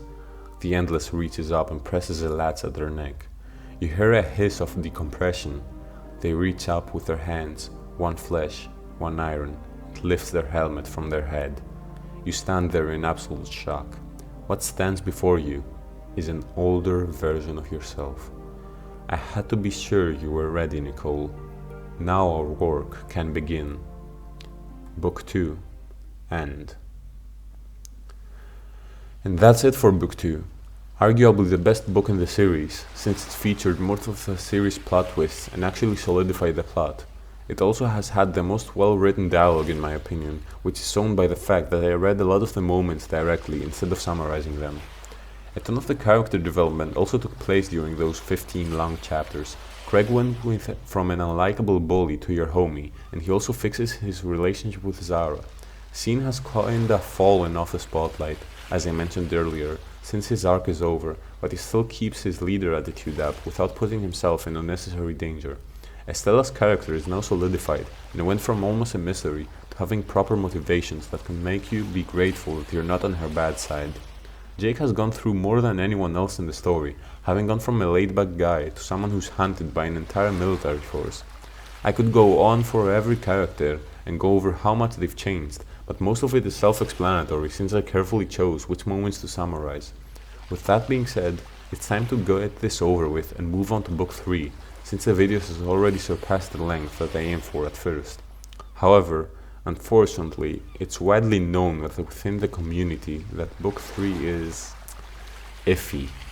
While reading, it's very obvious that the plot was rewritten multiple times and a lot of plot points and characters were introduced only to be forgotten the next chapter.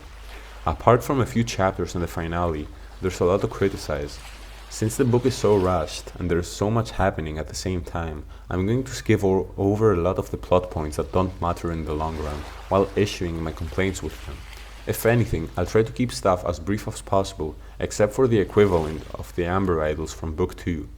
In Book 3, instead of your friend's death, you're going to see a hopeful glimpse of a possible future if you manage to get the so-called good ending. With that out of the way, I'll thank you for still watching this video after so many hours, and I'll move on to Book 3 swiftly, since I have a lot left to cover.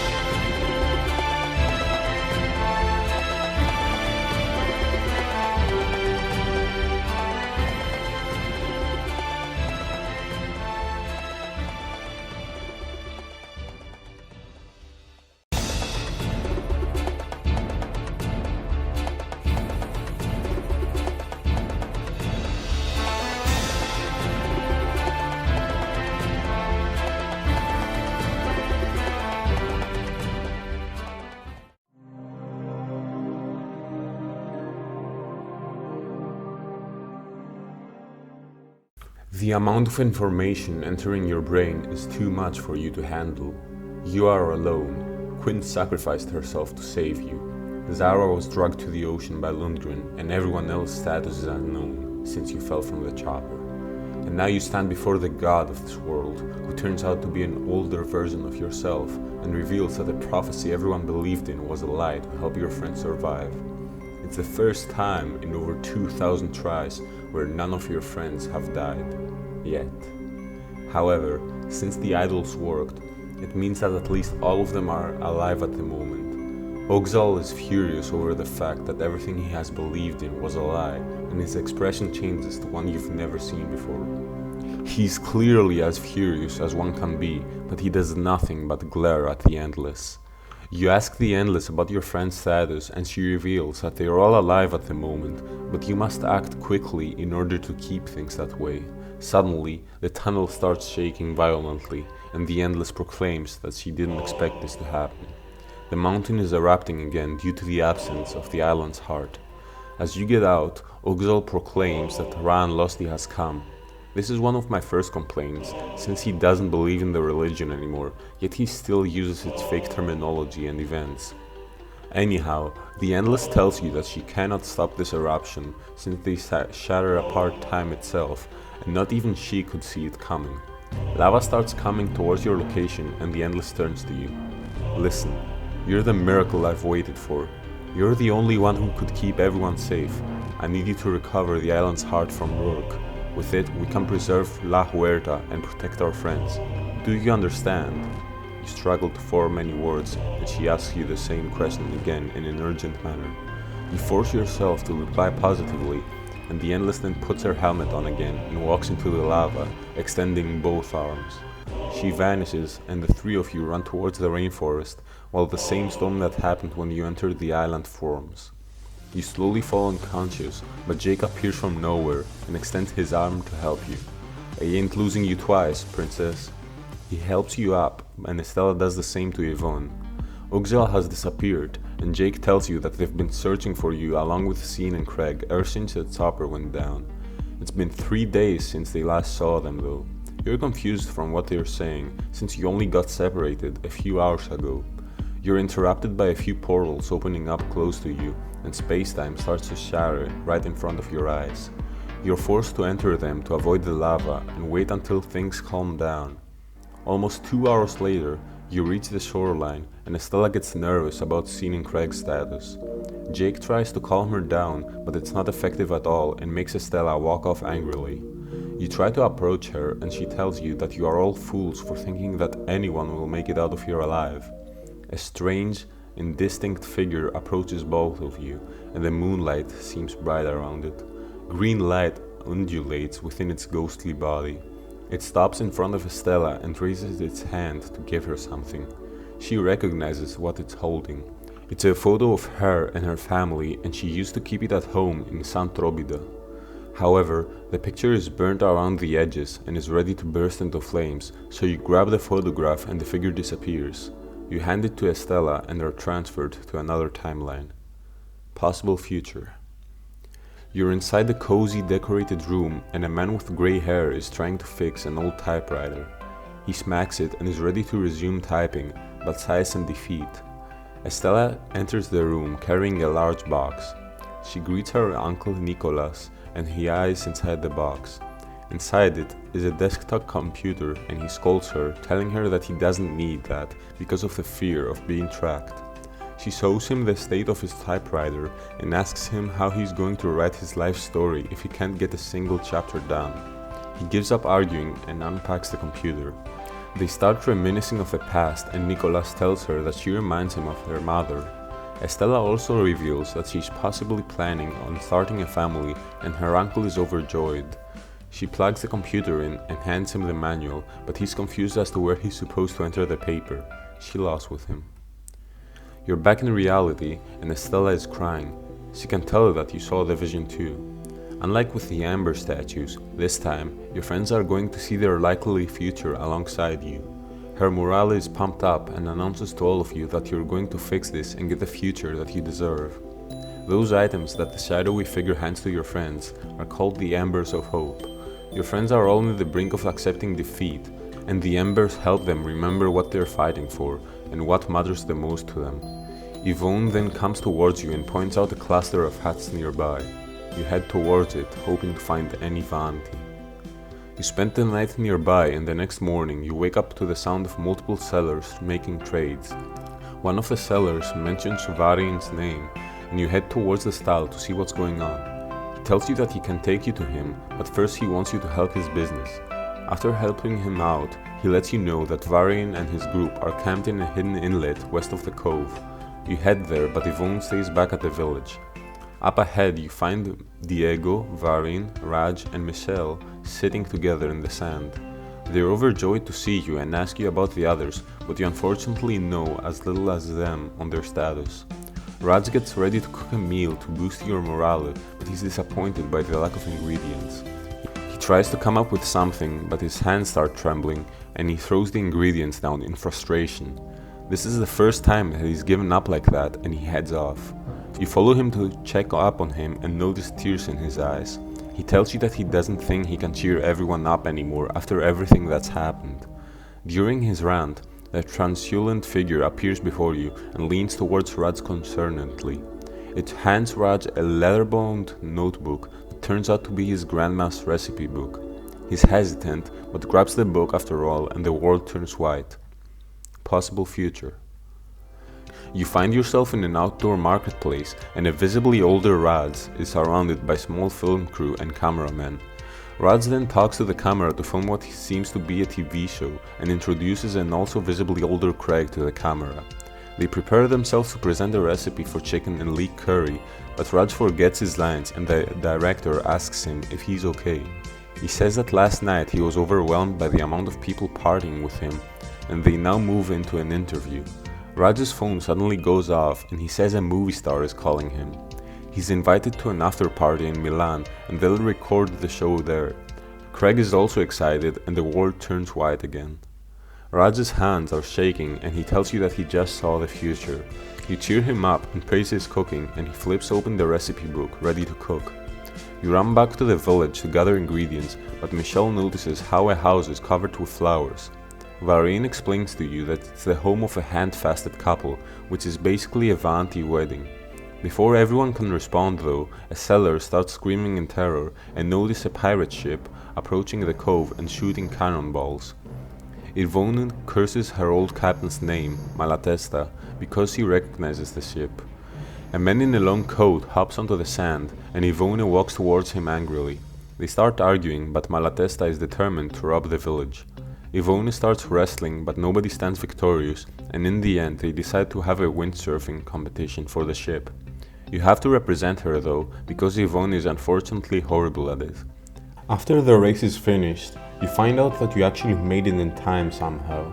Malatesta accuses you of cheating, but Yvonne celebrates as she is now the new captain. After the sunset, you take a small boat and head towards it too. You climb a ladder and find yourself on the deck. You ask him if it's just you, and Yvonne tells you that it's just you and La Femme Mysterieuse. You're confused, but Malatesta explains that she means the witch. You look towards the other side of the ship. That's when you see her. You found Quinn. She turns towards you and is delighted to see you, but everyone else is shocked since they literally saw her explode. She lets you know that she lost her connection to the presence after the rocket hit, and she's doubtful she'll become dangerous again. It's probably because the heart is cut in half, and you need to find the lost part before Rourke does. The next morning, you're all forced to do the usual chores, but then spot Sean and Craig surrounded by arachnid soldiers. Alistair and Mike are also nearby, preparing to boat a speedboat.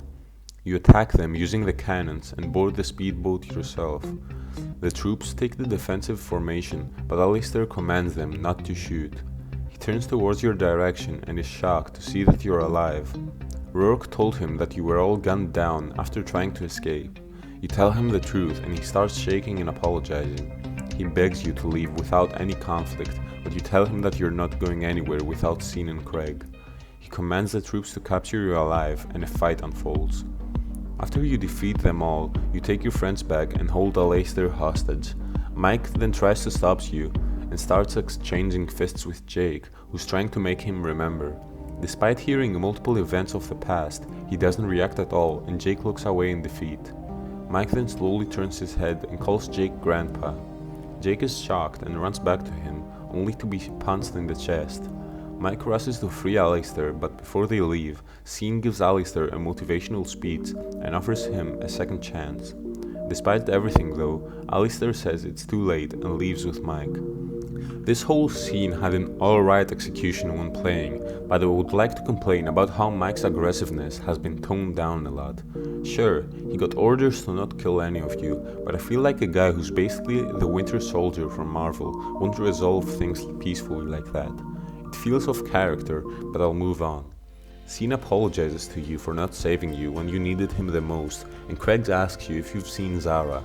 You shake your head, and he proclaims that it's been weeks since they last saw her. Michelle then says it's only been a few days, but Quinn hasn't seen any of you in a month. You've all been experiencing different wavelengths of time within the island.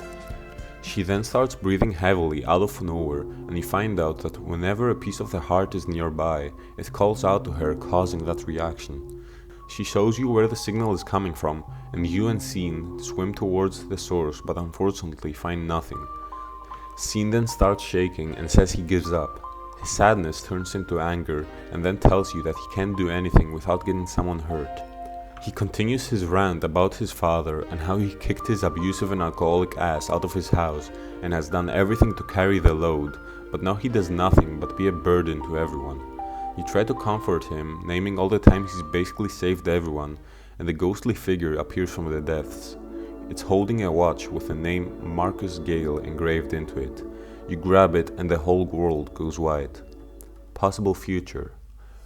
You see Scene in a training room and his mother walks in to hug him.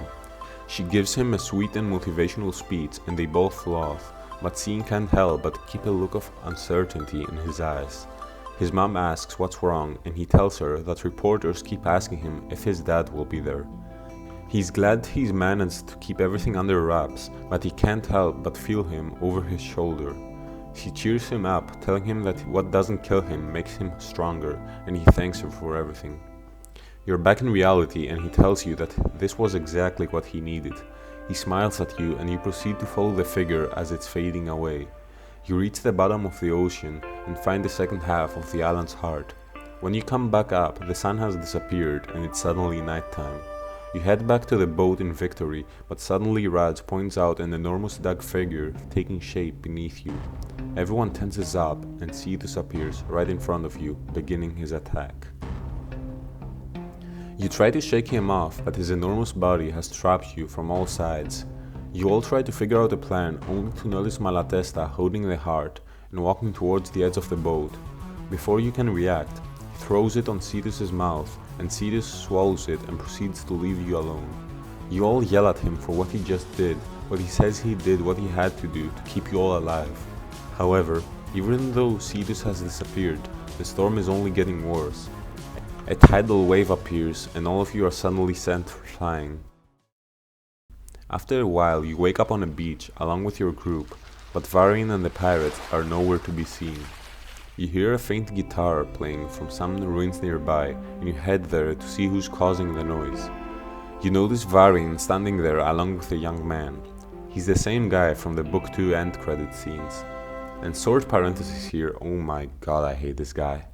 Oh my god, I hate this guy. Not because of anything he did, but he's arguably top 3 things that make this book so rushed and so carelessly written.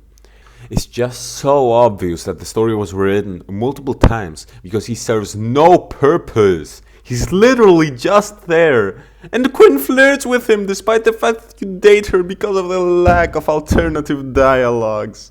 Yeah, no, I'm just gonna skim through this guy's deal as fast as I can. Anyhow, the game forces you to either call him cute or suspicious. Like, what is this guy deal? Not only do they make Quinn call him dreamy, but unless you agree with her, you get negative reactions. Like, come on now. I'm literally getting mad reading this because of the entire 180 the writing did. The guy's name is Kelle, and he's a World War II soldier that stranded here in 1941. Anyhow, who cares about this guy? Oh my god, why does the game either give you the option to pay to go with Quinn or Scene to the waterfall nearby for a romantic scene, or else Quinn will go with Kel instead? Genuinely, why? Who let this happen? Who let this happen? Like, I understand bad circumstances, but it takes effort to make a product this rust that it angers me like that. And if you don't pay, once they're back, it's implied that they made out. Like, oh my god, I'm so done. Oh my fucking god. After eating lunch at Kelly's camp, you hear a loud screech coming from inside the ruins. It causes you to drop your bowls in fear. You're forced to head inside. A wall is covered with blood, and the phrases, "Stay away," "You don't belong here," and "I can taste your fear" are written in red letters. After investigating a bit, you find a pen with Grace's name on it and a decaying skeleton with an unmistakable maroon streak of hair attached to its scalp. Craig starts shaking, Michelle gasps, Quinn starts to cry, and Scene angrily kicks at the tree. Craig's face goes red with rage. He starts punching the wall and starts yelling taunts to a supposed ghost in the ruins. A loud snap is heard and the floor starts to sink. You all climb onto the wall, but Craig jumps down and Michelle follows him. One by one, your friends all jump down into the void. You fall into a dark cavern and see Craig still punching things around. Scene tries to calm him down and Craig breaks down in tears. Why couldn't it have been me? She beat me at everything. She was smarter, cooler, always knew what to do. Why is she gone and a dumb, worthless loser like me still here? The ghostly figure from before appears and Craig starts attacking it with no avail. Michelle then assumes that this ghost is Zara, and it would make sense as to why she'd try to help you when you needed it the most. Craig then looks up and talks to the figure. Zara, I'm so sorry, his voice cracks. I didn't find you fast enough. I wasn't there when you needed me. I was so sure that you'd be okay, and then I failed you. The figure then looks down and hands him a ring. It's his class ring and his parents were going to give it to him at graduation. You touch it to see it and the whole world goes white. Possible future. You're at a Super Bowl match and Scene is organizing the strategy with Craig. They begin their attack, but Scene is suddenly overwhelmed by their team's defense. Craig yells to Scene that he's open and Scene tosses him the ball. The defenders now try to stop Craig, but he rolls through them straight to the end zone, causing them to win the game. Fireworks explode over them as they, both Scene and Craig, lift the trophy up with smiles in their faces. Suddenly they're both in an office and they high-five each other after putting down their controllers. Craig thanks him for coming for the cover photo shoot of Touchdown 2021, which is a game Craig is developing. Scene smiles at him and Craig goes silent, staring at a photo of them in their college football uniforms that sits on his desk. Craig then asks him how he knows that he's good enough at what he does, since he's one of the best athletes in the world, and Raj basically owns a television channel. He doesn't know if he can keep up. Scene comforts him, telling him that he's working on one of the biggest game franchises in the world and that he's proud of him. Scene is then called by a photographer and they go their separate ways after thanking each other. Craig is shocked for a moment, but then smiles at the spirit. Zara, if it's you, I just want to say something before you go. I think I'm in love with you, and I don't know how to stop. I don't think I can. I just started to think that I could be your player too. He covers his face in anguish. I wish I could have stopped this from happening, but I know why you showed me the future. You want me to keep going. So, I'll do my best. The spirit disappears into a wall, and Scene and Michelle hug him. You then hear footprints, and an unmistakable voice comes into your field of vision. Tell me what? Everyone turns to Zara in shock. She's equally shocked after hearing what you all said. Zara then tells him that he's not allowed to speak in her funeral because that was cheesy as hell, and they kiss. Zara flips a middle finger to the crowd, and after they're done, she explains how she set up every trap in the ruins. The blood was from dead squirrels, since she has been down here for a couple of months. As you're all wondering as to what the glowing ghost is, you hear heavy footsteps come from the stairs. You all turn around and see the endless walk towards you. I'm afraid there's something else you need to worry about. Everyone stands there in surprise. You're shocked by the fact that she's alive, but she tells you that this suit makes lava nothing more than a slight inconvenience. Everyone asks you how you know this person, and as soon as you tell them that this is the Endless, Varian drops to his knees. You ask the Endless to remove her helmet, and everyone is creeped out. She explains what she's been doing for so long to your group, and Varian is in disbelief. Kelly is also shocked, but nobody cares about him. Come on. When asked why you never told anyone about all of this, you explain the things that you saw when you touched the idol, and they understand. The Endless then tells you that Rourke is mere days from extracting energy from the heart successfully, and will cause everything to cease to exist. She also tells you about the Vaanti from back when you sent them through the portal gun. Some were killed by Lila, but others were somehow moved way further in the future. The recent explosion, however, caused some of them to come back to La Huerta of the present. They know how to help you to reach the heart, so you have to find them. She proceeds to walk up the staircase to leave, but she gives you a thoughtful look and tells you that she's proud of you. Suddenly, Vaanu appears and demands of the Endless to take her to the Fountain of Youth. The Endless then leads her and Vaanu to the tree in the ruins, while the rest of your group went back to the camp. She gives Vaanu the option to tell goodbye to her sick brother through the tree. After a very heartbreaking goodbye, you head back to the others without her. You and your friends arrive at the end of a vast, utterly blackened expanse of trees. The forest is in a depressing state due to the Three Tribes War. The Endless tells you that she has faith in you and leaves. After following some footsteps, you find the Vaanti with unusual clothing, but he speaks in riddles. He also doesn't believe in the power of the Elishar, since the Vaanti of the future are anarchists. So if Varian wants to enter, he will have to relinquish his title. He cannot do such thing, however, and will wait for you while staying behind. You then follow the Vaanti, but he disappears into the mist, after telling you that you'll find out how to reach the city in time. After some puzzles and walking in circles, you find the tree that Varian was supposed to wait on again, but he has disappeared. Diego is utterly devastated by this and is determined to find him, so he starts heading back. Scene tries to stop him, telling him that you don't have time for this, and Diego snaps. He runs away from all of you. You follow him and crash into him being stunned by the ghostly figure. The figure is handing him 2 action figures, and you grab them for him. You hand them to him, and the world goes white. Possible future. You're in a lecture hall, and Diego is leaning against the table talking to his students. His phone starts buzzing, and he dismisses them. While they're leaving, you hear them whisper to each other. "Man, I can't believe they got Mr. Soto to teach here. I know, right? He literally rewrote the book on film theory." Diego's eyebrows go wide when he looks at his phone. It's his father. He's pretty awkward with his answers, but his father is speaking very loudly. "Son, I wanted to... Your mother and I just saw your book." Diego thinks they're going to disapprove of what he wrote and is ready to hang up, but his father stops him mid-sentence. "We didn't know you were writing a book. Nancy handed me the paper and it has your name on this little list. The New York Times bestseller list. And then I watched my morning show and they talked about you on there too." Diego is shocked and asks his father if he has read it. His father then starts revising on some lines. "People ask me why there aren't new stories. How can film and television just go doing variations of the same tired scenarios? I tell them to look around. Really look, with an open mind.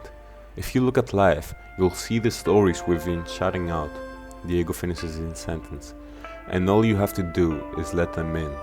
He then glances at the action figures on his desks and adjusts their hands to be together. His father is on the verge of tears. "Diego, my son, I'm sorry I never told you before. I am so very, very proud of you." You're back in reality and Diego chokes back a sob. You hug him tight and head back to your group. They all tell Diego that you're gonna find Varian as soon as you can and then move on. After an hour of hiking, you find a huge tree city standing out in the forest. As you approach the city, the steady thump of dance music reaches your ears. A pair of Vaanti run past you heading for the tree. One of them opens a rift for you and you're falling through space, only to land on a wooden platform. They later tell you that those rifts are everywhere and they just learned how to make use of them. You walk through a city and recognize a furious Uxol in the crowd, who then ducks into a door to avoid you. You hurry after him only to find yourself in a nightclub. You all drink a bit to relax until a masked Uxol climbs onto the platform. He's as furious as it gets and yells loudly, "Anachronists, heed my words. Our kind, all of us, we have been betrayed." You try to concentrate on him, but the room is slowly growing hazy around you. Your friends feel it too. The Endless lied to us for hundreds of years while secretly absorbing the power of Vaanu. Some Vanti are shocked to hear this, because I have heard the Endless confess it to an alternate version of herself. He points a gnarled finger at you. "If you don't believe me, ask her." The Vanti turn towards you with bewilderment on their faces. Before you can begin explaining, you tumble towards the floor and blank out. The chapter ends there, and to be honest, I don't have a lot to criticize this time, except for the fact that some anachronists care about their religion, even though their whole point is that they've moved past that. Sure, some of them might have been closeted believers, but it still kind of feels like a plot point for the sake of being a plot point. Anyhow, moving on to the next chapter. You suddenly wake up in a room of a female Vanti with Quinn sitting alongside you. The Vanti tells you that most of them don't care about the Endless or the Catalysts all that much. She also lets you know that her name is the Clockmaker and that Uxol is the one that poisoned your drink. He's now on his way towards Mount Atropos to stop the Endless. She does a lot of lore dropping, but what matters most is that Vaanu, the name of the island, is trying to depart, and when it does, then the Anachronists' party will end. Vaanu is basically the spirit which hands out emblems of hope to your friends. It's helping you in hopes that you'll help it in return. Furthermore, she can get you into Rourke's facility as long as you tell her what time means to you. The next lines are taken directly from the wiki because I consider this question really philosophical and interesting. You can answer in 3 different ways. 1. A story we tell ourselves. The Clockmaker is disappointed because Rourke thinks that way. 2. The soul of the universe. The Clockmaker is happy because you think the same way she does. And 3. A continuum of inevitability. The Clockmaker says that the Endless thinks that way and you're starting to become her. Whatever you answer here will be referenced in the final chapter, as these represent the possible endings. However, whatever answer you pick here doesn't restrict you to an ending. It's just an indication of which ending you associate with the most. After answering, the Clockmaker tells you to follow her outside and you encounter the rest of your group. Once you're all together, she tells you she'll open a portal which will take you directly to Rourke's compound beneath the observatory at the time before he'd expect you to arrive. You jump inside, but right before you vanish, you hear the Clockmaker letting out a sigh and hoping Vaanu guides you. You step into an immense high-ceilinged room lined with monitors and advanced tech equipment. Alistair's back is turned to you, and you can see him trying to talk with Iris. He's desperate to call out to his mother, but Iris doesn't recognize him, only saying the words, "Access denied, user is invalid." However, Mike and a group of arachnids notice you and get ready to attack you, but Alistair commands them to stop again. Jake tries to reach out to Mike again, but Alistair types commands on a nearby computer and makes everyone leave. You ask Alistair where the island's heart is, and he points out to the other side of the room. A gigantic mech is standing there, surrounded by wires and scaffolding. You all get shocked at the sight, but Diego notices Varian being restrained atop a lab table from a screen. You recognize the scenario from Diego's idol. You ask Alistair where Grace is, but his face falls and tells you that you should leave as quickly as possible. You run to save Varian, and as Alistair tries to stop you, Estella immobilizes him and you tie his hands. You reach the observatory lab. Diego rushes to Varian's side crying. Jake tries to take his restraints off, but is unsuccessful. Zara reaches the computer, ready to free Varian, but it all goes dark, and Iris' hologram appears at the center of the room.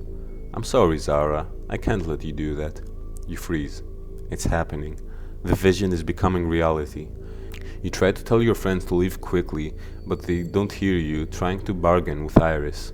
Machine guns emerge from the walls. Iris' expression turns sinister.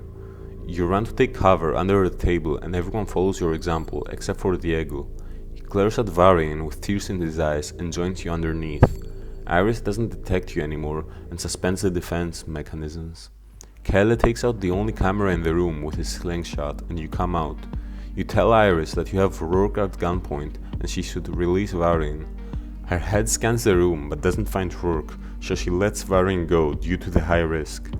Iris disappears, lets Varin go, and blares out an alarm.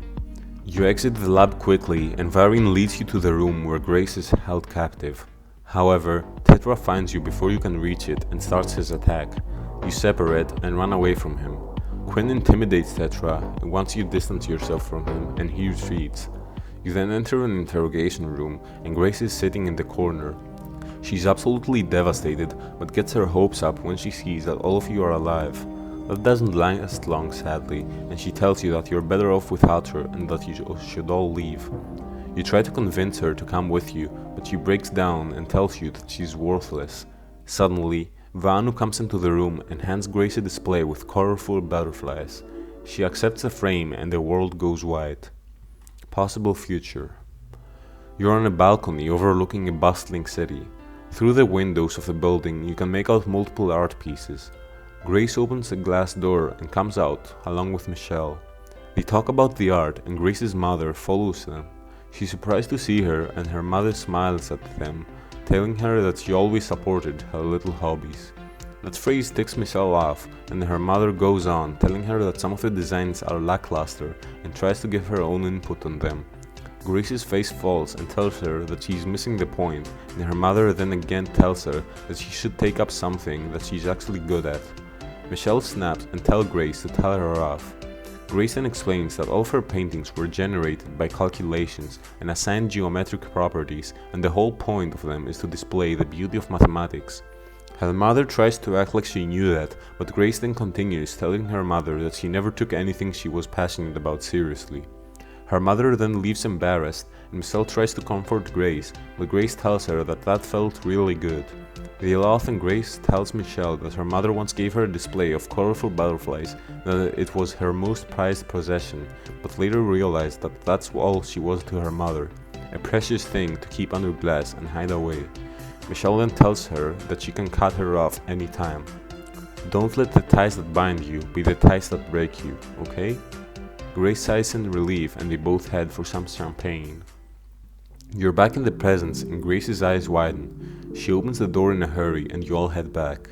Scene is injured by Tetra's attack, but you don't have a lot of time, so you prepare to run back. Zara finds the laser cannon and after some investigating, hands it back to Craig. You return to the Omega mech and climb up to find the heart. Michelle points out something moving in the back of the room and you assume it's Vaanu again, but Fiddler's silhouette takes form. She attacks you by throwing her blades at you and you dodge it, but then notice that they don't produce heat anymore. Zara is holding the Alan's heart while standing on top of the mech and is aiming at Fiddler. Jake distracts her by telling her that she can't backstab him again, and when he gets the chance, he'll make her pay. You keep up the distraction and the Alan's heart falls on her head, making her fall unconscious. You pass Alistair's unconscious body nearby and a note catches your eye. You read it and it's an apology made by Alistair.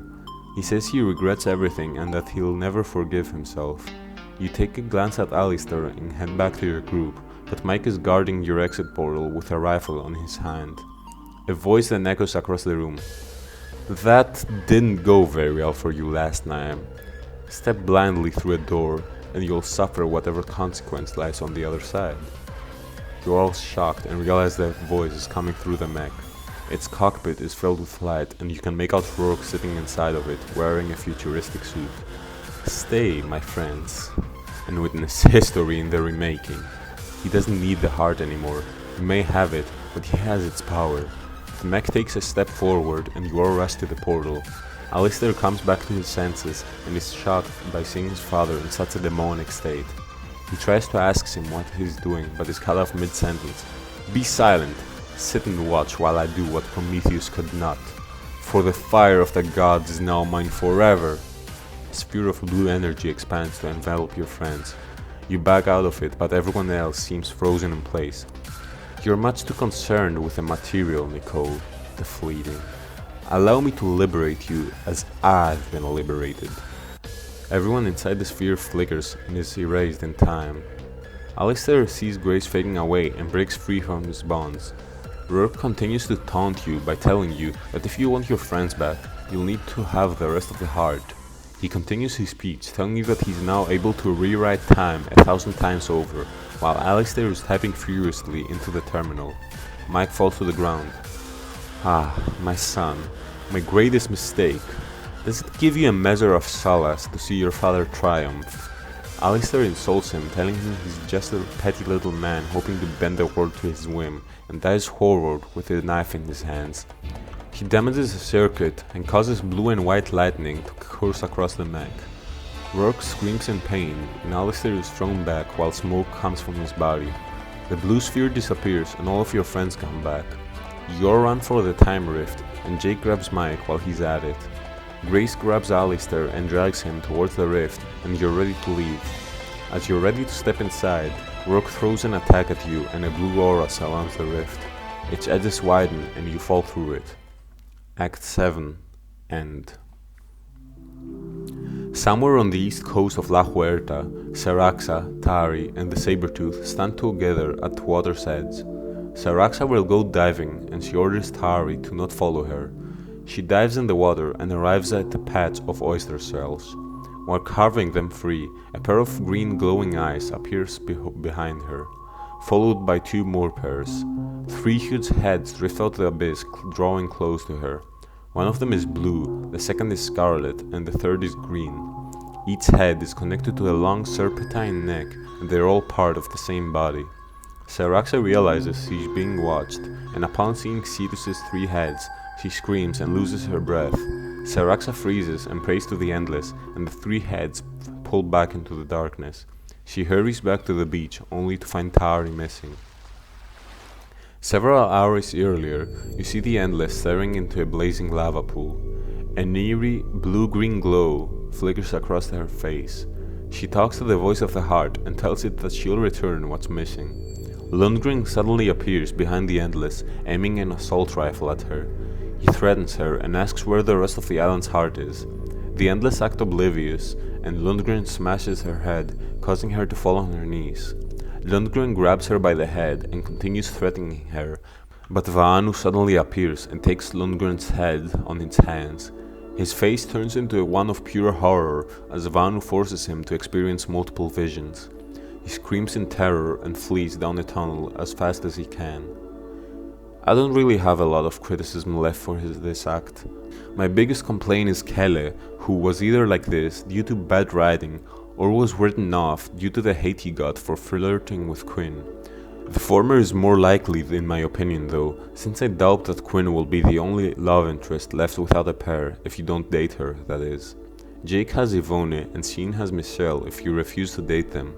Quinn, however, still tries to get with Kelle even if you date her, which is just proof that there's hiccups in the story. The act felt rushed, and most of it was a roller coaster with a subplot of reuniting with your group. Most of the reunions felt really forced though, and only happened so that the story could move on quicker. Like, what do you mean Jake just conveniently found you when you needed him most, and you also spotted Sarah and Varin at the same spot conveniently? It felt unnatural and rushed. Not as rushed as the next chapter though, which I'm gonna skim over as fast as I can and only go through over the Ember of Hope. In the next chapter, you're basically sent back in time to the wedding that basically forged the Vanti culture or something like that, since the people there are the same people wearing masks back from the temple you saved Diego in. After you go through a relatively generic subplot, you fix an anomaly you caused when arriving. The clockmaker appears through a time rift eventually and urges you to come with her. You all reunite in an overgrown manner, and Jake asks you to come with him as he's trying to reunite with Mike again. No matter how much he tries though, Mike simply stares at the horizon emotionless. Jake starts crying and leaves the room. Mike calls Jake Grandpa again and you follow him outside. He's kicking a barrel in frustration and blames himself for everything. He says he can't do this anymore after everything they've gone through, and Vaanu appears again. It hands him a burning helmet, and you grab it and give it to Jake. The world goes blank. Possible future. You're in a courtroom, empty except for Jake and Mike. Jake is nervous and says the last 5 years of his life have led up to this moment, and that if this doesn't work out, Lundgren will get off free and they will lose everything. A judge then enters the room, and Lundgren is led in handcuff. Lundgren's defense attorney accuses Jake and Mike, but they quickly refute their fake evidence. After the trial is finished, the judge prosecutes Lundgren for conspiracy, perjury, and first-degree murder. He's sentenced to 180 years in prison. Jake and Mike celebrate and stand up to Lundgren. Jake takes a cigar and smokes it in Lundgren's face. You're back in reality, and tears fall from Jake's eyes. He takes a slow sigh. We can beat him. In the system. There's a way we can beat him. Mike stares at the both of you from inside, and Jake walks out to him. A slight smile creeps onto Mike's face, and Jake pulls him into a hug. He tells you he'll return to you shortly, and goes to grab some beers to reminisce with Mike. As day turns to night, you all have a picnic with the anachronists. Suddenly, you notice the Dorado coming towards you, and Ivone and Malatesta call out to you. She urges you to come with her quickly, and you hurry to round up your group. A few minutes later, everyone's gathered on the deck of the Dorado. Ivone clears her throat and points out across the sea to a crimson globe running across the horizon. It's not the sun. You realize that the lava is getting closer, therefore the barrier keeping the island safe is shrinking. Quinn then tells you that it's because of the heart being weakened by Rourke and by the fact that it's already cut in half. Malatesta then admits that he made a mistake feeding the heart to Cetus and tells you that you must prepare yourself to kill the beast and take the heart back. It's time to finish Cetus once and for all. Your friends are all taken aback, telling themselves that taking him down is impossible. You tell them you have nothing left to lose. If you win, you can go save the world. If you lose, nothing will change, because everything is gone anyway. Mike stands up and tells you that he wants to help. The clockmaker also offers her help and modifies the ship to make it safe against lightning attacks. You depart, and all three of Cetus's heads attack the ship. Zara blinks the lights to blind the beasts, and you all fire harpoons into the blue head. Yvonne climbs onto the head to distract it, and despite the risk of hitting her, you agree to shoot the cannons.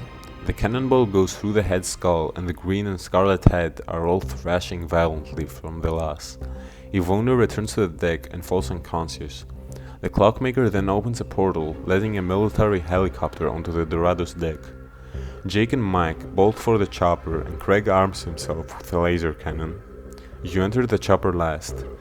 You fly up, and the green head bursts from the water.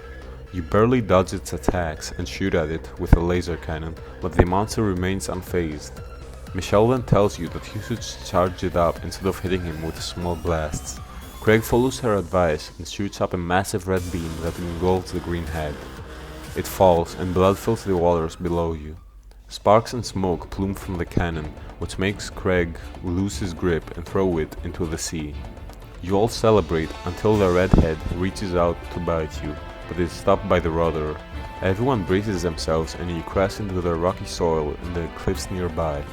You all group up, and the red head looms above you. You're out of options, so the clockmaker suggests she opens a portal that throws the entire Masada facility on top of Cetus. You approve of her idea, and the building falls on top of him. Cetus struggles and twitches, but is soon left motionless. Quint raises her hand towards the monster, and a white haze blinds all of you. Once you regain your vision, there's no sign of Cetus or Masada. Estella is holding the second half of the heart, and Quinn is gasping for air beside her. You celebrate, but the heart suddenly frees itself from Estella's grasp and flies towards Quinn. Quinn's face contorts in pain as two halves connect, and she creates a crater around her as she falls to her knees. Quinn's eyes flicker green as he tries to fight the force back. Streams of light erupt from the heart, and Vaanu quickly floats in the air in front of Quinn. It hands her a small purple camera, and she takes it. Possible future. You're in a school gym packed with science experiments and a raptured audience. On a makeshift stage, a tall red-headed man smiles to the crowd and thanks all of his sponsors and participants. He then calls his daughter Quinn onto the stage before he announces the awards. She hugs him and thanks the crowd for helping them fight against chronic illnesses. She reveals that she was contemplating suicide 10 years after her diagnosis due to feeling like a burden by having all those people fight to keep her alive. She had told her father, and he held her hand, telling her that every life is worth fighting for. Just because one person needs more help to live doesn't make their life less worthy or meaningful.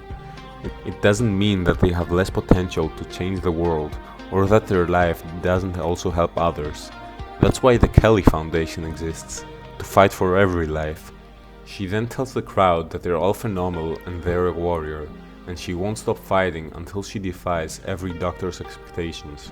She walks off stage with her father, and he reveals that in 4 months they've received more donations than all of last year. She's overjoyed by the news, thinking of all the scholarships they can fund, and then asks her dad how his relationship with his mother is going.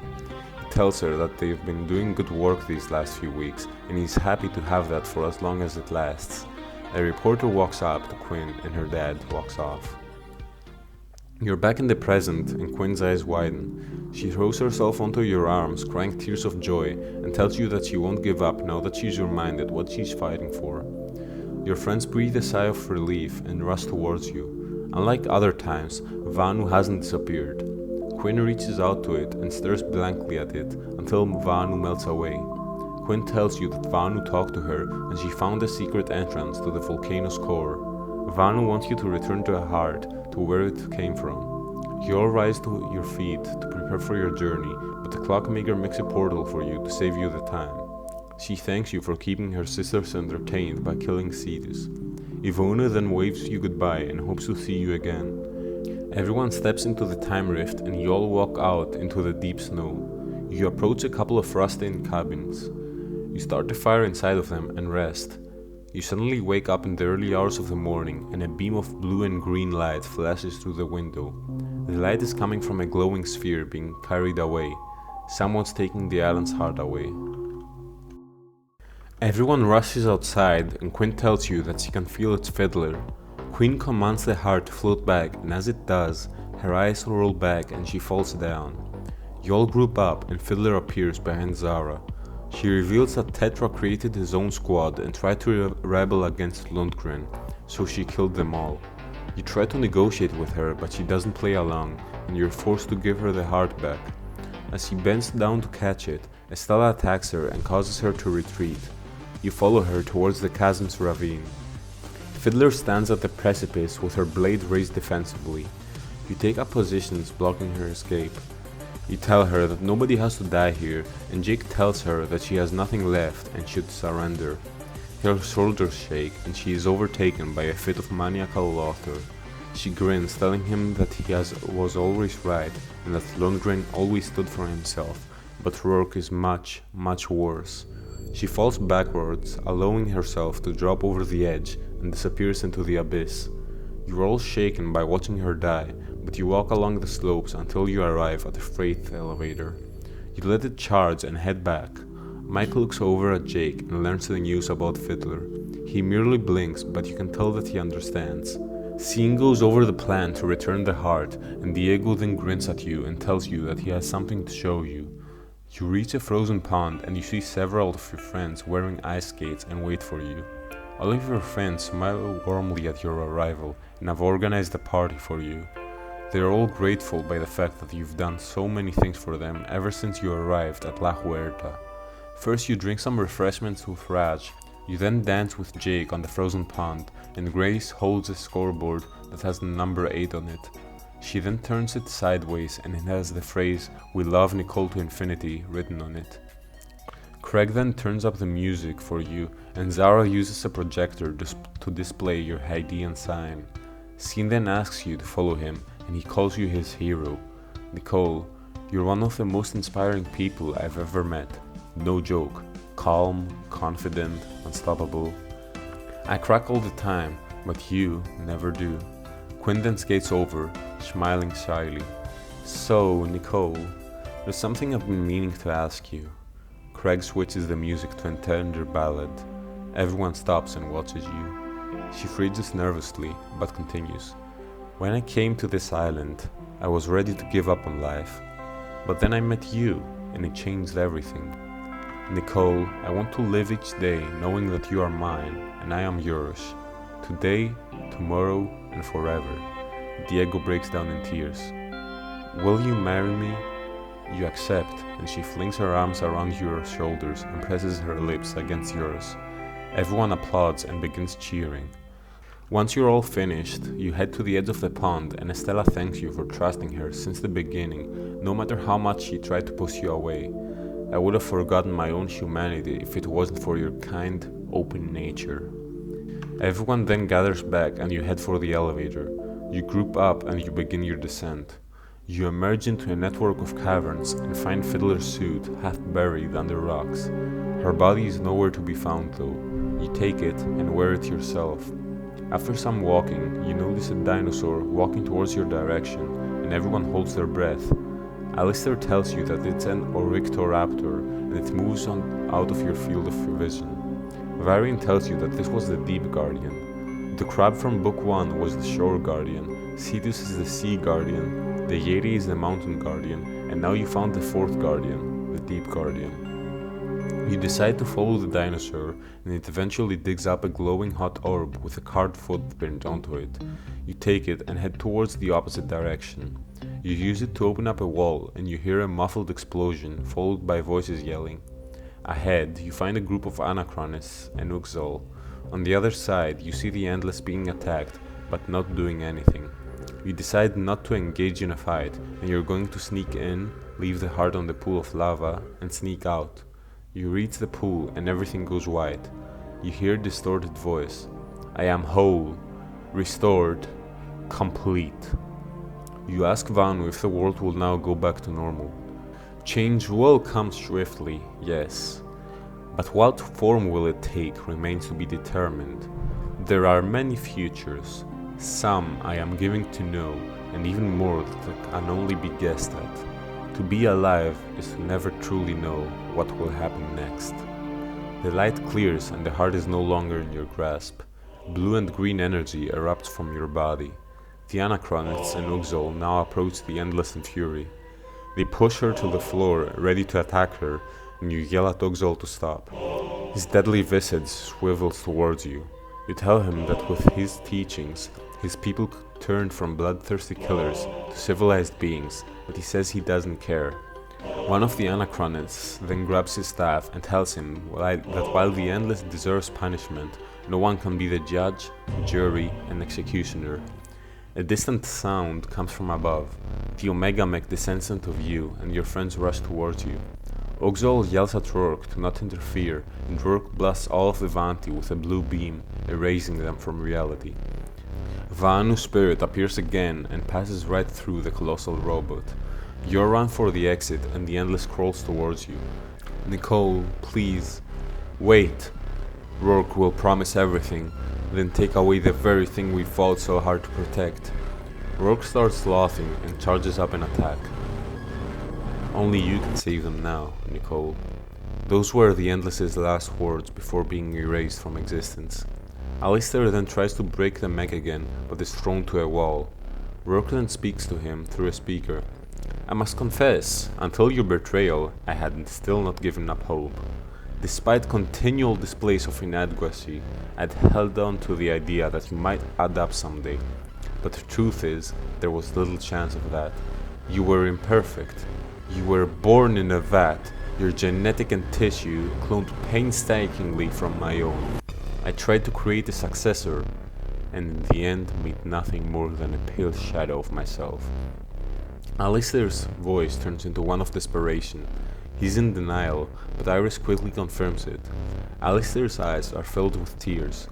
Rourke then ignores all of you and grabs the crystal pillar inside the lava pit. This is the key to a new age.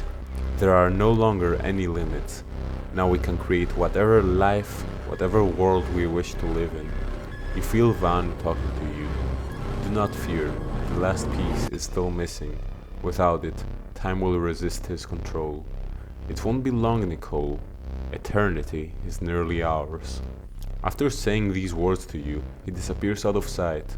You all then notice that the lava is rising and run out of the cavern, but Alistair remains frozen in place. He refuses to move, no matter how much Grace tries to persuade him. Vaanu struggles to take form, but he hands you a salvage magazine and you hold it out to Alistair. Possible future. You're inside the cozy apartment and Grace enters through the door. She's applying makeup for herself, and Alistair walks after her carrying a baby. Grace kisses him goodbye and leaves Alistair, who's singing a lullaby to the baby. He then grabs a magazine and tells the child that it's the only publication he has kept, even though it features Rourke, just because it mentions himself. A couple of hours later, Grace returns home and sees Alistair dozed off in a sitting position with the child in his arms. Grace sits on her knees and watches both of them until the sun rises. You're now back in reality, and Alistair quickly stands up and follows all of you outside. You emerge within view of Ellie still. Hundreds of flower garlands are draped across the city's walkways. Varian tells you that tomorrow is the first day of Nyala Ray, and those who love each other will have the opportunity to be handfasted. Alistair is still shaken by his confrontation with his father and fails to see himself as human, no matter how much your group comforts him. You're later gathered on the Alistair audience hall and rest. The next day, you all gather together, and Varian falls to one knee and proposes to Diego, and you all cheer. Eventually, Quinn is taken away to prepare her for your wedding, and you spend the next few moments with your friends planning your wedding. You then head to the audience hall. You're nervous, but all of your friends support you.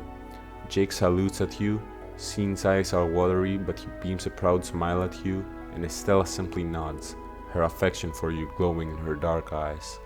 You hear soft gasps and turn around. That's when you see her. She's as beautiful as ever and stands at your side. Saraxa finishes up the ceremony, and then you enjoy your honeymoon sponsored by the one and only clockmaker. Her portals transfer you to multiple locations, and you enjoy yourself with Quinn for as long as you can. The next morning, you're transferred back to Ellistel to find Michelle gazing out at the horizon all by herself, and when asked to come with you to reunite with the others, she refuses and rants about how everything she has done hasn't worked out for her and it never came back to her. Small side note, but honestly, even though some of your friends' breakdowns felt forced, this one's the worst and really only feels like it happened just for the sake of the ember.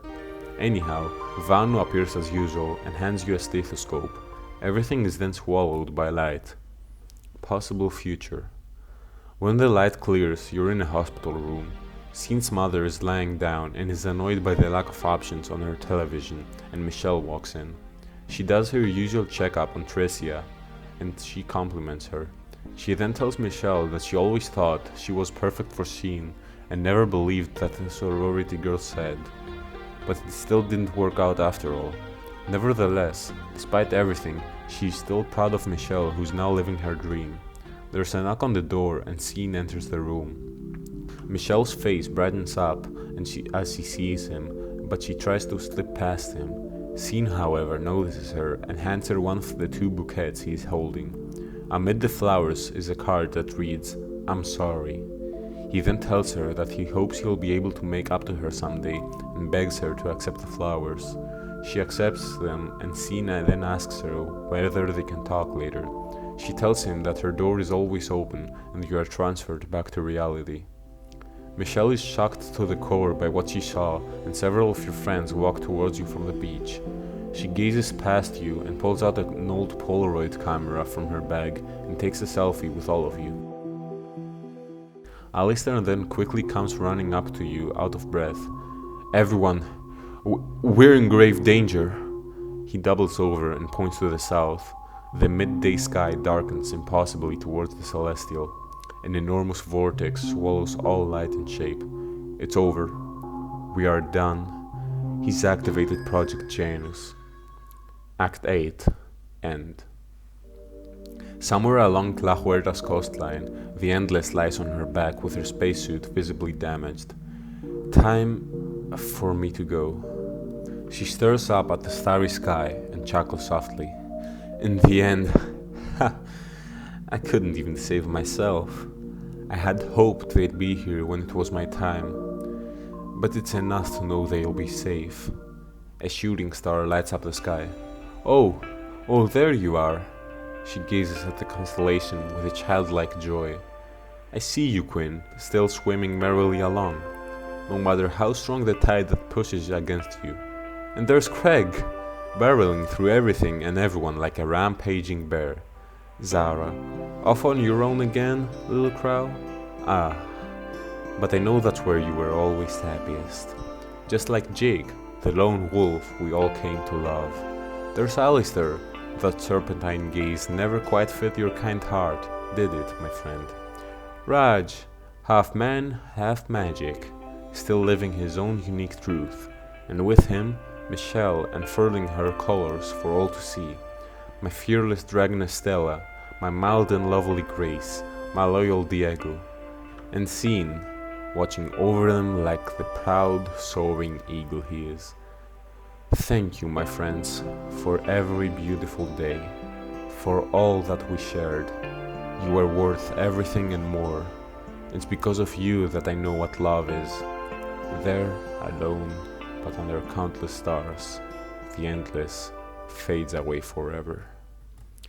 Several hours earlier, the Omega mech descends onto the roof of the Celestial, blasting everything away. Iris's hologram appears next to Rourke. She tells him that the cloning process is still incomplete and that Project Janus should be delayed until the new subject is prepared. Rourke tells her that she has already given her a useless child and she should destroy it. He then says that he has already a strong and worthy daughter and he's the only family she has left. Lundgren then appears from an elevator and he asks Rourke what he's supposed to do with his money now that the whole world is gone. Rourke then tells him that the world is only beginning and it will revolve around men like him and Lundgren.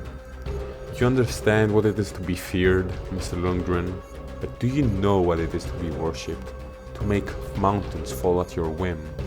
Lundgren locks eyes with him and tells him he won't let anyone interrupt the early stages of the project. Iris then initiates Project Janus after Rourke's orders. A door opens and chaos becomes order. Only 2 chapters are now left, and while I would love to admit the opposite, I cannot turn a blind eye to the hiccups that the act's writing had. While the art is still phenomenal, there's a lot I have to criticize. I'll go through my complaints briefly to finally reach the end of the video. My first complaint is Fiddler's and Tetra's conclusion. Not only was Tetra off-screen, his character was also completely wasted. Him rebelling against Lundgren is pretty out of character in my opinion, since he is basically the evil counterpart of Craig, a strong brute with loyalty. Fiddler is also a character that had a lot of potential. We never learned anything about her backstory with Jake, due to the book's fast pacing, and never find out anything about her, except for the fact that she may have been the one that sold Mike and Jake to Lundgren all those years ago. Her suicide and descent to insanity were also out of nowhere. Second, the wedding chapter was just pointless. I skimmed past it for a reason. It's supposed to be what the Endless use as blueprint to form the Vanti's religion, and it has been hinted multiple times before, yet it ended up being just another generic story that had zero long-term effects. It just felt like it happened just so the writers can move on with it and never have to mention it again now that it's out of the way. I've already complained about Kelly, so I won't mention him again, but I will complain about Alistair and his whole reveal being out of nowhere. No build-up, no foreshadowing, it was just mentioned and he sat for like 5 minutes, but that's it. The group also forgave him way too quickly for the sake of plot. Like, and no scene understands him and everything, but come on, he almost got all of you killed on purpose. He's not even the worst reveal though, unfortunately. There's still something iffy I'll have to criticize at the heat of the final battle and ruin the mood. Finally, my last complaint features Alistair yet again. After a happy chapter with you getting married to the person you love the most, you're just thrown into the final battle, just like that. It seriously feels like the writers had other plans, but the higher-ups told them that they only have 2 chapters left to work with, causing the book to only have 12 chapters instead of the usual 15 and 16.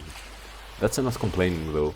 Before moving on to the finale, I'll now mention the things I liked in this act, despite the hiccups. I loved the hand-fasting scene and the party scene in which Quinn proposes to you. Every single line of dialogue makes me envious of the life and the close group of friends I never had. While the plot went past its peak a long time ago, the dialogue still doesn't fail to make me tear up by how carefully it was written. The Cetus fight was alright too, I guess. That's all I have to say. Moving on to the second to last chapter, like there's no tomorrow. A horn blasts from the boats of Elistel, and Diego confirms that the vortex is exactly as described on Uxal's predictions of Ran Losti. Saraxa has gathered every single warrior in Elistel to prepare for the war. Varine boosts their morale with a speech, and you all head towards the Celestial. Every door and window is blocked by thick metal shutters. The Yeti also joins the fight, and you ask it to lead you to an open window. It sends every arachnid soldier in her way flying, while the rest of your Vaanti fight the remaining troops. You reach inside your room, and the Yeti jumps away to attack the remaining snipers. Your friends climb up a rope you let out through the window, and you all sneak past the traps Rourke set out for you. You eventually reach the atrium, and as soon as you prepare to ambush the soldiers there, Lundgren walks into your field of vision. He instantly hefts a huge gun and deploys a missile at the archway leading to the lobby. You're now completely blocked in. Him and the soldiers inside are the only remaining forces. You're surrounded by his forces, but you and Quinn swiftly attack them with Craig's help. Lundgren then seems visibly annoyed and tells you that the party is over and it's time to die. He launches a barrage of missiles right towards you, but you manage to block them with a door. Their destination changes, and they all fly towards the atrium, causing it to turn into a scenery directly from hell. Smoke and dust is scattered across the room, and your friends gather up together. Zara and Craig ambush him and take away his laser cannon while he's charging it, and he throws everyone backward onto the rubble with the power of his exoskeleton. Lundgren then aims his last missile at you, but Jake quickly forces his arm away and he shoots at the top of the atrium, causing rubble to begin falling down on you. Everyone struggles to find one another. You wonder if Lundgren died in the rubble, but he suddenly rises, blood pouring down the side of his face. You look around for weapons, but there's nothing. Lundgren has now gone mad. When I take the power to control time from Rourke, you know the first thing I'm doing? He spits out his old cigar and lights up a new one. I'm gonna hunt each and every one of your families and make sure none of you are ever born. Mike hobbles to his feet and looks at you meaningfully. Do me a favor? Take care of Grandpa for me. Jake tries to stop him, but it's too late. Mike reaches into the tank of a jetpack and douses himself with fuel. He launches himself into Lundgren with his arm slipping between the steel beams of his exoskeleton. Your friends all throw themselves on Jake before he can rush forward with tears streaming down his face. Mike finally tears the cigar from Lundgren's mouth and the jetpack roars into life, sending both of them through the ceiling. Black smoke streaks behind them as they rise into the sky, and a massive fireball consumes them both. You and the others hold onto Jake while he's breaking down. You hug him and tell him that you now have to deal with Rourke, and he nods at you while sobbing. Everyone heads on top of the rooftop while howling winds tear at your hair and clothes. The vortex has overtaken the entire sky, and a pillar of crystal from Mount Atropo is shining brightly at the Omega Mech's grasp. Rourke is standing on the side with a calm face. He sets down a martini glass and pulls out a Polaroid photo. Tell me, Nicole, do you believe in destiny? He tries to manipulate you, but your friends won't fall for it. Rourke then gives Iris a command, and the Omega Mech grabs Estella and traps her inside the cockpit. You try to get her out, but fail miserably. This project requires an enormous amount of energy. The sheer number of tachyons coursing through the device would quickly kill me. But Estella is young and strong, indomitable, a true Rourke. Yeah, that's what I was talking about. I understand the thought process behind this reveal, but why? This is the most forced ass pull I've ever seen in the story, and I wish this line never existed. Enough of my ranting though. Estella stares at Rourke in disbelief. I loved your mother Olivia very much, and I believe she loved me too in her way. I regret her passing with every day, I truly do. Estella rains down blows on the windshield, but she collapses weeping on the pilot's chair. Jake then grabs Rourke and hurls him into the ground. Scene and Kelle grab his arms and drag him onto his feet. You walk over him and glare into his face. You order him to release her, but he tells you that he cannot overrule his commands, and Iris confirms his words. The mech then hefts the crystal pillar, and a beam of blue energy surges forth, slamming into the side of the pillar. The rooftop heaves beneath you, and the vortex begins to expand towards the surrounding landscape.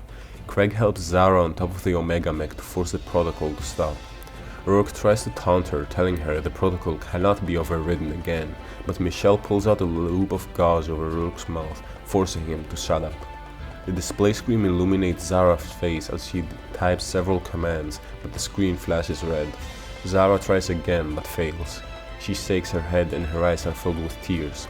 She steps back from the panel and kicks it as hard as she can.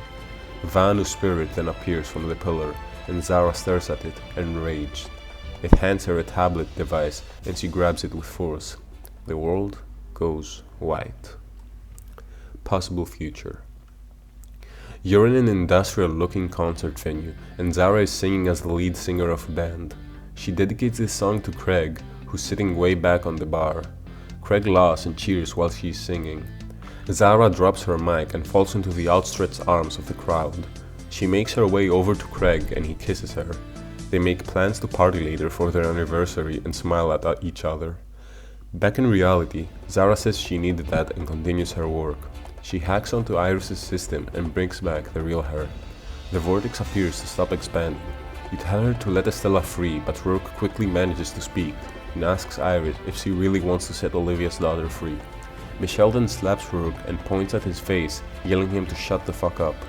Estella begs the furious Iris to let her go, and after some hesitation, the cockpit slowly opens. I owe it to your mother to do the right thing. Estella runs out to safety. Rourke loses his composure and yells at Iris to activate Directive 1908 again, but Sin and Kelle drag him to the ground. Iris smirks at him and tells him she didn't quite hear that. She then turns to Alistair and comforts him, telling him that he will always be her son, no matter his real form. Sin walks up to the railing and gazes at the distance, but you can't see anything. You're basically trapped in the vortex. You take a deep breath and approach the crystal. You're suddenly surrounded by an alien landscape and the wind rises, along with the sound of an anguished wailing. The voice becomes louder, seeming to cry out for help. You reach out to the nearby crystals to see every future for one last time. The puzzle is simple this time around. You just watched every future again and realize the words it's, time, own, in, and everything were highlighted. You do the obvious and yell out the phrase, everything in its own time, to Vaanu. Vaanu's cries stop and he repeats the phrase, everything in its own time.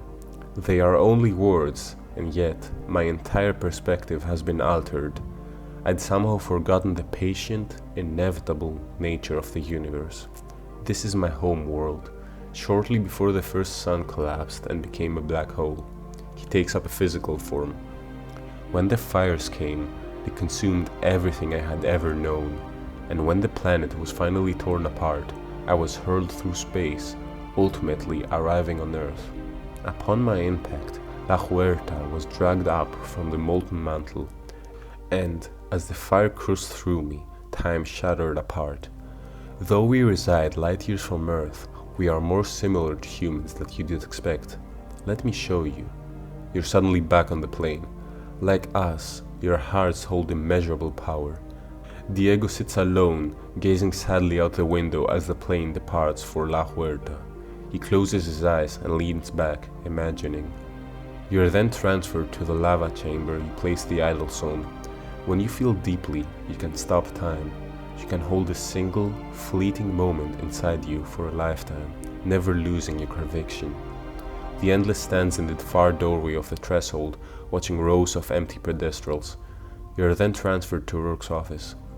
You can go back over and over, seeking to change events that took something from you. You might even convince yourself you've done it, all the while merely prolonging your loss. Rourke flows silently in his tank like an infant waiting to be born. We are similar enough that I was able to bring a human in existence from a fragment of myself, and you are everything I had hoped, Nicole. A chill rises through you and you freeze. You are the missing piece. But my energy was merely the seed. The need in your friends made it grow, and the love they began to feel for you made it flourish. You're the person they needed in order to move forward with their lives. This is why you can't remember anything. You never existed before you woke up on the plane. Unknowingly, you may have created false memories to fill a void. Think back. What's the earliest experience you remember vividly? You realize your first memory is being next to Diego. That was the very first moment you came into being. You ask him why. To bring us all hope. I know it must be hard, but please try to understand, Nicole. Your friends need you now more than ever. 3 potential futures issue from this moment. Rourke's project could be resumed and the Earth taken to a past it never had. Your friends will be as they were, and you will be with them, but nothing from La Huerta will remain. The second option is you having the power to reverse the vortex and preserve La Huerta forever as the Endless had hoped. The island will remain as it was, never again to be threatened by Rourke's machinations. You and your friends will be safe, forever. In the third eventuality, you return your energy to me, allowing me to finally depart from Earth. Our consciousness will merge and all timelines become one. We cannot control our circumstances, only how we choose to navigate them. You ask it what you should choose. As ever, that is a question only you can answer, Nicole. Chapter 11. Complete. Well, this is it. All those hours of content have built up to this moment. And funnily enough, this is how you do a reveal. Both Estella's and your own reveal were on the same chapter, yet one of them is C tier, yet the other one is S. And it makes perfect sense. You never existed before this story. Vaanu created you and gave your friends fake memories in order for you to reach this point in the story. Remember Diego's amber statue? Why it was the only one that had his death and didn't show us his past? Because the writers knew that showing a moment of Diego's past without you would be too much of a spoiler. And your own idol also shows fake memories. Why else would your flashback disappear as soon as you left your own room? It's all so beautifully foreshadowed, yet it makes perfect sense. And you weren't even thrown in an ideal situation either. At the beginning, everyone but Diego was either neutral about you or straight up disliked you, even though you were literally just born. And yet, you managed to form the best friends group anyone could ever ask for. Despite the hiccups, despite the arguments, despite everything, you're all still together. And you're bringing this story to an end. As Vaanu said, there are 3 endings. The final chapter has some plot, and afterwards forces you to make your one last decision. I am going to categorize the endings in 3 ways. The first ending we are going to go over is the Rourke ending, or how I like to call it, the bad ending. Next, I'm going to go over the Endless's ending, or as I'm going to call it, the neutral ending. Finally, I'm going to go over the Vaanu ending, which is basically the good ending, and the canon ending in my eyes. Calling them good, bad and neutral endings is not really the best way to describe them though, since they are all bittersweet in their own way. However, I will be calling them that way for the sake of simplicity. Also, since I only consider one ending canon, I will be skimming over the other 2, but I will be reading out the Vaanu ending word for word while holding back tears. That's all for the disclaimers. Thank you for still being here and listening to me talk about this whole story. Here goes nothing.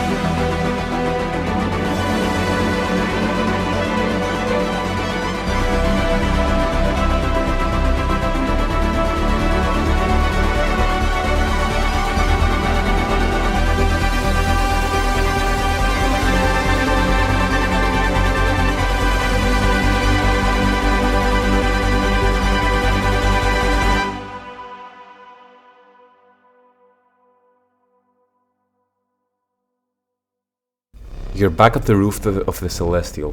The vortex whirls even faster. Rourke struggles to rise, but Sina and Kelly keep him pinned down. If I may, just... You tell your friends to let Rourke up. He stands up and brushes himself off. Project Janus was designed to purge the Earth of time anomalies. I can fix all of this. Estella has given us the chance we needed. All that remains is to allow the process to bring the Earth to an optimal state. Rourke then tells you he always knew you were different and that you had the connection to the heart. Raj is freaked out by his plans and Grace tells him off that he can't just tamper with history. However, he guarantees that those you've lost will be returned and that you will all remain together. Mike will be alive. Jake is rendered speechless. Alistair's mother will also return to how she used to be. Rourke then tells Iris to confirm his promises. Project Janus will reveal the selected to the beginning of their freshman year in Hartfield University. La Huerta will not exist, nor any trace of its impact remain. Further, Nicole's past will be altered, giving her a family and also placing her at Hartfield. Everyone's confused from the last part, but they forget about it quickly. Alistair looks at his mother and sighs. He tells you that if the max energy is returned to the heart, the vortex will close and you will all stay in La Huerta. Raj agrees that this is the better option and Craig and Grace agree. The others disagree, saying that they always wanted to explore the world or to meet their loved ones once again. You think of how the Endless spent decades for you to choose that future, and then find your thoughts drifting back to when you last saw her. Nicole, please, wait. Rourke will promise everything, then take away the very thing we've fought so hard to protect. The memory, however, seems impossibly vivid. You realize this is real and you have somehow traveled back to that very moment. The Endless's expression changes. Let me show you, Nicole. All that I have seen, all that I have lived, every variation of our lives on La Huerta over my 2,139 attempts to save everyone. She touches your forehead and images flicker into being in your mind. Friends falling in love, working as a team to survive, discovering secrets. A brilliant flash heralds the beginning of a vision. You find yourself in deep woods. From nearby, you hear laughter and splashing. You follow the sound, pushing aside foliage. No way, that was totally out. If it hit the water, it counts. Your friends are playing volleyball at the Celestial pool, sending a colorful beach ball back and forth over the net. And among them, you see yourself. Yes, that's another point! You stagger dazed at the sight. Looking down at your hands, you see that one is gloved in red and the other is skeletal steel. I'm the Endless. Your heart is racing, but the sight of your friends laughing and playing somehow puts you at ease. I don't remember this. It must be from another timeline. Just then, Scene spikes the beach ball too hard and it bounces over to the edge of the jungle, nearly at your feet. My bad, I'll get it. Scene jogs over, a smile on his face. As she picks up the ball, he sees you among the trees. Who are you? Scene, it's me. Nicole? You take a step towards him, but as you do, reality shimmers and ripples. Suddenly, you're standing on a snow-swept mountainside. Huh? Where did... A bellowing roar shakes the pine trees. Nearby, you see yourself and Grace skiing down the slope with furball perched on your shoulder. Come on, she's gaining! Oh god, oh god. The Yeti bursts through the tree line, thundering after them. Next, you're watching Michelle barely keep balance as she tiptoes across the narrow catwalk. Almost there. With a groan, the metal platform bends towards the blazing magma. I've got you. Out of nowhere, Fiddler dives towards Michelle, tackling her to safety. Jianin, you saved me. Yeah, well, we are even now, so don't expect it to happen again. It is a joyous day, brothers and sisters. We finally have a new clockmaker. Oxol knees in front of the chair at the center of the workshop. A dozen anachronists follow suit. We are yours to command, Zara. Dope. Fencing sabers clash as Rourke and Alistair square off at the edge of a burning building. Not bad at all. Perhaps I underestimated you. Your observations regarding me have been summarily wrong, father. But I'll afford you no time to regret your errors. On guard. At the base of Elistel's mighty tree, a battle rages. Arachnid soldiers struggle to defend the city from a horde of Vanti. To me, warriors, let us slay the Hydra and Spider and reclaim our home. The Omega mech strides across the beach, charging its weapons. Estella glares out from the cockpit. Let's do this. High above the fray, Tetra tosses Rourke's lifeless body from branches. He strides back towards the audience hall. They're getting close, boss. A cigar smolders, lighting the face of the man on the throne. Let them come. And when they do, we'll burn this damn tree to the ground with them inside it. You see your friends in Rourke's cloning lab. Strapped to the surgery table in steel restraints is... Help! You must help Gorgi! Come on, there's gotta be a way to... I'm sorry, Raj. I can't let you do that. Whoa, who the hell are you? You think to yourself that this must be a timeline where you never found diaries. Tari, where did you get that necklace? The Vanti child shows off the golden key hanging from his neck. I found it. Do you like it? Quinn kneels down to get a closer look and sees a rune shaped like a dolphin engraved into the side. I hate to tamper with private property, but I have a job to do. Lala sets a trail of gasoline or light, and soon the fire engulfs Jake's plane. There, that should keep them from leaving. Come on, where is it? In a ballroom, Estella flips open a pocket knife and slashes the painting of the sailboat, reaching behind the canvas. Found you. She takes out a folded note and reads it. This handwriting, it's L. There's a second Omega specimen. Whatever it takes, we have to make sure Rourke doesn't get his hands on her. Oh. Clipped to the note is a photo of you. He won't, Mom. That's a promise. A rusty taco truck rumbles down ruined jungle roads with Jake at the wheel. I've got it. You're gonna get us killed. Again! We'll be fine. Ain't that right, Sebastian? The king crab agrees. Hold on. You're telling me that, for the love of Nicole, we've discussed this procedure tastily. I'm Alistair, and you are... Michelle, can you please get us out of this nightmare? What surprises me the most is that Rourke literally labeled this machine Freaky Friday device. It's his favorite movie. Guys, why is Verbal purple? How did he even get up there? Is he gonna be okay? Just like Malatesta, the fool never understands when it's time to go. You watch as Cetus breaches the sea surface again, with Malatesta somehow riding atop his head. Will one of you bloody fools do something? A figure levitates over the Kraken ice, blazing with time energy. Run! That freak's gonna kill us all! Yeah, boy! I knew you'd come around eventually. Welcome back. Woof. What can I do for you, Commander? Alistair walks in, carrying Grace's body. This is your fault. Alistair, I'm so sorry. It was an accident. Poor Grace. Her blood is on all of you, and now your own will be too. Alistair sets down Grace's body and draws a snake-hinted knife. Varian sits alone on the shore, weeping as he cradles a fluorescent-colored seashell to his ear. A voice echoes faintly in the shell, a voice from long ago. I'll always love you, Varian. I'll always love you, Varian. I'll always love... Soon, the echo is gone forever. Craig dangles over the side of a sheer cliff, hanging on to Scene's hand. I've got you! I can pull you up. Bro, I'll just pull you over with me. Craig, no! Face it, Scene. I've been dragging you down my whole life. I'm done. Craig releases his grapes and plummets hundreds of feet to his ground. Rourke cuts a thick slice of juicy steak and rolls it on his fork. I must say, it's lovely to finally have a family dinner together. Across the table, Estella sits perfectly still, her eyes blank. At her temple, an electric device pulses with light. Wouldn't you agree, my dear? Yes, father. Tari runs up and hugs Alistair around her legs. I love you, Uncle Al. I love you too, Tari. An arcade machine flashes. High score, while Craig hoists Diego onto his shoulders and carries him around. Haha, my boy Diego just crossed the all-time leaderboard. Yes, Billy Mitchell who? Couldn't have done it without you guys. Grace sniffs, and a tear rolls down her cheek. Michelle, sitting by her side, wipes it away. I don't think you're timid at all. In fact, you're probably the bravest person I've ever met. Really? Really? Jakes pulls up the side of a pistol. You seriously think I'd let you do it alone? I've told you, I've got your back for life. I know, Jake, and I've got yours.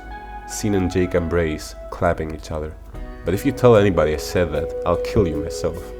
You watch yourself raise a glass surrounded by your friends. So this toast is to all of you. You're like family to me, and more than that, you're the best family I could ever hope for. Scene lifts Michelle in his arms and spins her around. I can't believe I ever let you slip away. I can't believe I ever watched you go. Never again. I'm yours, Michelle, and you are mine. The kiss, framed by the sunset. Jake suns himself on the deck of the Dorado. Suddenly, a shadow blocks the light. Jake lifts his sunglasses to look. I was wondering where you'd been.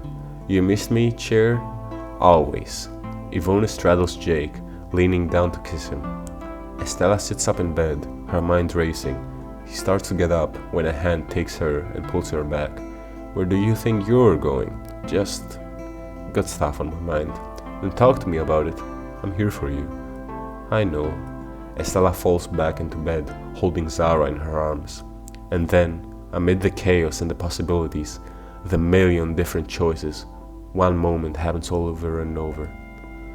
I think I love you, Nicole. I think I love you, Nicole. I think I love you, Nicole. I think I love you, Nicole. I think I love you, Nicole. I know I love you, Quinn.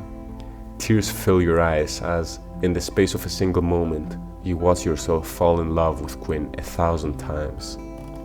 The light fades, you're back in the cavern and feel yourself sobbing. You've seen everything now, Nicole. You know everything you can do. But this is where my sight ends.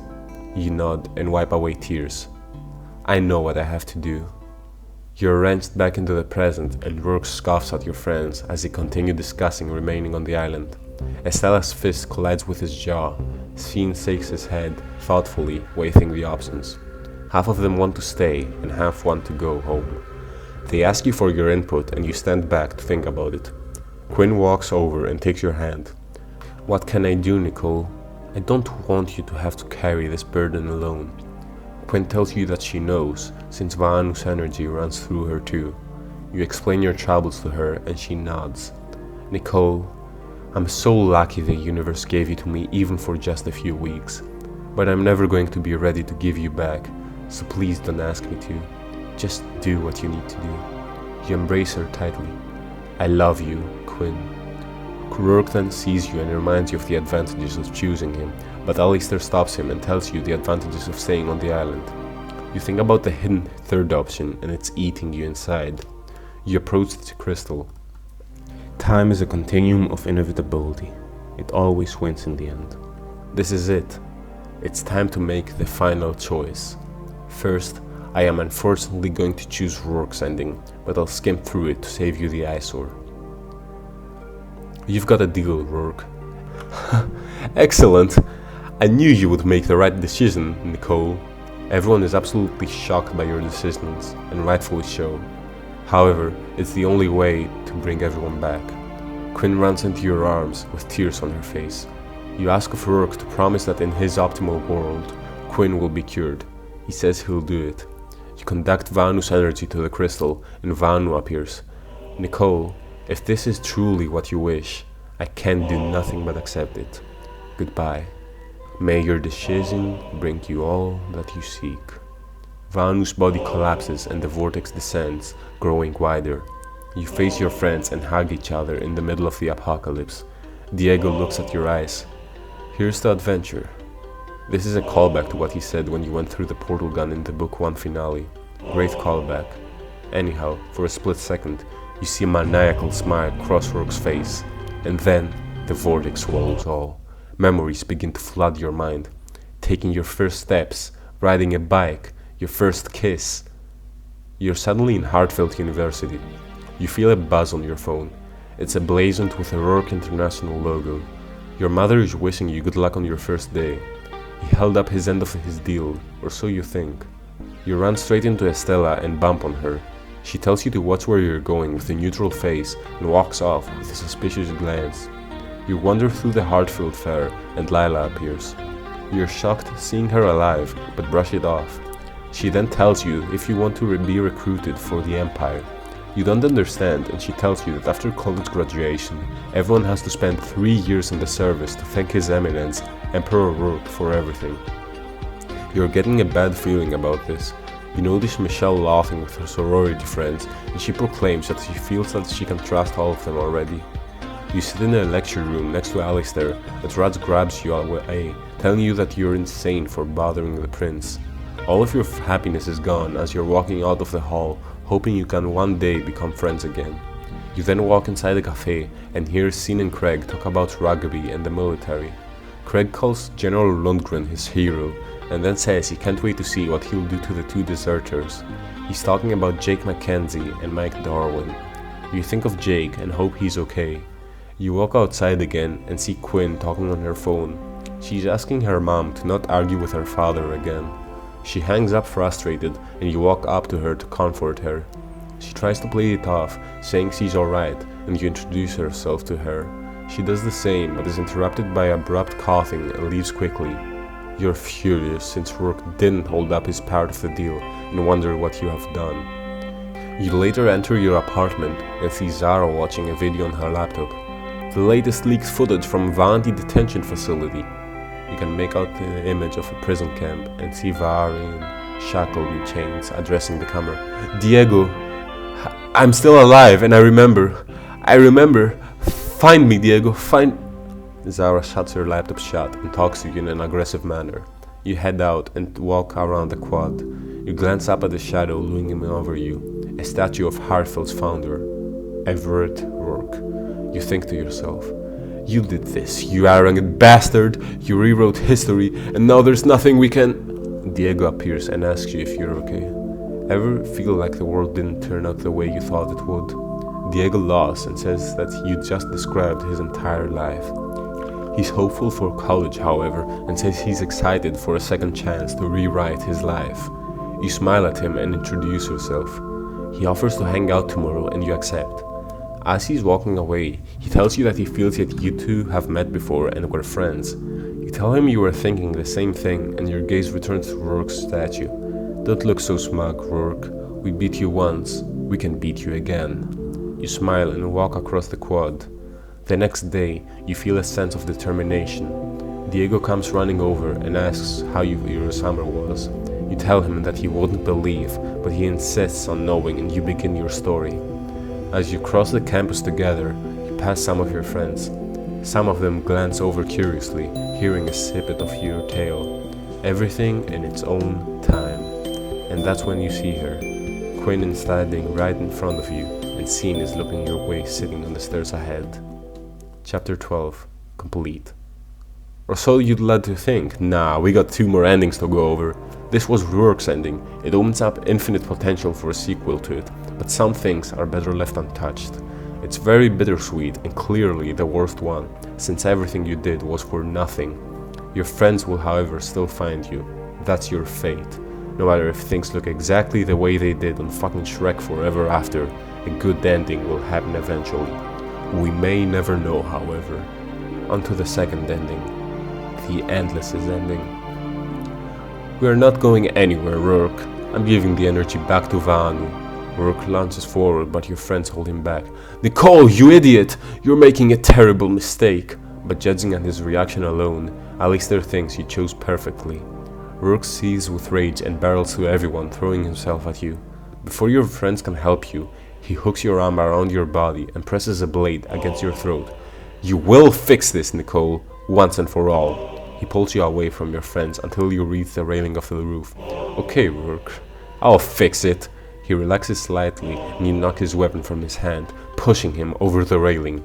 He grabs you as he falls and you both tumble over the edge together. Quinn grabs your arm and Rourke grabs your legs. Why? Why would you throw everything away I offered you? For them? Because they're all I need. His eyes narrow and his lips curl into a malicious sneer. So you wish to be trapped in time forever? Very well. He braces himself against a wall and tries to pull you free of your friend's grip. You wriggle 1 foot free from his grasp and raise it above his face. His face turns desperate. Do not... Time's up, Rourke. You plant your foot on his face with all the strength you can muster and knock him loose. He hurtles towards the blackness below, and in a split second, he vanishes into the horizon. As you're hoisted up by your friends, the vortex fades away and the sky is filled with multiple stars. You won. It's over. No more running for your lives. No more monsters. Tears and hugs flow between your friends, and you're all overwhelmed by an euphoric sense of relief. This island is your home now and forever.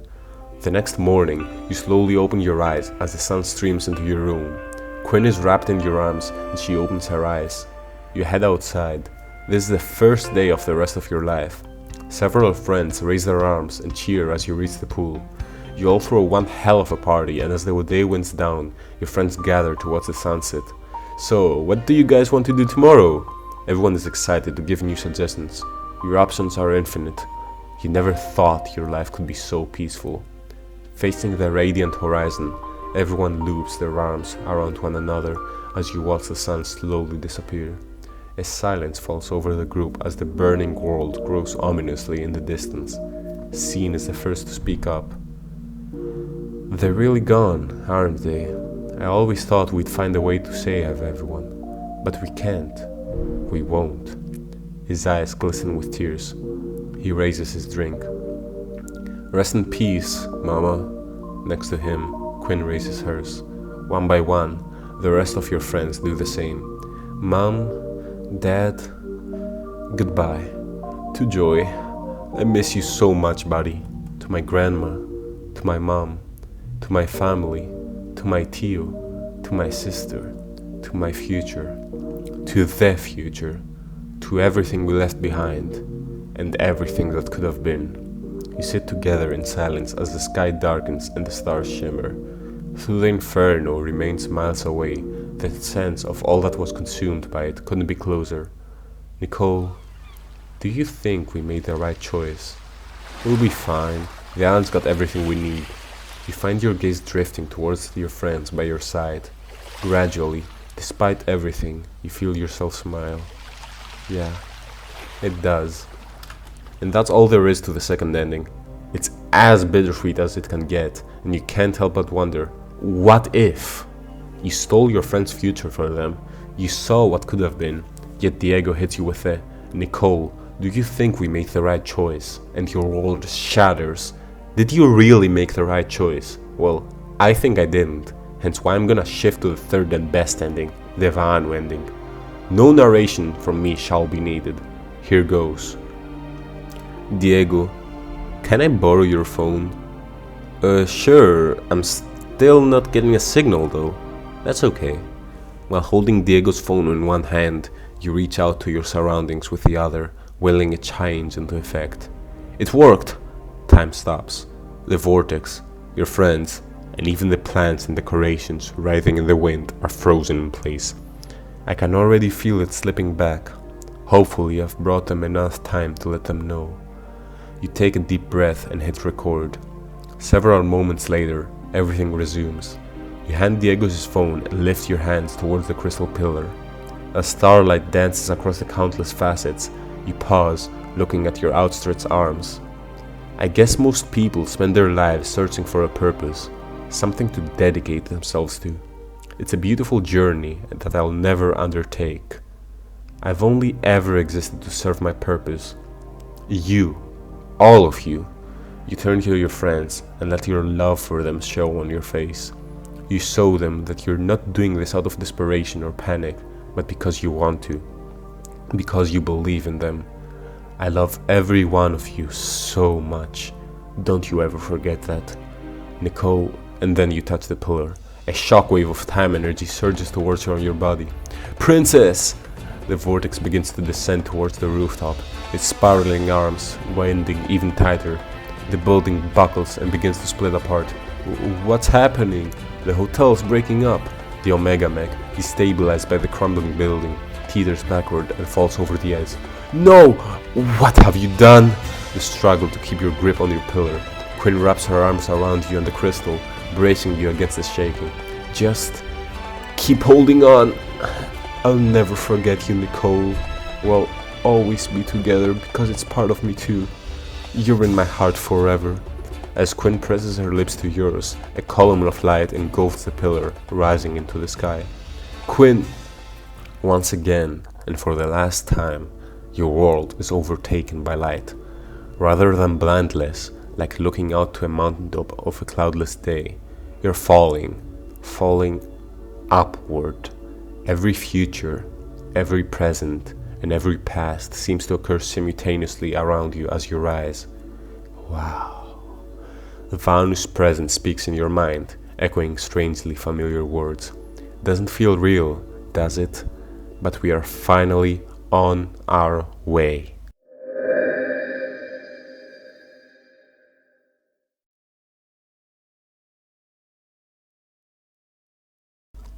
As your consciousness travels on across the universe, you reach back towards your friends.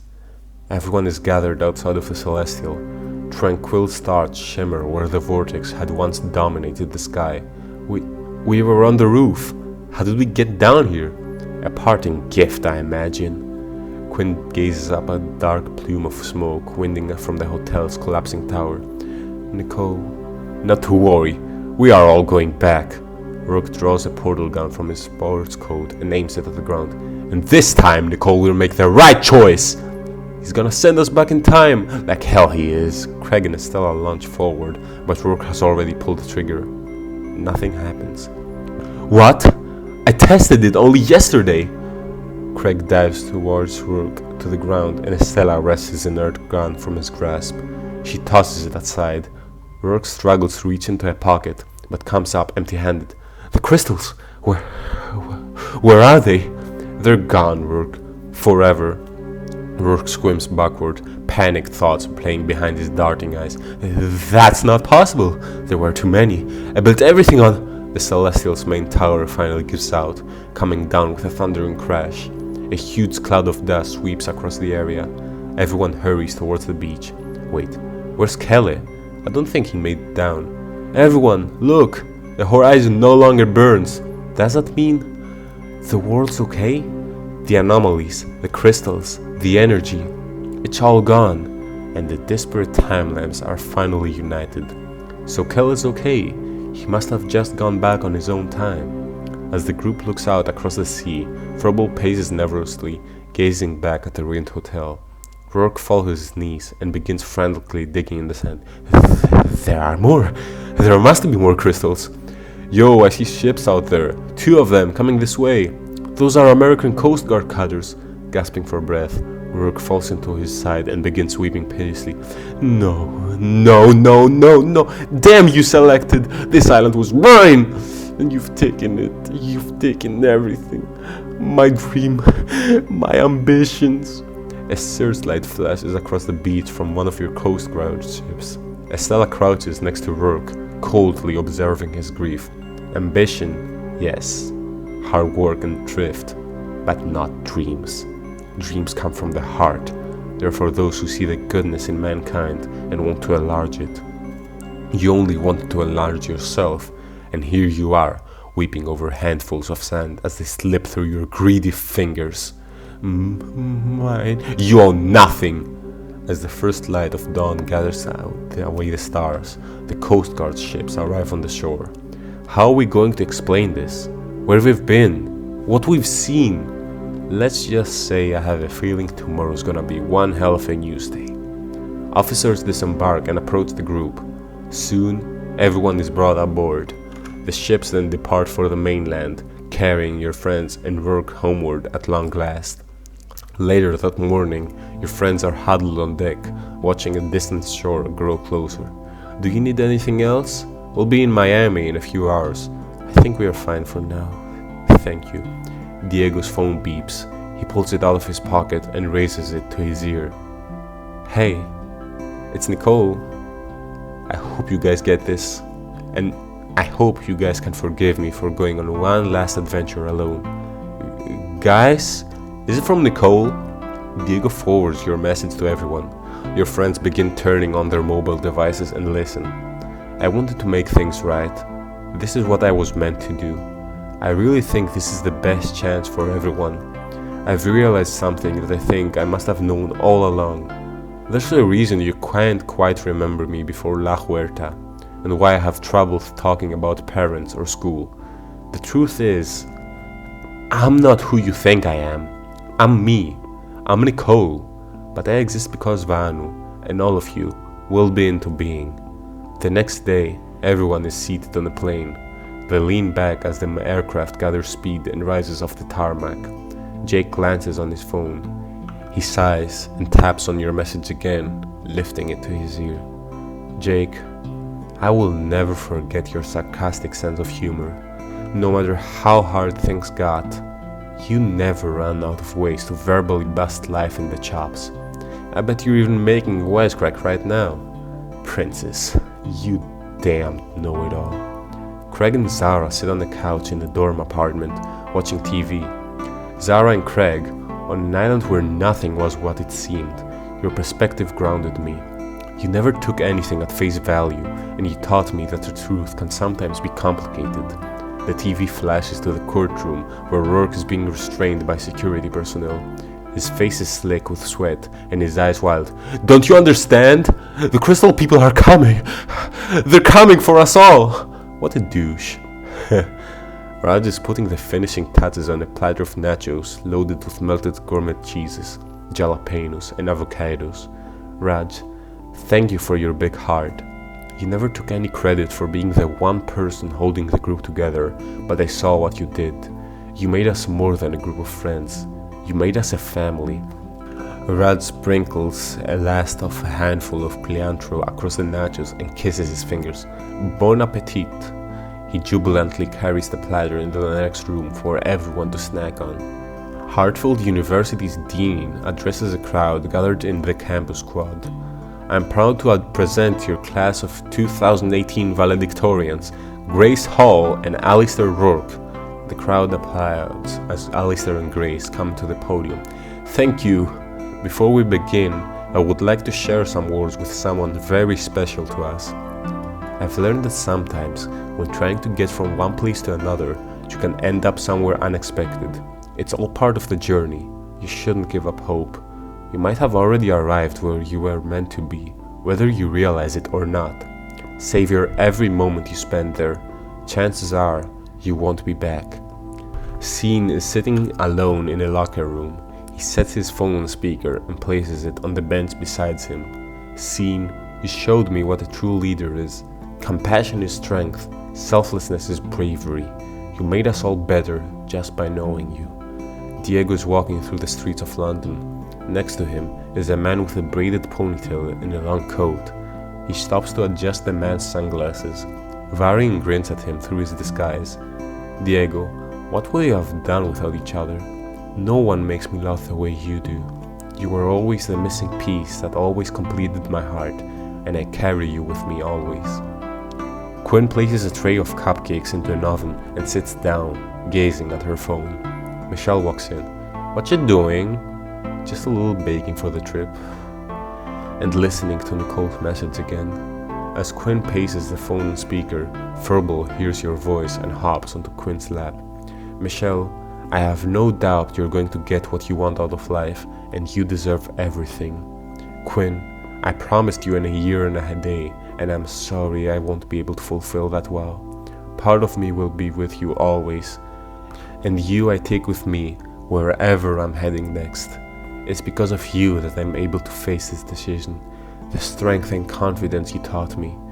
You gave me a lifetime worth of love in a few short weeks. Estella places a pile of clothes into a suitcase and gazes outside the sunny shore of Sant Robida. She picks up her phone, hesitating to play your message again. Estella, you're a force of nature. Your unbridled fury can level mountains, evening out the landscape for all who reside within it. You taught me how to be fair, how to be true, and how to be just. I didn't get very much time with all of you, but our memories will last forever, I can promise you that. Although our summer is over, another will come soon. And when it does, imagine me there with you, spending our days on the beach, watching every sunset melt into the sea, and gazing at stars that fill our heart with wonder. because with you is exactly where I will be. Diego puts away his phone and turns to all of your friends gathered around the bonfire on the beach. Happy reunion, everyone. Here's to 5 years. He raises a bottle towards the sky. The other lifts their drinks. And to Nicole. Chapter 12, complete.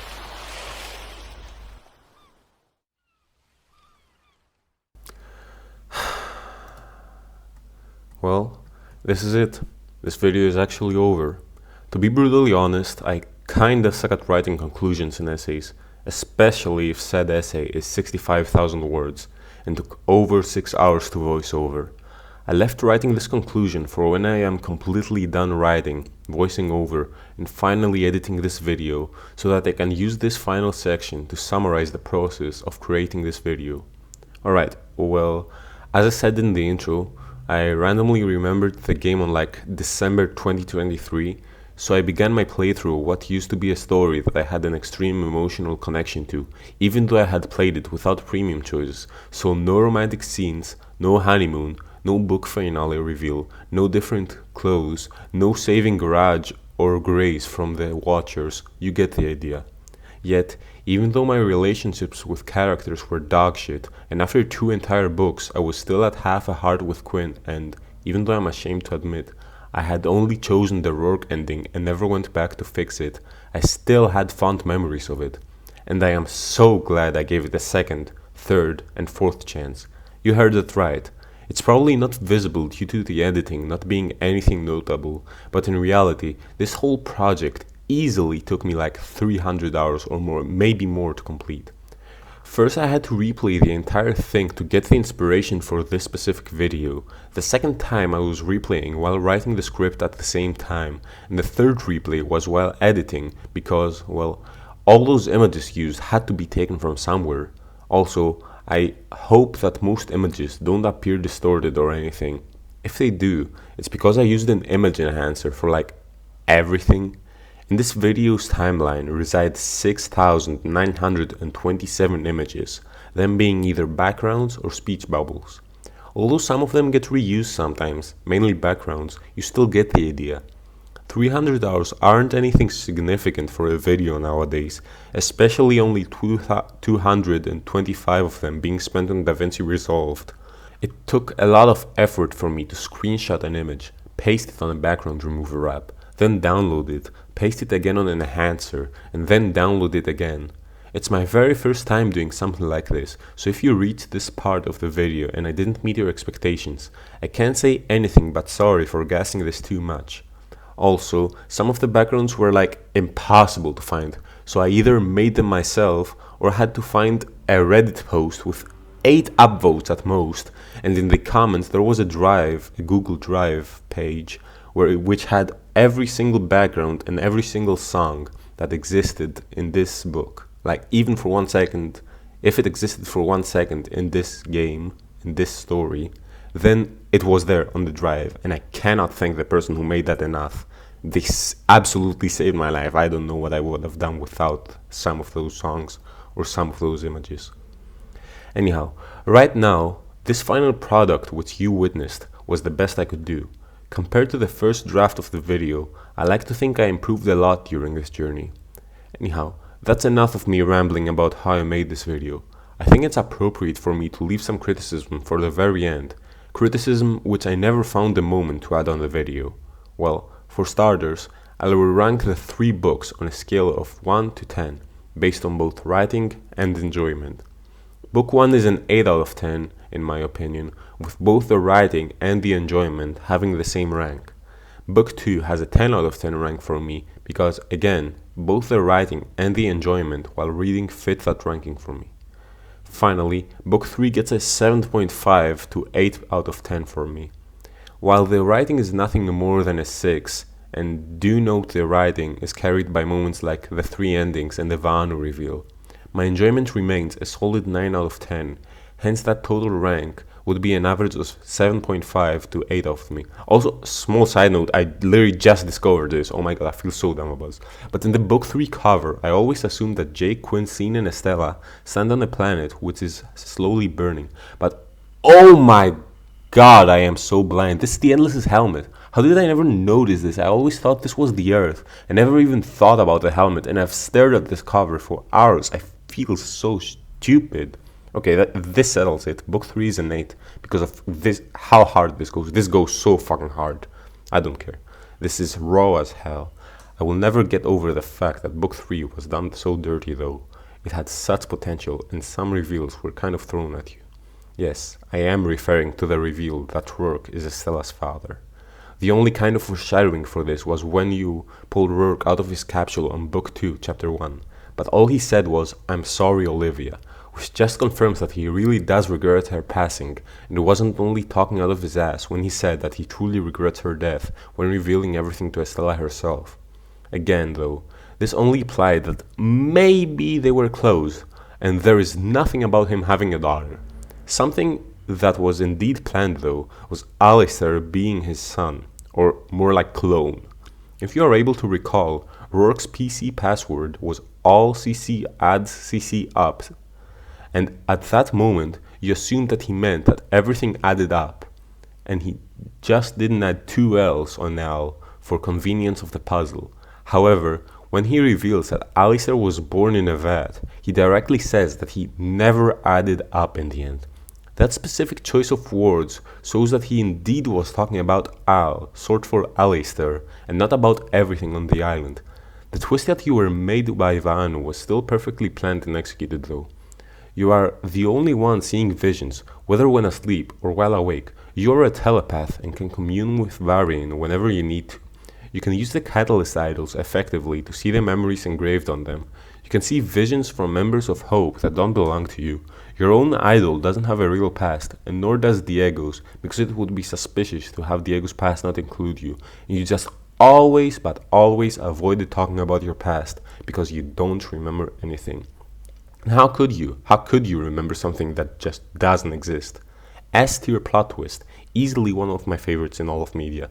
And speaking of media, this story, beside its flaws, still is very highly ranked for me. While I do not have an accurate solid list, I think it's up there with media that I love to death, such as Undertale and Steins Gate. If book 3 was as well written as book 2, I think this would have easily been at the very top. Endless Summer truly is the definition of a hidden gem. It's one of the most emotionally engaging stories I've ever read, and it's a shame that it's located within a game which has a very negative reputation for only being smut. And even then, it's very well hidden within the game, since you have to specifically look for it in categories because it doesn't appear advertised on the main homepage. I have never seen a story done so dirty before. I would like to think that the writers had a general vision of how the story would go, but no publisher accepted it besides Pixelberry, the developers of the game. If this were to become an animated series on a large platform, I would bet on everything I own that it would be regarded highly as one of the greatest, along with shows such as Invincible or Gravity Falls. I really don't know what else I'm supposed to say to conclude this video.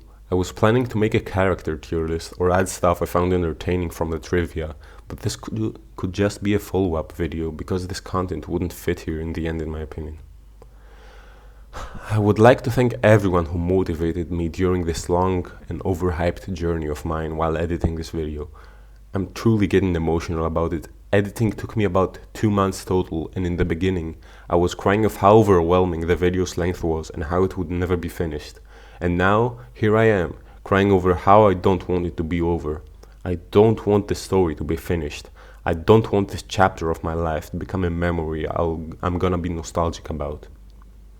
Special thanks to Clocks and Multiply, who were 2 out of the 3 people who knew what this video was all about all along and were more than willing to criticize the work and the parts of the video that I sent them as early access.